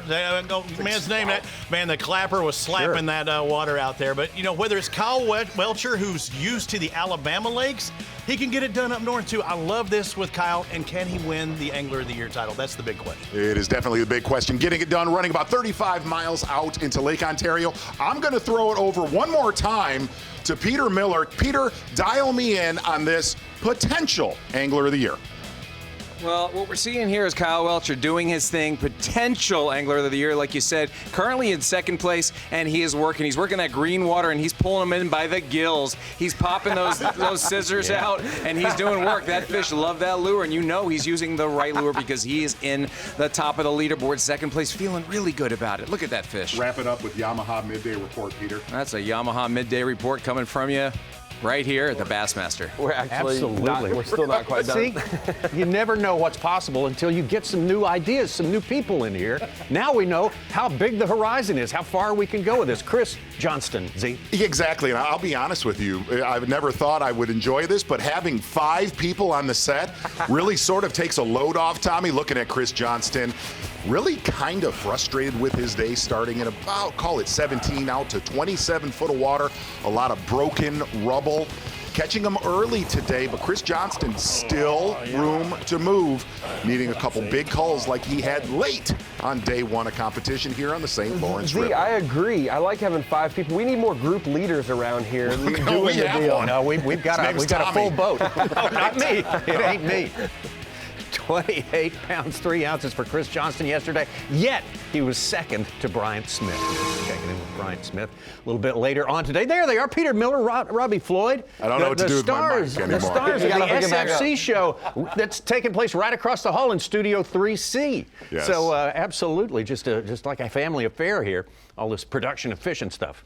There is so much talent right here at this There's so much talent right here. Tommy, come on. You've been doing this forever. Mark. Yes. You and I laughed forever. The first time we ever met Robbie, we're like brothers from another mother. And Ronnie down there, come on. You're killing it. What I've learned is, and I will say this to Mike McInnes, the folks that cover saltwater are much better looking than bass fishing commentators. I'm not lying. You wear blue shirts. I don't know if you got the memo, but it's like freshwater wear blue, saltwater wear green. Did you get that one? Yeah, you did. Yamaha midday report. It was good stuff.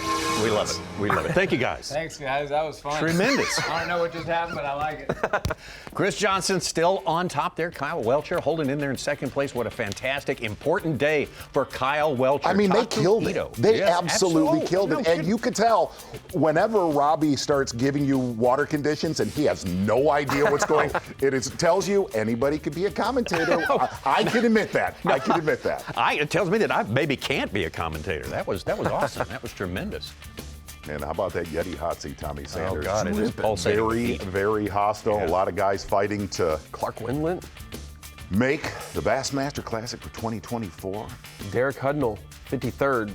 Wow. After a really, really tough day one, he's got 18 to 19 pounds today. If he gets over 20, 21, he could sneak in a lot more points and get right back in the Classic that he dropped out of over the last 2 days of the season. Heavier because you got to make a cast.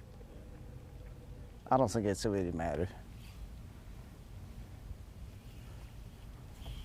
Oh, there you go. Oh, yeah, that's a nice one. Oh, yeah.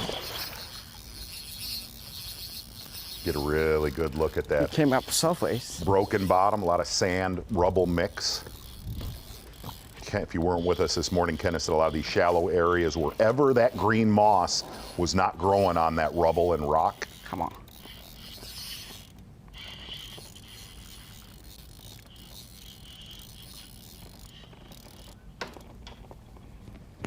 I don't know if he's gonna help. He's that big.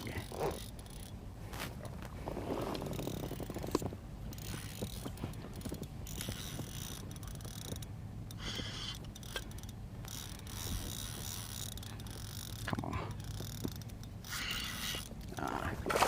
He's probably not big enough.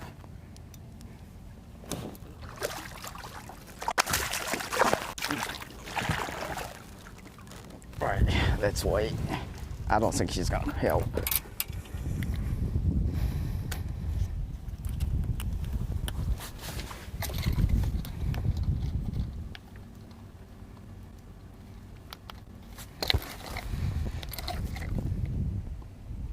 Yo. All of Camara's shallow fish. Mega Bass 3-inch has dong shad on small jig head. Long cast. If you notice, really watching, we said that was very key for a lot of these pressured shallow fish. Gonna head back to Amherst Island area. Chris Johnston.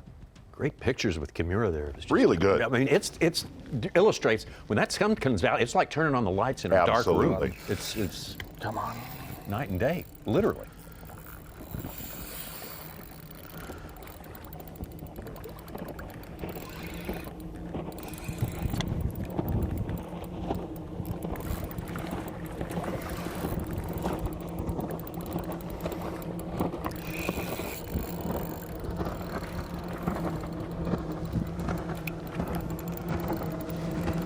Come on, here we go. It's a big one. It's a giant. This is the one we need. Wait a long time for this bite. Don't jump. Do not do it. Don't do it. It's a giant.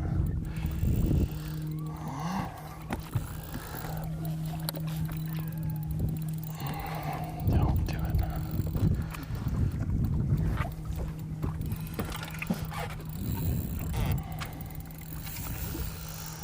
Come on.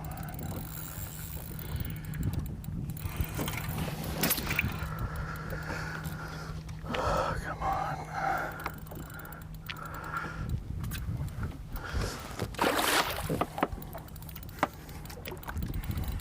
It's not quite as big as I thought, but it's not near as big as I thought. I thought it was like a 6.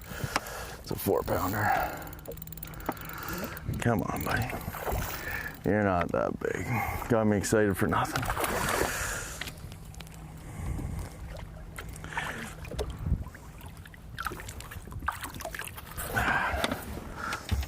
Not that big. I was hoping it was a giant.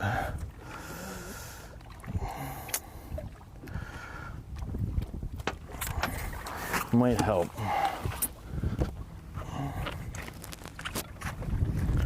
Let's see what it weighs.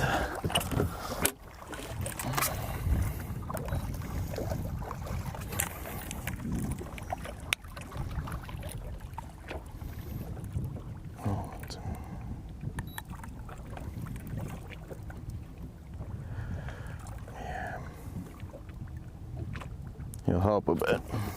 Just under 4.5. Just got over 50 pounds. That was a That's the small one right there. needed call, Chris Johnston.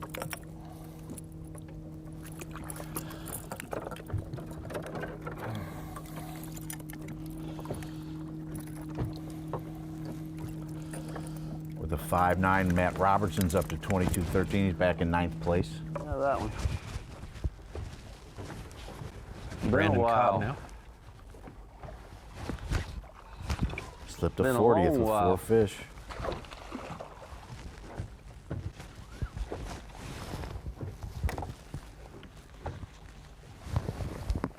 Boy, 4 fish, you would not have seen that coming. Dave Shakurit is stuck on 3. Wow. Brandon Cobb making his way out into the lake about 2 hours ago. God, this quit. Pretty good one. Don't do that. Quit that, please. Got it. Been a while, but it's a good one. Show me that fish. My battery's about to die. There we go. I'll go as long as I can. Good one to be number 5 for Brandon Cobb. He'll gain at least 20 fishing spots tomorrow in the standings. 20 spot gain right there at least. Most definitely fishing again to tomorrow. number 2. Almost a 5-pounder probably. 480. 4 3/4. Number 2. That makes a big difference. I think that's a good call. Yeah, I think that's a 2-pounder. Well, actually, it's Yeah, going we'll to do. call. It's not at fish number 5. Hey, buddy. But still a help. Oh, right. Much needed. Much needed. Probably a Him on the better side. 2 3/4, maybe All right. 3-pound colt. Certainly That gets us brightens his 19 at outlook. least.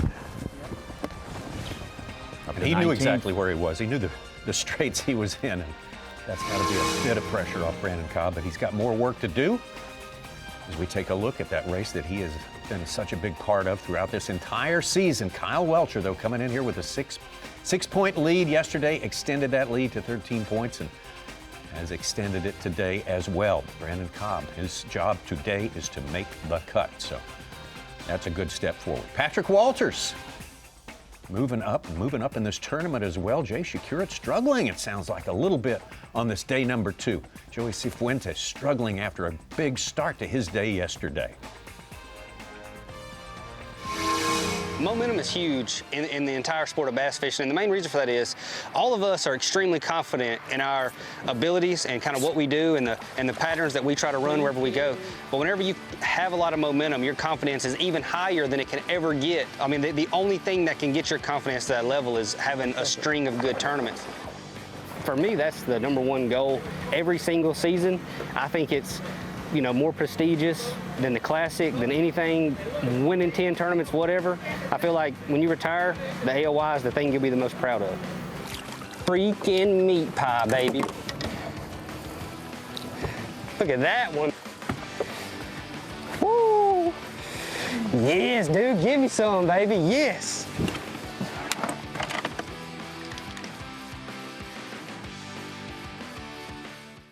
Yeah! No way! Live coverage of the Minn Kota Bassmaster Elite at the St. Lawrence River is sponsored by Toyota. We got it going on. Yeah, we do. Afternoon, final 2 or 3 hours, depending on. But I mean, do we? We do. I say emphatically that we do. 2 and 3 hours left, depending on when you took off this morning. If you were high in the Progressive Bassmaster Angler of the Year stats, you took off later. You've got longer to fish today. Brandon Cobb falls into that category, and we just saw Brandon Cobb make a key upgrade just a few minutes ago. His imperative today is to make the cut. Then we'll let things happen tomorrow. It might be hard to hook on that. That one felt little. Very nibbly.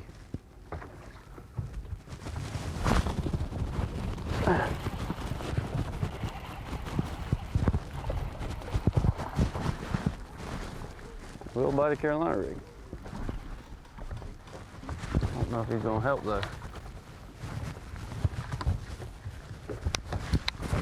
He may not help, but it is fun seeing somebody hit one with a bait cast, rod and reel. I remember those days, Tommy. It seems so long ago. I don't even know what my smallest one is, but I'm gonna check, make sure. It's only like a 3 even.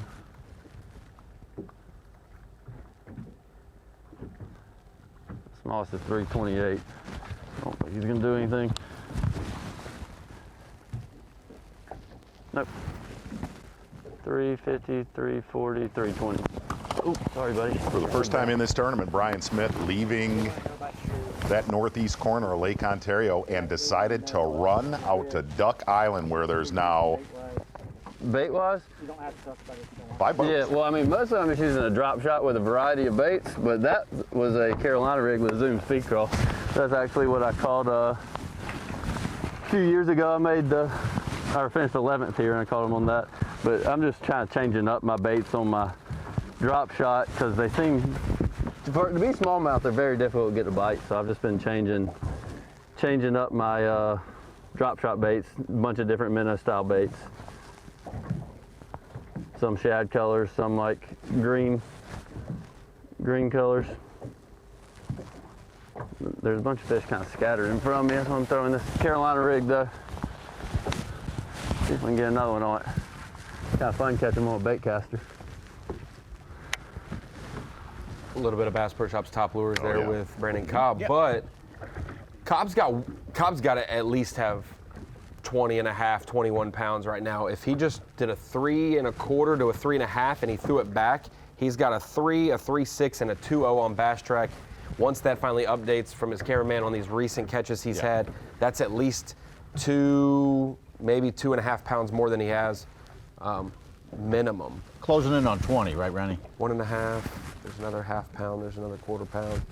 Yeah, it's at least, I would say he's at 20 for sure. Chris Zaldane with a 5-pounder. Wow. He's posted our biggest bag on Bass Track at 23 pounds, 6 ounces. He's up to 8th place right now.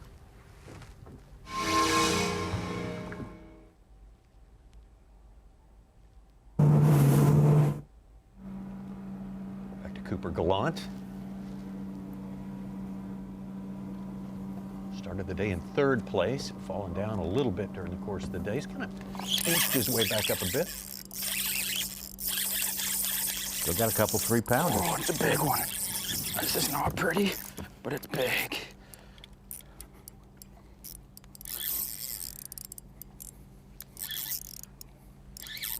Big one.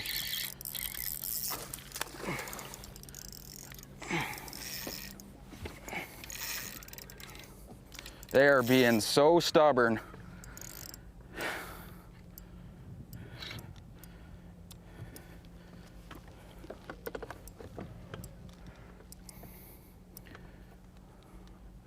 Come here, buddy.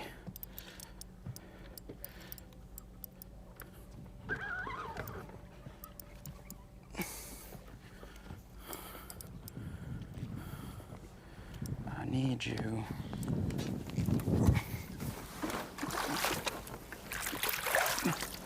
Not nearly as big as I thought, but it'll help.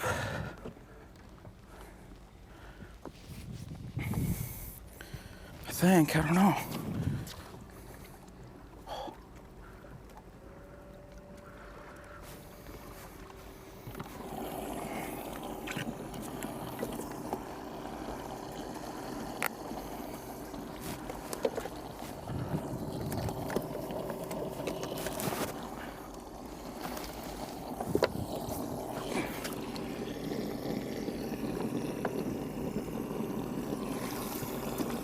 Okay, 1 liter. Brian Smith has exactly 13 pounds less than yesterday. Wow. Still in our top 10 at 7th. Well, he's got Davey. 16.5.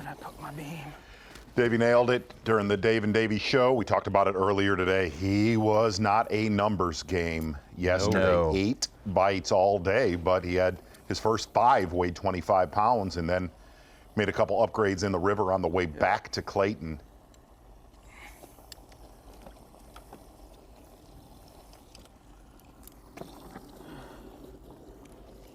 Underscores a quote from Chris Johnston yesterday at the weigh-in. You know, they all have tails. They can activate them and swim somewhere else. And it really looking at what Brian Smith did yesterday in connection to Jay Shakurit last year. Jay Shakurit was able to sit on one spot for 4 tournaments for the simple fact he had nowhere else to go. Yeah. Brian Smith does not, I mean, has 3 days experience on the St. Lawrence River and Lake Ontario, and you need time to, if your one deal does not pan out, you know, you need time to grow and to learn this place. And that's where you see guys like Chris Johnston and Cooper Gallant, and you could even throw Welcher and Cobb as many times as they've been here now. And he's just recently left that area, right? Just in the last 90 minutes. He's got back out there. There's another one down there.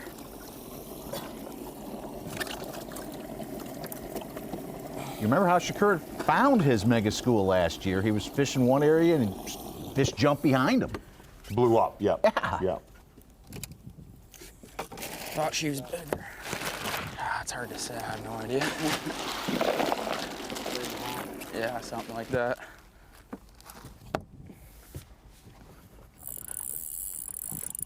Does not feel big.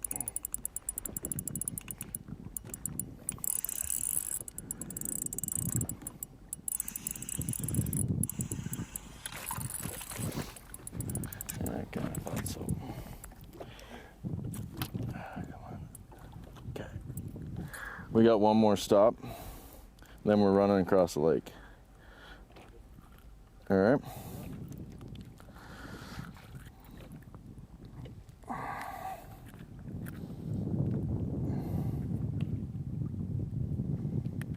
Hey, great event for Bill Lowen. 20 pounds today. Absolutely. He's up to 14th. He got himself classic qualified.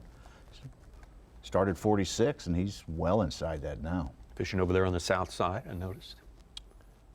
Yeah, and he's bounced around a little bit today.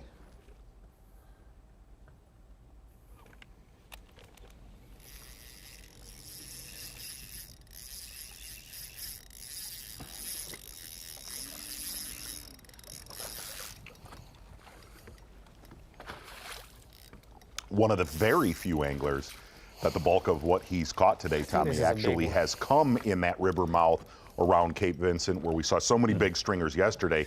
That has not been the case today.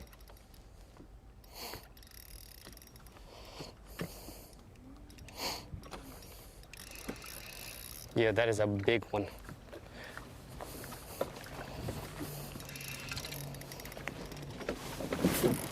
Come over here, baby. Come over here. Come over here. Well, that ain't that big. Big black?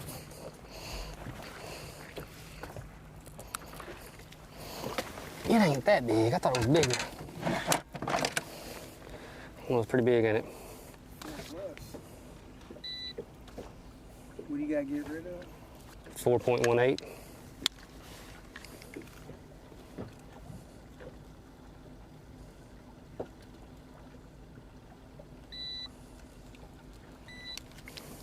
Think he could read cards pretty well when he was playing poker.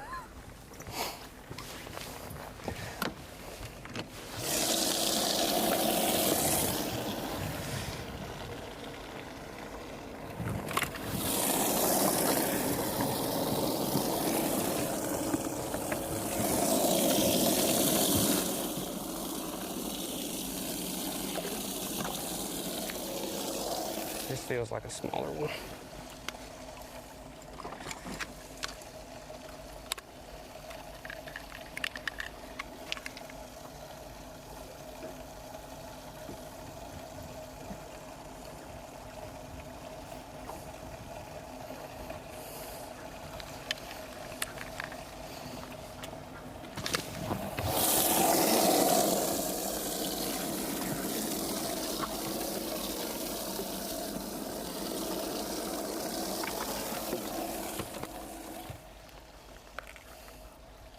That's why you should mark them, but I wasn't marking 4-pounders today.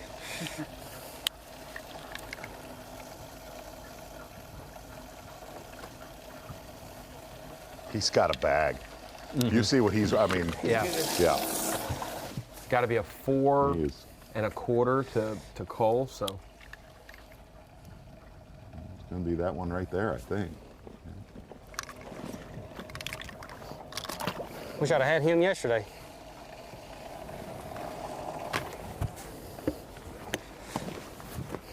Run a little bit of new water and catch a good one. Go by a few ounces.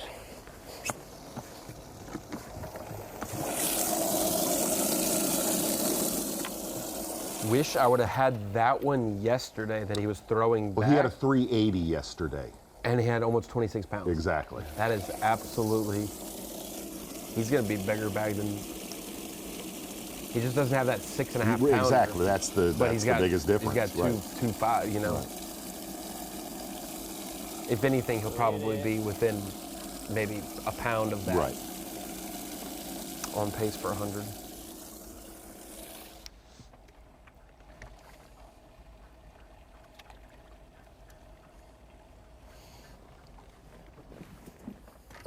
Things are going right when you're out in the abyss and go to a new area you haven't practiced and catch a upgrade at the end of day 2 fighting for Angler of the Year. Feels like it's kind of meant to be right now. Yeah, it's got. I think we're getting to that point. How improbable is this whole scenario? We haven't had an AOY win a tournament since 2018.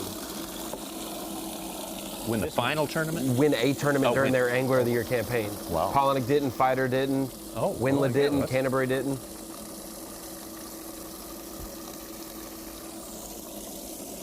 Like that. Ken Camara throwing a big plopper style bait. That'd be fun. Say that again? Exactly. Oh, I see it now.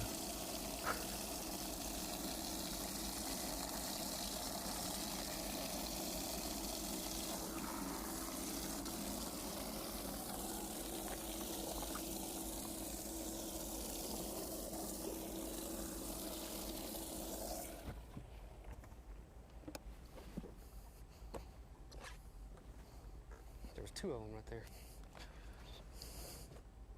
Matt Robertson still one of the furthest anglers away on the U.S. side. Almost down towards Oswego, New York. Oh, wow. Yeah, that's a haul. That's a haul. Brad Watley made that run. Yep. And he made the top 10 in 20. He absolutely did. 20. 20. Yeah, because he did not go to the lake on the final day because it was so rough. Very familiar with that area. Yeah. The only problem with running down there, you don't see, you haven't seen much of that 26 to 28 pound quality down there. Like, it has quality, but you don't see string, like you never hear, yeah, there was, 27 to 28 pound bags caught down there. Jay Shakir just caught 2 to fill his limit. Not big. 3-pounders.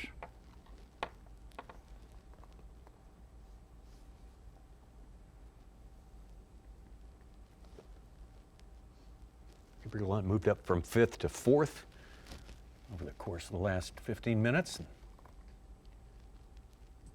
Closer to regaining his spot. 3rd place is where he started the day at almost 27 pounds.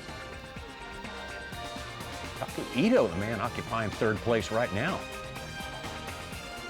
Could he be gearing up for a big onslaught on the final 2 days? We're going to definitely pay attention to that. Chris Johnston, though, the man on top of the leaderboard, yet not where he wants to be by any means on this day number 2. Patrick Walters, and there's Matt Robertson, Tyler Rivette in our top 10 as well. We'll be right back to the St. Lawrence. Yes! No way! Live coverage of the Minn Kota Bassmaster Elite at the St. Lawrence River is sponsored by Toyota.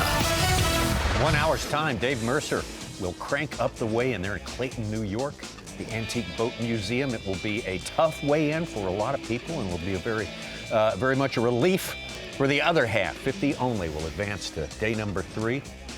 Semi-final Saturday out there. There's your leaderboard as it stands right now. Most of these anglers that you see here are going to get to fish well after the time the weigh-in starts. They'll go to 3 o'clock, most of them. Yeah, should be happy with that. Much more sunshine right now. Conditions just seem great. John, you are the group leader, but if you don't mind, I'm going to grab this one. Oh, I think you're the group leader. Ooh. Yeah.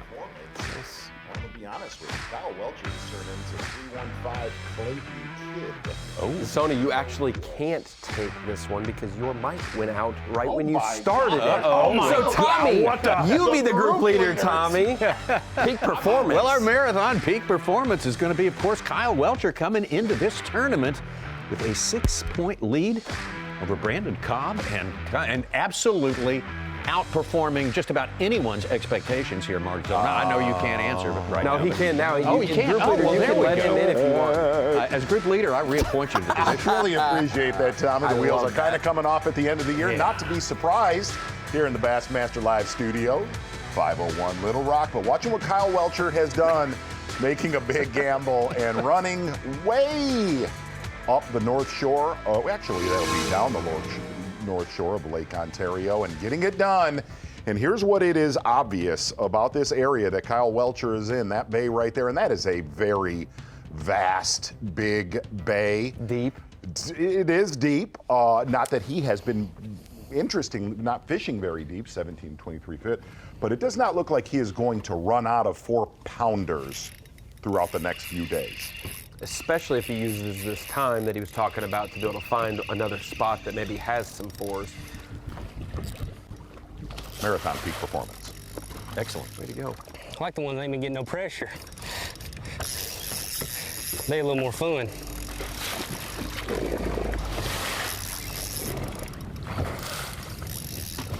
And I like to call out Bass Track every now and then. I don't think he's that big, though. Says his smallest fish is 312. There was a big dog, and there was 2 of them. Should be updating in in just a moment. Sorry, but yes, I'll stay right in my. No, it's not true. No, he's not big. Almost done. Zaldane Culligan with a 4.9. Johnny Cruz with a 5.3. Daryl Gleason with a 5.10. Needs that one, Gleason does. Big fish being caught right now. Look at his mouth. What the heck is that? I think it's a goby. You see, hold on. Yep, sure is. Greedy sucker. Boy, it would really suck to be a goby. I mean, it would, dude. You're slow. You're slow. Can't get off the bottom. You're like a flightless bird out in the environment. As we bring it into the Dakota Lithium Screen of Knowledge, kind of getting to the point in the day where we're about to wrap up day 2, take it to the weigh-in with Dave Mercer, like Tommy Sanders was just mentioning, coming into the commercial or coming out of the commercial break. But we always think about the Century Club. We had a lot of anglers over that 25-pound bag on day 1. That's the average that you'll need for 4 days to hit 100 pounds. We did it for the first time last year, 2022, with Jay Shakir and Corey Johnston topping the Century Club mark. If you remember back to 2020, Paul Mueller and Chris Johnston both had a great shot at it, but with the weather on the final day, they were both hindered. Both had 22 to 18 pounds, and they ended up falling short of 100. But after 2 days of competitions, this is how it's stacked up through our years at the St. Lawrence over at least since 2019. Chris Johnston held the day 2 lead with 47 1/4 in 2019. That ended up falling well short. I think it was 87 or 88 pounds for the winning weight for that one with Micah Frazier on the final day. Paul Mueller in that 2020 event, 52.2 was the mark that he carried with him, and I think Chris Johnston and maybe like Austin Felix was the other one that was over 50 pounds after 2 days of competition. Bernie Schultz led 2021 shallow water fishing, 47.14 for that one. We know that one just fell short of 100 as well. Breaking through last year though, 52.5 after 2 days of competition is what Jay Shakir had on his way to 100 pounds. So if you think about it, 52.5, he ended up with 50 pounds over the next 2 days of competition. Today, Chris Johnston or Kyle Welcher, they're so close and kind of inaccurate on Bass Track that either one of them could be our day 2 leader. Both of them should be well over 50 pounds, probably in that 52 range, and we'll be able to see maybe another tournament on pace for the Century Club. But that's kind of how the numbers lay out after day 2 weigh-ins for all of these events. Like we said, 5 of the top 10 highest smallmouth winning weights ever have came from this body of water. Wow. Care to hazard a guess on the cut weight for today, Ronnie Moore? Ooh, I would have to say with having as many people off Bass Track as we do. Very hard, yeah. It's It's difficult, but I'd expect that a lot would pop in. And if we're already at 17 a day to be 50 with that many off track, I'd expect it to be right at 19 3/4, 20 pounds, 40 pounds would probably be. Yep. Just rolled up on a whim. Need a 6 though. And we had a little dead period Get over here. as far as bigger fish between 10 and noon. But boy, a lot of the guys that are off Bass Track, you could not ask for better conditions than you're looking at right there for the afternoon bite for your anglers that are going to push it, that need to push it today. I'm fairly surprised Kyle Welcher is still out there. He's not very close to home. I think he knows with Kyle having a lot more fishing time close and having big weight yesterday, he knows he needs to get a lot of work done through 2 days, which he is most definitely done. He's got till 4:30, right, Ronnie? He's so last flight.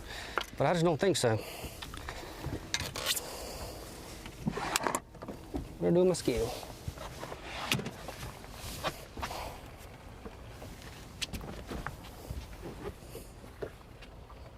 What I do with my dang skill? I ain't never done that.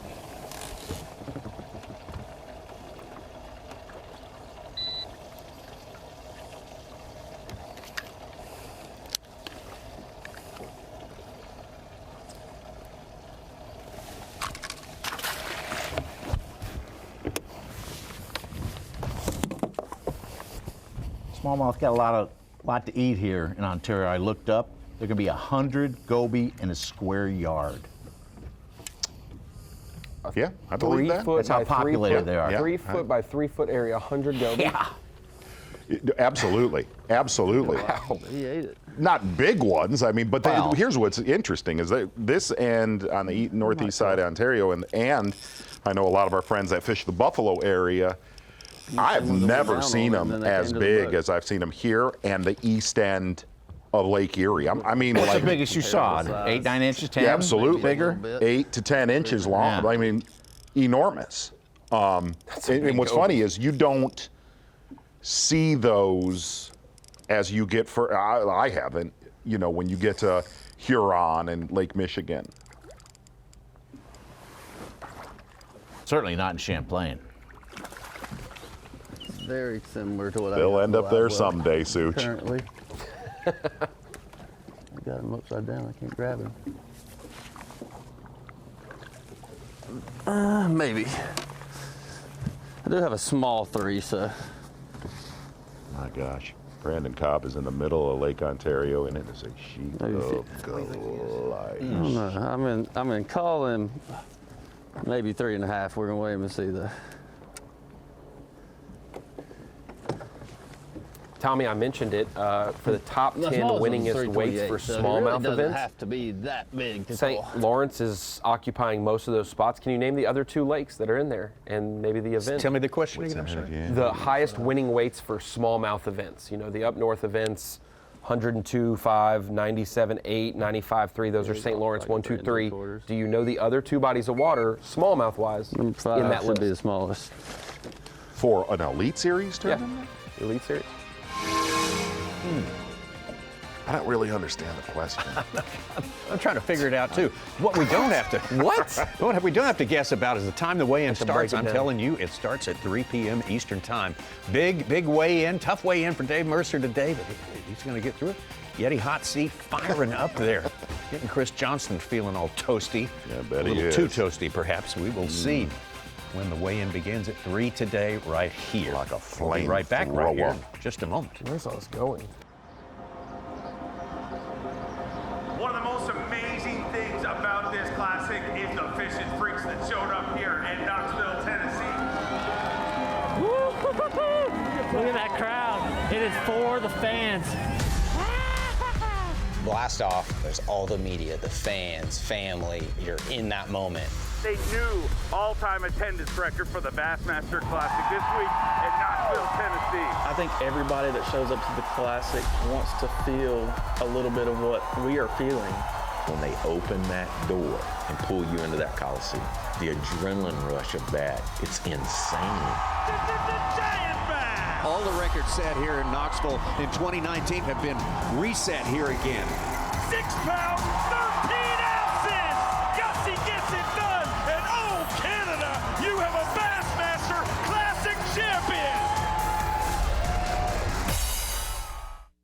Yeah! No way! Live coverage of the Minn Kota Bassmaster Elite at the St. Lawrence River is sponsored by Toyota. Drawing ever closer to the end of day number 2. Very important day here at Bassmaster Trivia. Coming right now, what is the Canada smallmouth record? Is it a 9-2, a 10-15, an 11-1, or a 12-4 for the nation of Canada? Oh, boy. It's one of the biggest countries in the world. I'm going to go 10.15. I agree with that. I'll just go 11-1 to be different. Yeah. Oh, so that was Canada's record, so it's not the U.S. record. It goes through a lot of territories. Okay. Well, my trivia in Canadian waters, yeah. My 10.15. trivia that was convoluted, it seems. Highest smallmouth winning weights of all time. Most of the records are here at the St. Lawrence. What are the other St. two Clair lakes? Buffalo. I had to explain it to these goons. No, see, that he was a doesn't. 3-day He doesn't tournament. play games. He doesn't. Play I do not play games. No. Yeah, he hit the ball on the tee while my hand was still putting the ball down. That still goes.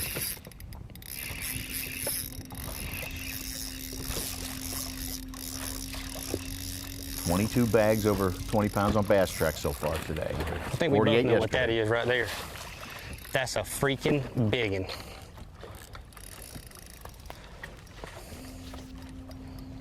Did you see that thing jump or try to my jump? goodness, When they dude. try to jump and can't do it, it's a big one. God. You might know of a summer house to buy up here? One that a fisherman can afford? Homie's about to make a lot more money this week.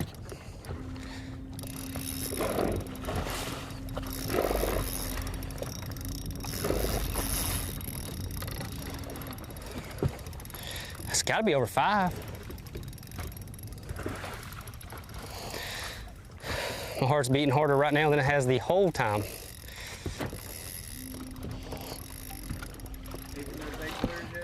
It's worse right now. Them 8-footers is just part of the process. This right here is a bonus one. Dude, he's about to spool me.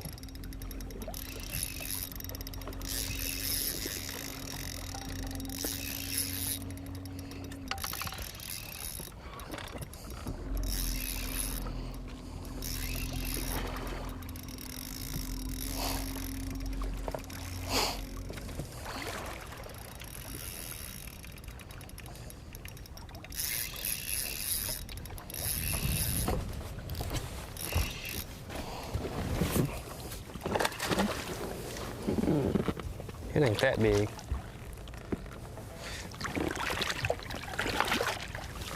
Maybe it is that big. It's a big one. Swallowed it. That is a big one.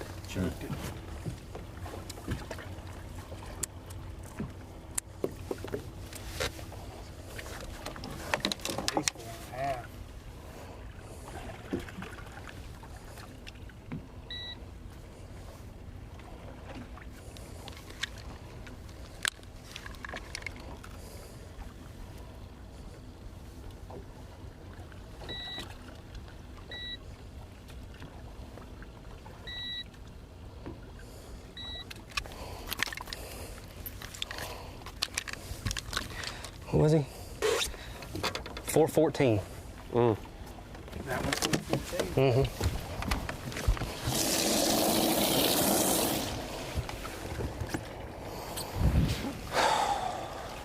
Cha.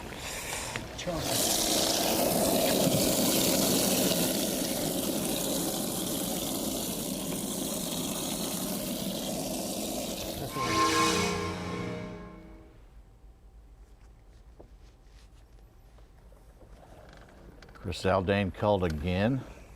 Biggest bass track weight, 23.13. And Scott Martin with a 5-pounder. He's up to 15th place. He started day 12th.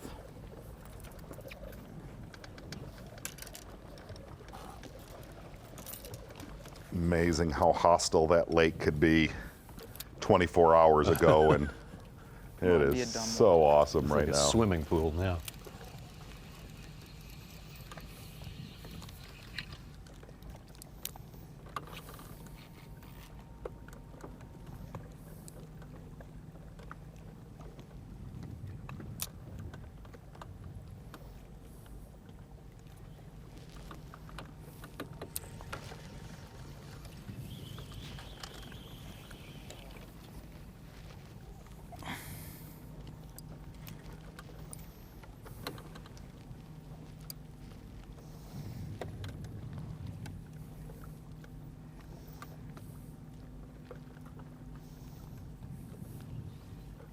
Cobb has had a nice rally. He's 14th with 19 pounds and change.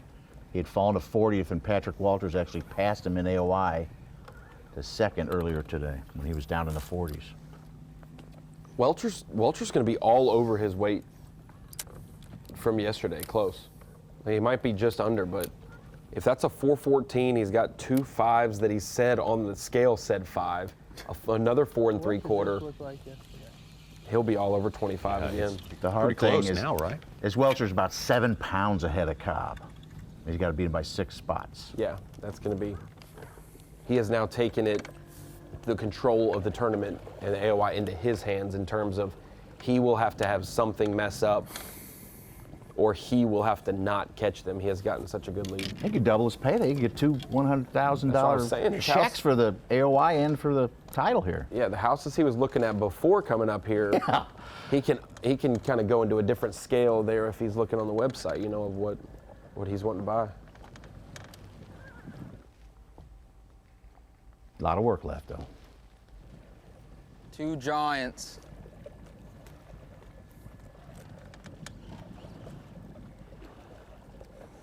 It's hard to leave because there's big ones here still, and it's such a big area.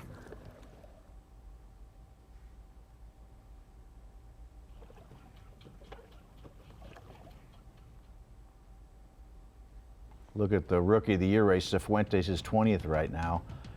And Fujita, Fast Track guided. This morning he's on 3 fish.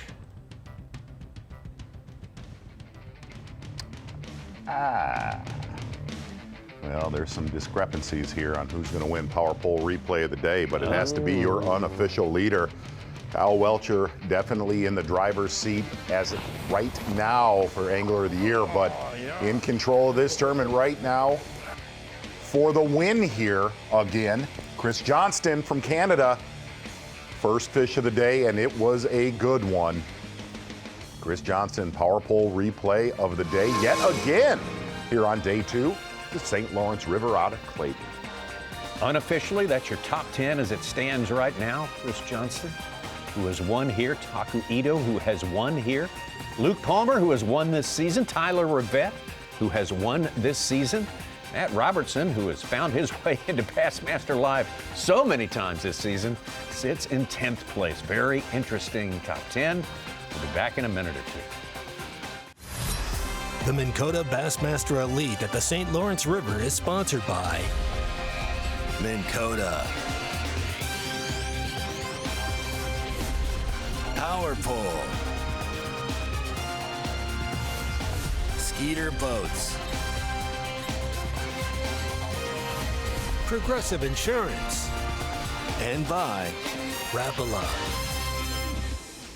We bring it back to Bassmaster Live. The last few minutes of coverage today before we hand it off to Dave Mercer at the weigh-in there in Clayton, New York. If you're in the area or within 100 miles of there, get there because it's going to be a fun weekend of bass fishing and possibly more records will fall. We already had records fall on day one at the Dakota Lithium Screen of Knowledge. And I wanted to talk a little bit about the Lake Master mapping and what some of these anglers in their either their study before the event or during the event trying to find more areas that are key. One big deal talking with Mark Zona throughout the week, he has clued in obviously that some of these areas out in Ontario, it's not just go out to the middle of the lake and boom, there's fish there. There's certain reasons why. Having that immediate deep water access with the dark blue here, that is from about 45 and deeper in that range. And then obviously that light blue is that 30 to 40 range that a lot of these anglers have been in today and throughout the week. Green is obviously that mid-depth 9 to 20, and then obviously much shallower for red. But then when we go to other places,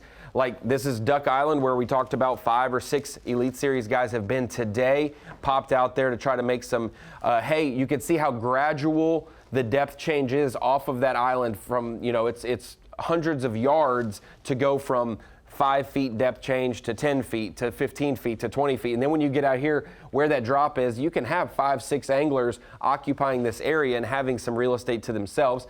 Then when we look at one more, one of the bays that's been protected from the southeast wind, especially yesterday where some of our guys were able to make some hay, you've got a lot of different turns and depth changes. You can follow that line all the way around here probably, but sand and rock mix, that's where bait's going to be. Obviously deep water access and the ability to go shallow. Guys like Kenta Kimura who are fishing deep, some of their populations of fish may move shallow with the changing conditions, sunny skies, less wind, things like that. So immediate deep water access, immediate clean water access, and obviously they've had a key depth zone of at least deeper than 20 for most guys and out to 40, 45 for some others.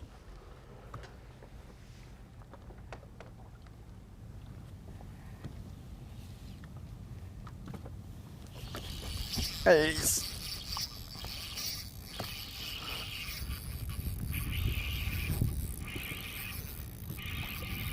Feel pretty good. Oh yes. Oh yes. Wow, he lands it.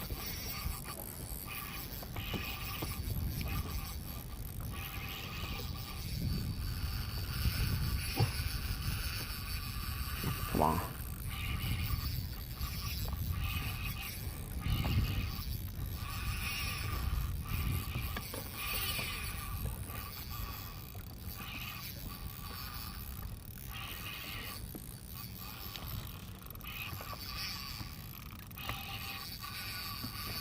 Come on.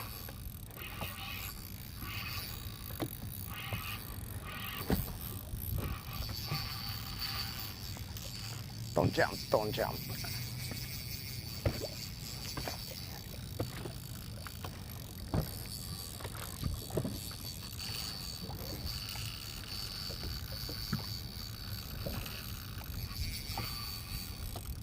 Yeah, he fights hard.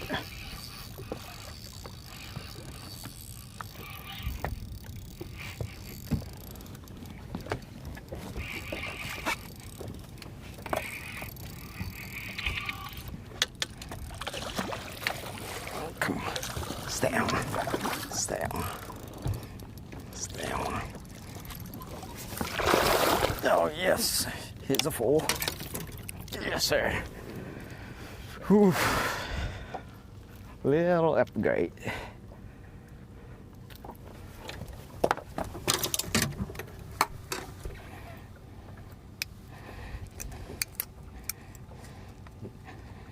Nice upgrade right there for Kenta Kimura. Tommy, he's the real deal. Come good. Oh, absolutely. He has obviously done this a long time. Call him the Sandman because of his black and white pattern on his boat to mesmerize you, and said he actually wears those gloves to intimidate his competitors. While at the same time, exactly. takes away their your dreams, their hopes, and steals your aspirations. dreams. Yeah. That's what he's here to do. That's the kind of fish he was knocking out yesterday, right there, when he Yes. was putting about 26, just under 26 pounds in the boat. He's just under 20 today and back in the top 10 in 10th. Full 7. You look at his bio, and he's only been, this is only his 3rd year as an Elite Series member, but he's done just under 90 Bassmaster tournaments. He has been so busy. I mean, he has worked St. Croix Bassmaster Open so hard for the past decade. Good fisherman. Absolutely. If you watch him fish, though, he's very, very versatile. He's not a one-trick game. He's a tube, small. Got a pretty solid stringer for today, too.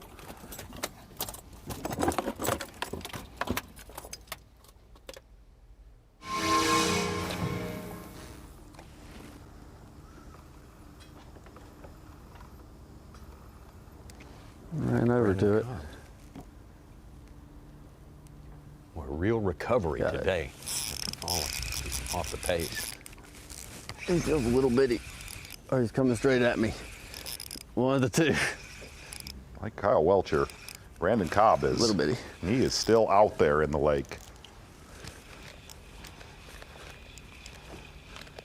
I sniped that one. He was way out there.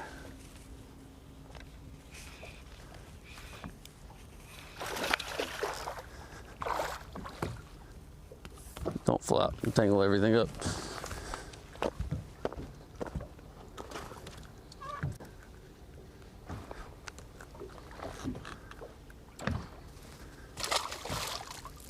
Too late. He's tangled everything up. Cobb needs to upgrade to keep contact with Welcher in that AOI race. There's guys we don't have on Bass Track who could pass Cobb. Yeah, he's far from done. Got a lot of time.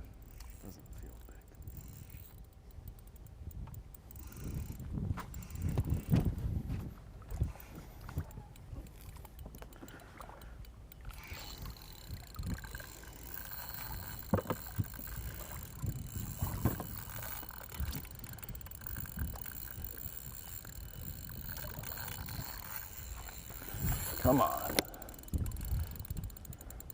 See what you got. Here we go. Come back up front.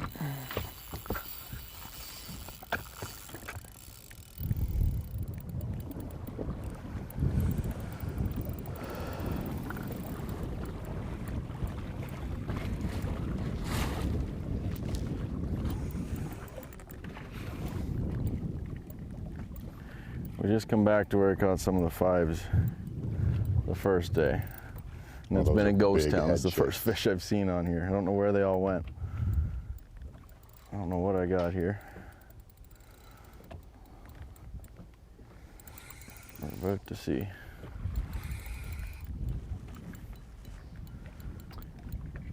We've talked about it throughout the day, our AOI, ROI races. Cifuentes not having the best day today, still probably going to make the cut, you know, with ease, but Kiyoya Fujita caught 3 fish early. His bass track went silent in Canada, has came back, and I got a report 23 to 24 pounds for Fujita. So that ROI race will go into tomorrow as well, and could flip it on its head on semifinal Saturday. Cifuentes is 21st right now. With that weight running, I looked at Fujita could be in our top 5. Yep, that's what, and that's so the that's the 15 difference. Point, They could be tied, or Fujita could be 1 point ahead. Come on. Or 2.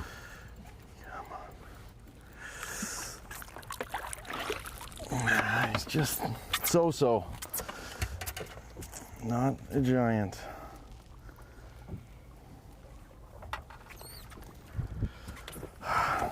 Gotta get bigger. Gotta get bigger. They just got to get bigger, Tommy. He's got high Come standards. on. He's He got does. high standards. That's why he's the dude here. He's the man. Everyone says so. And we all believe it. Don't forget, coming up at 3 p.m., promptly, just a few minutes away, the weigh-in begins in Clayton, New York at the Antique Boat Museum. A lot of business to take care of there. Tomorrow we will see you on FS1, Yes. 8 a.m. Eastern Time. Ronnie, we've kind of made the call. We're going to put our 8 leaders of this tournament on camera. We're going to hang with the 2 Angler of the Year leaders being Welcher and Kyle. Oh, we got to. We got to. Started out that way. We're going to carry it to its final conclusion for sure. Thank you so much for being with us today. Hats off to all the 102 anglers who competed out here today. We will see you tomorrow on FS1 at 8.